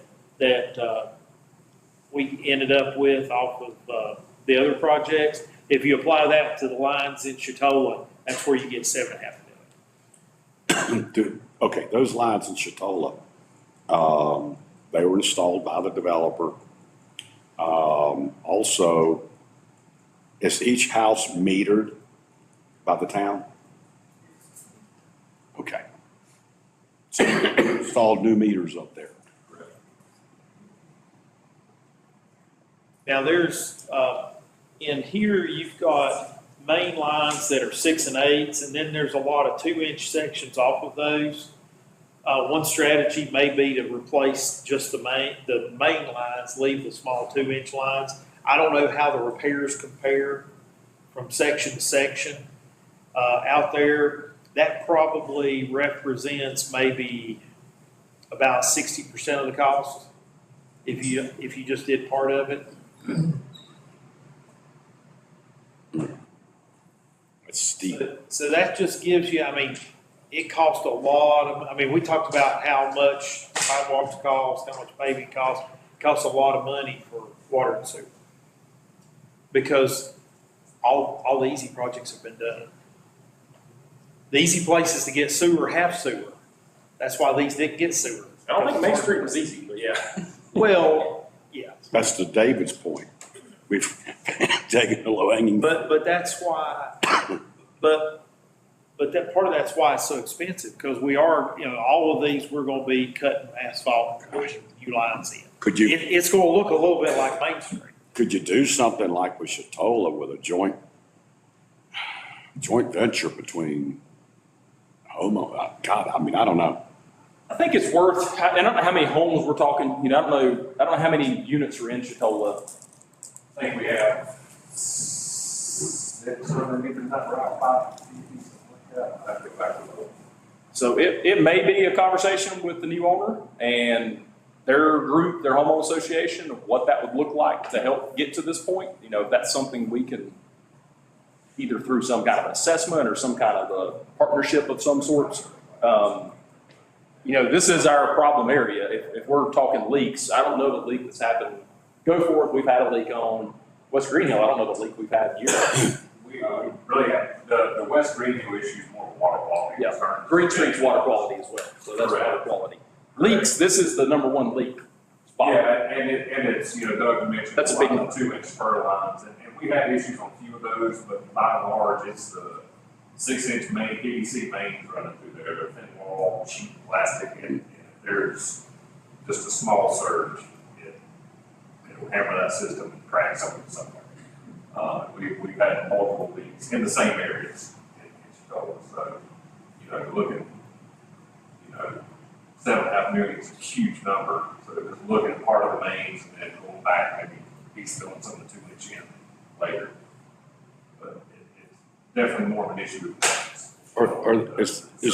Is there pressure relief units off the main line to the small feeder lines or could that be installed to help prevent smaller lines from bursting? Really not, each unit has a PRV or should. Right. But as far as our 2-inch,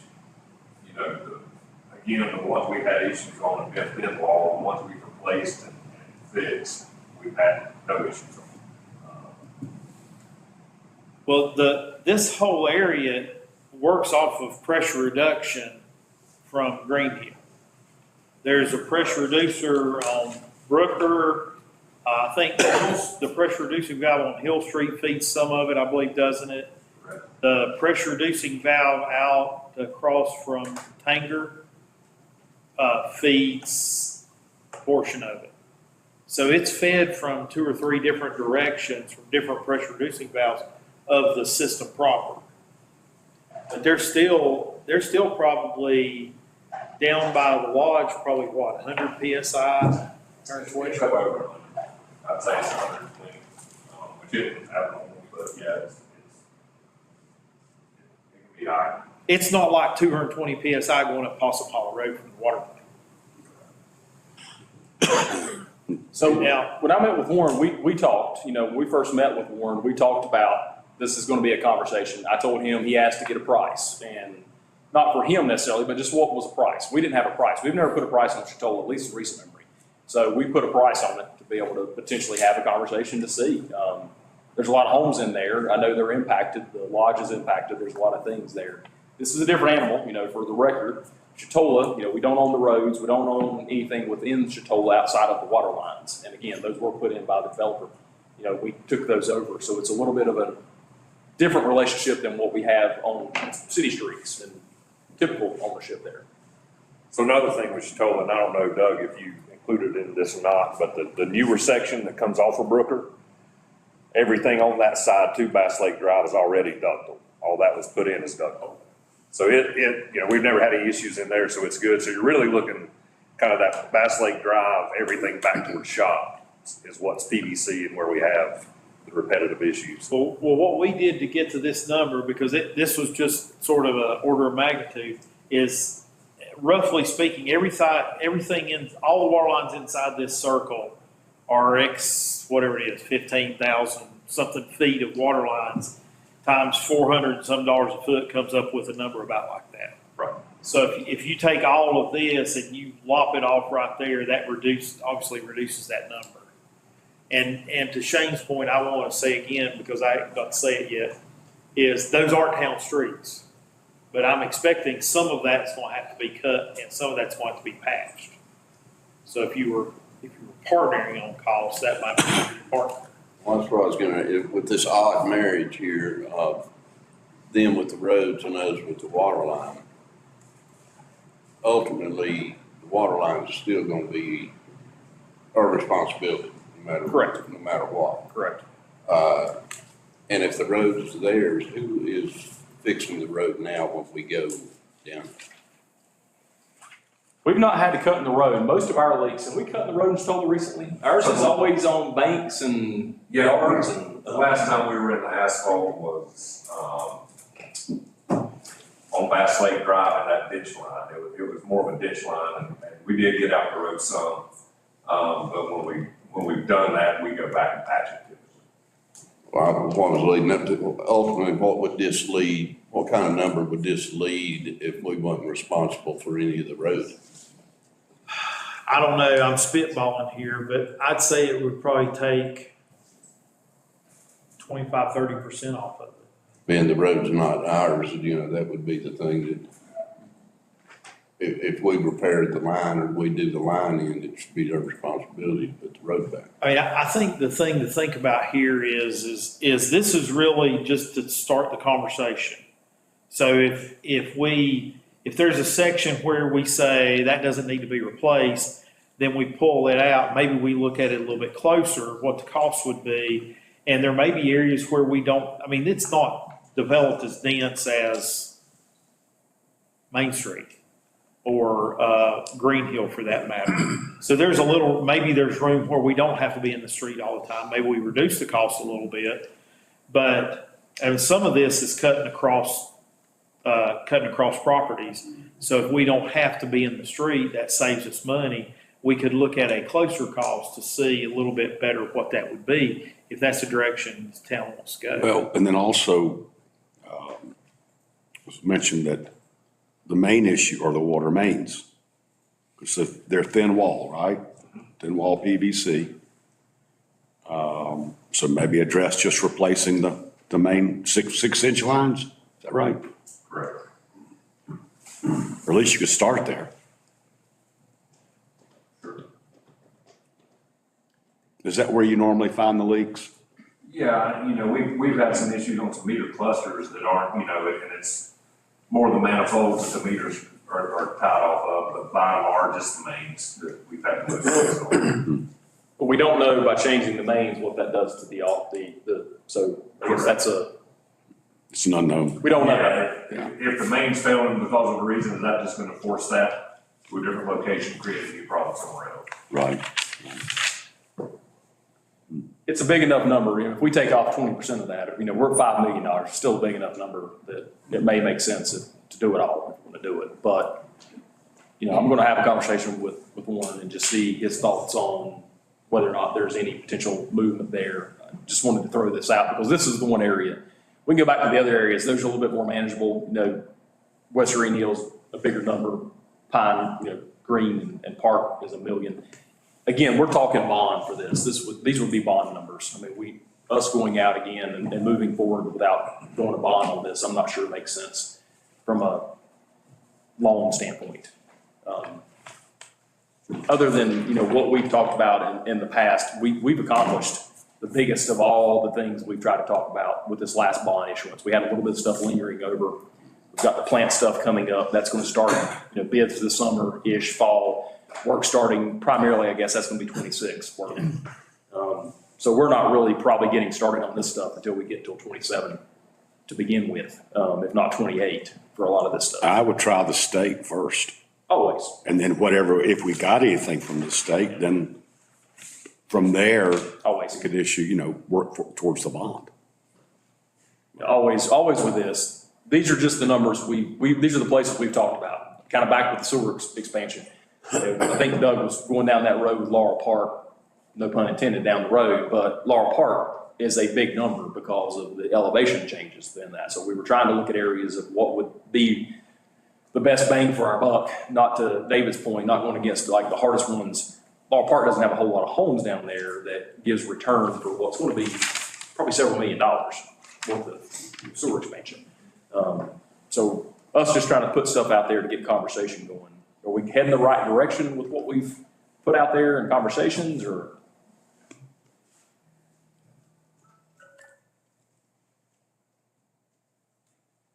Are there areas, either with the water or sewer, that we're getting lots of requests, not requests for service, but repair requests, that we haven't discussed? Any areas that we have not talked about that are problem areas or issues or request issues kind of thing, water or sewer? Not consistently, no. I mean, there's random things that pop up here and there all the time, but nothing consistently. We should all of these areas are the main concern. We've cut down significantly in the past year on major water leaks. I mean, knock on wood. Main Street, again, averaging what, 5 a year on Main Street, 6 a year? That takes out a good chunk. Chatola is number one by far, I would say, right? Country Club. Chatola Country Club and that stretch on Go Forth would be the top three. Anything from the AMI meters that indicate we've got an issue somewhere, but we need to put money toward finding it? Not really.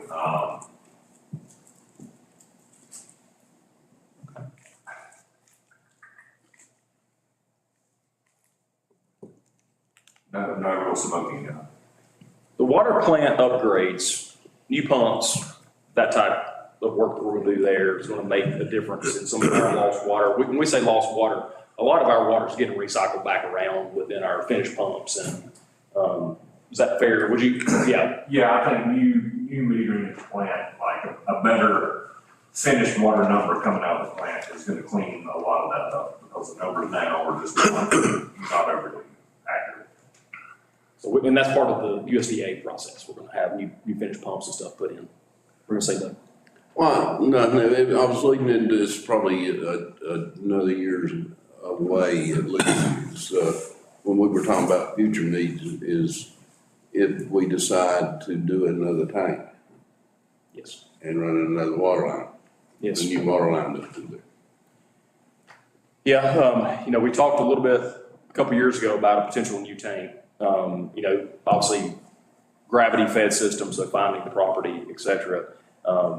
New tank, elevated tank, 750,000 gallon tank that Alexander County ran about $6 million, I think $7 million. So I don't know if that's an equivalent ratio there from 100,000 gallons to about $1 million, give or take, but that may be a decent.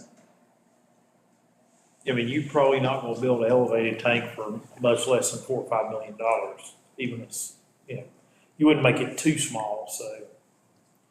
But the redundancy that we've talked about in the past is something that, at least with Matt and Doug and I have talked about recently, about, yes, we are thinking, we're starting those thoughts, Doug, of next steps of putting another tank into place somewhere. Where would that be, and what would that look like, and that type of thing. So that does play into a cost number, right? So some of these numbers we put over there,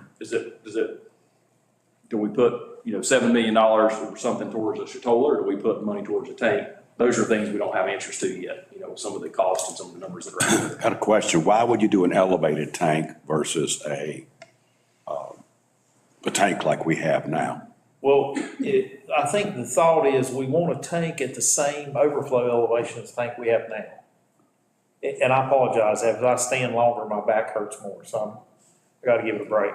But we want a tank that has overflow elevation the same as Green Hill, which is 3960 or whatever it is.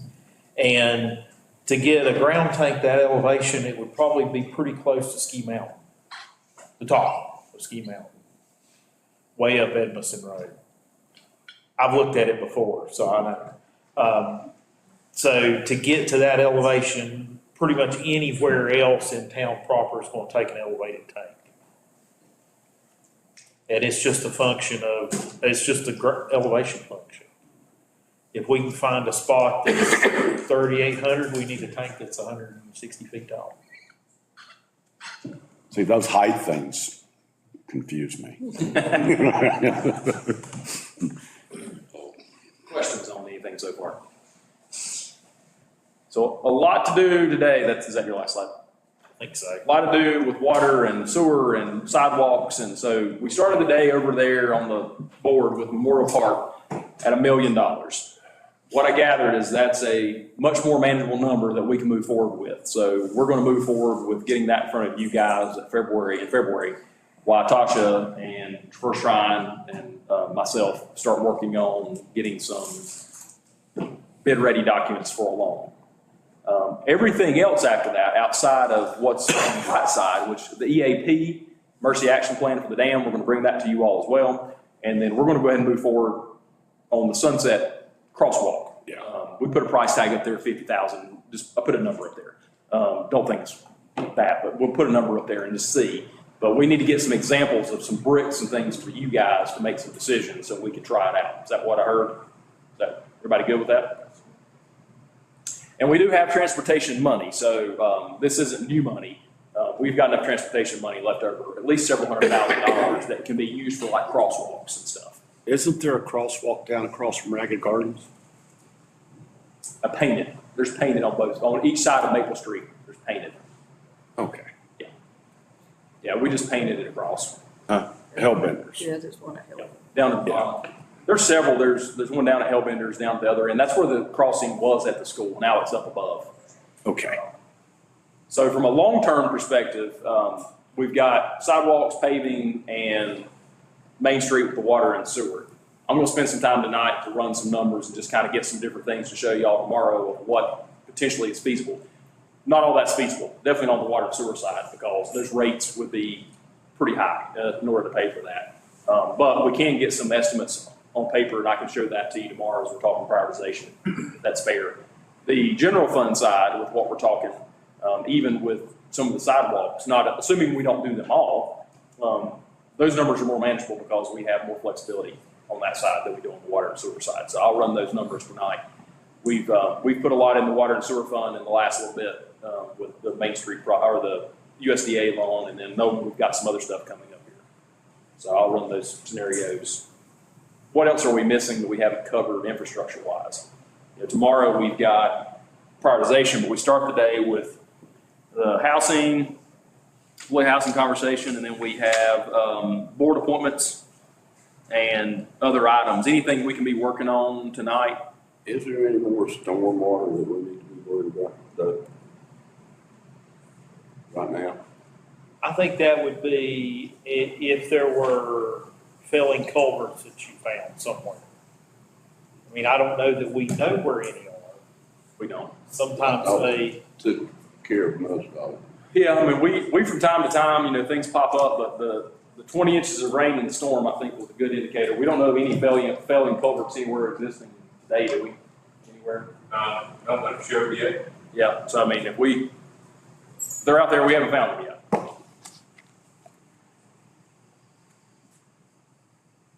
What else can you think of, or you want us to be ready for tomorrow?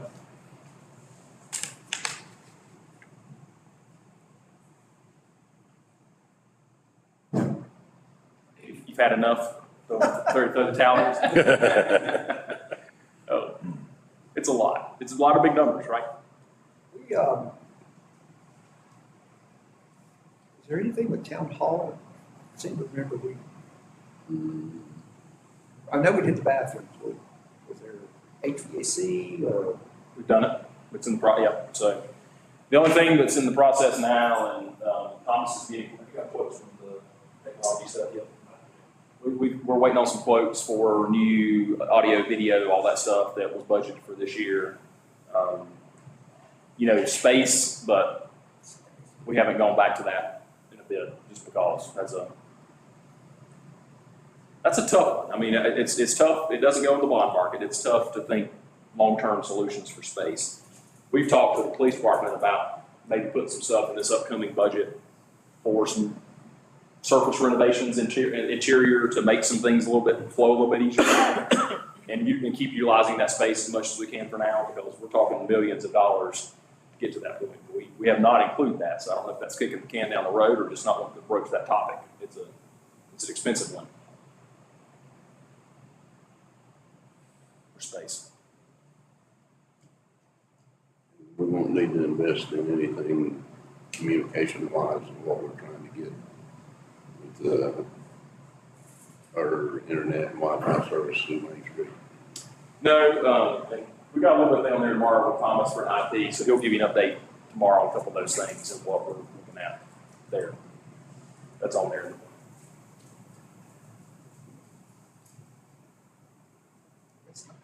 Y'all good? Wow. We're running ahead of schedule, so that's good. Impressed, even though Doug did talk. Doug's got a basketball game to too. He'll leave. Oh, that's right, Leave yeah. 1 o'clock, so. You owe us, Doug, you owe us. All right, do I have a motion to adjourn? Do I have a second? Second. Good.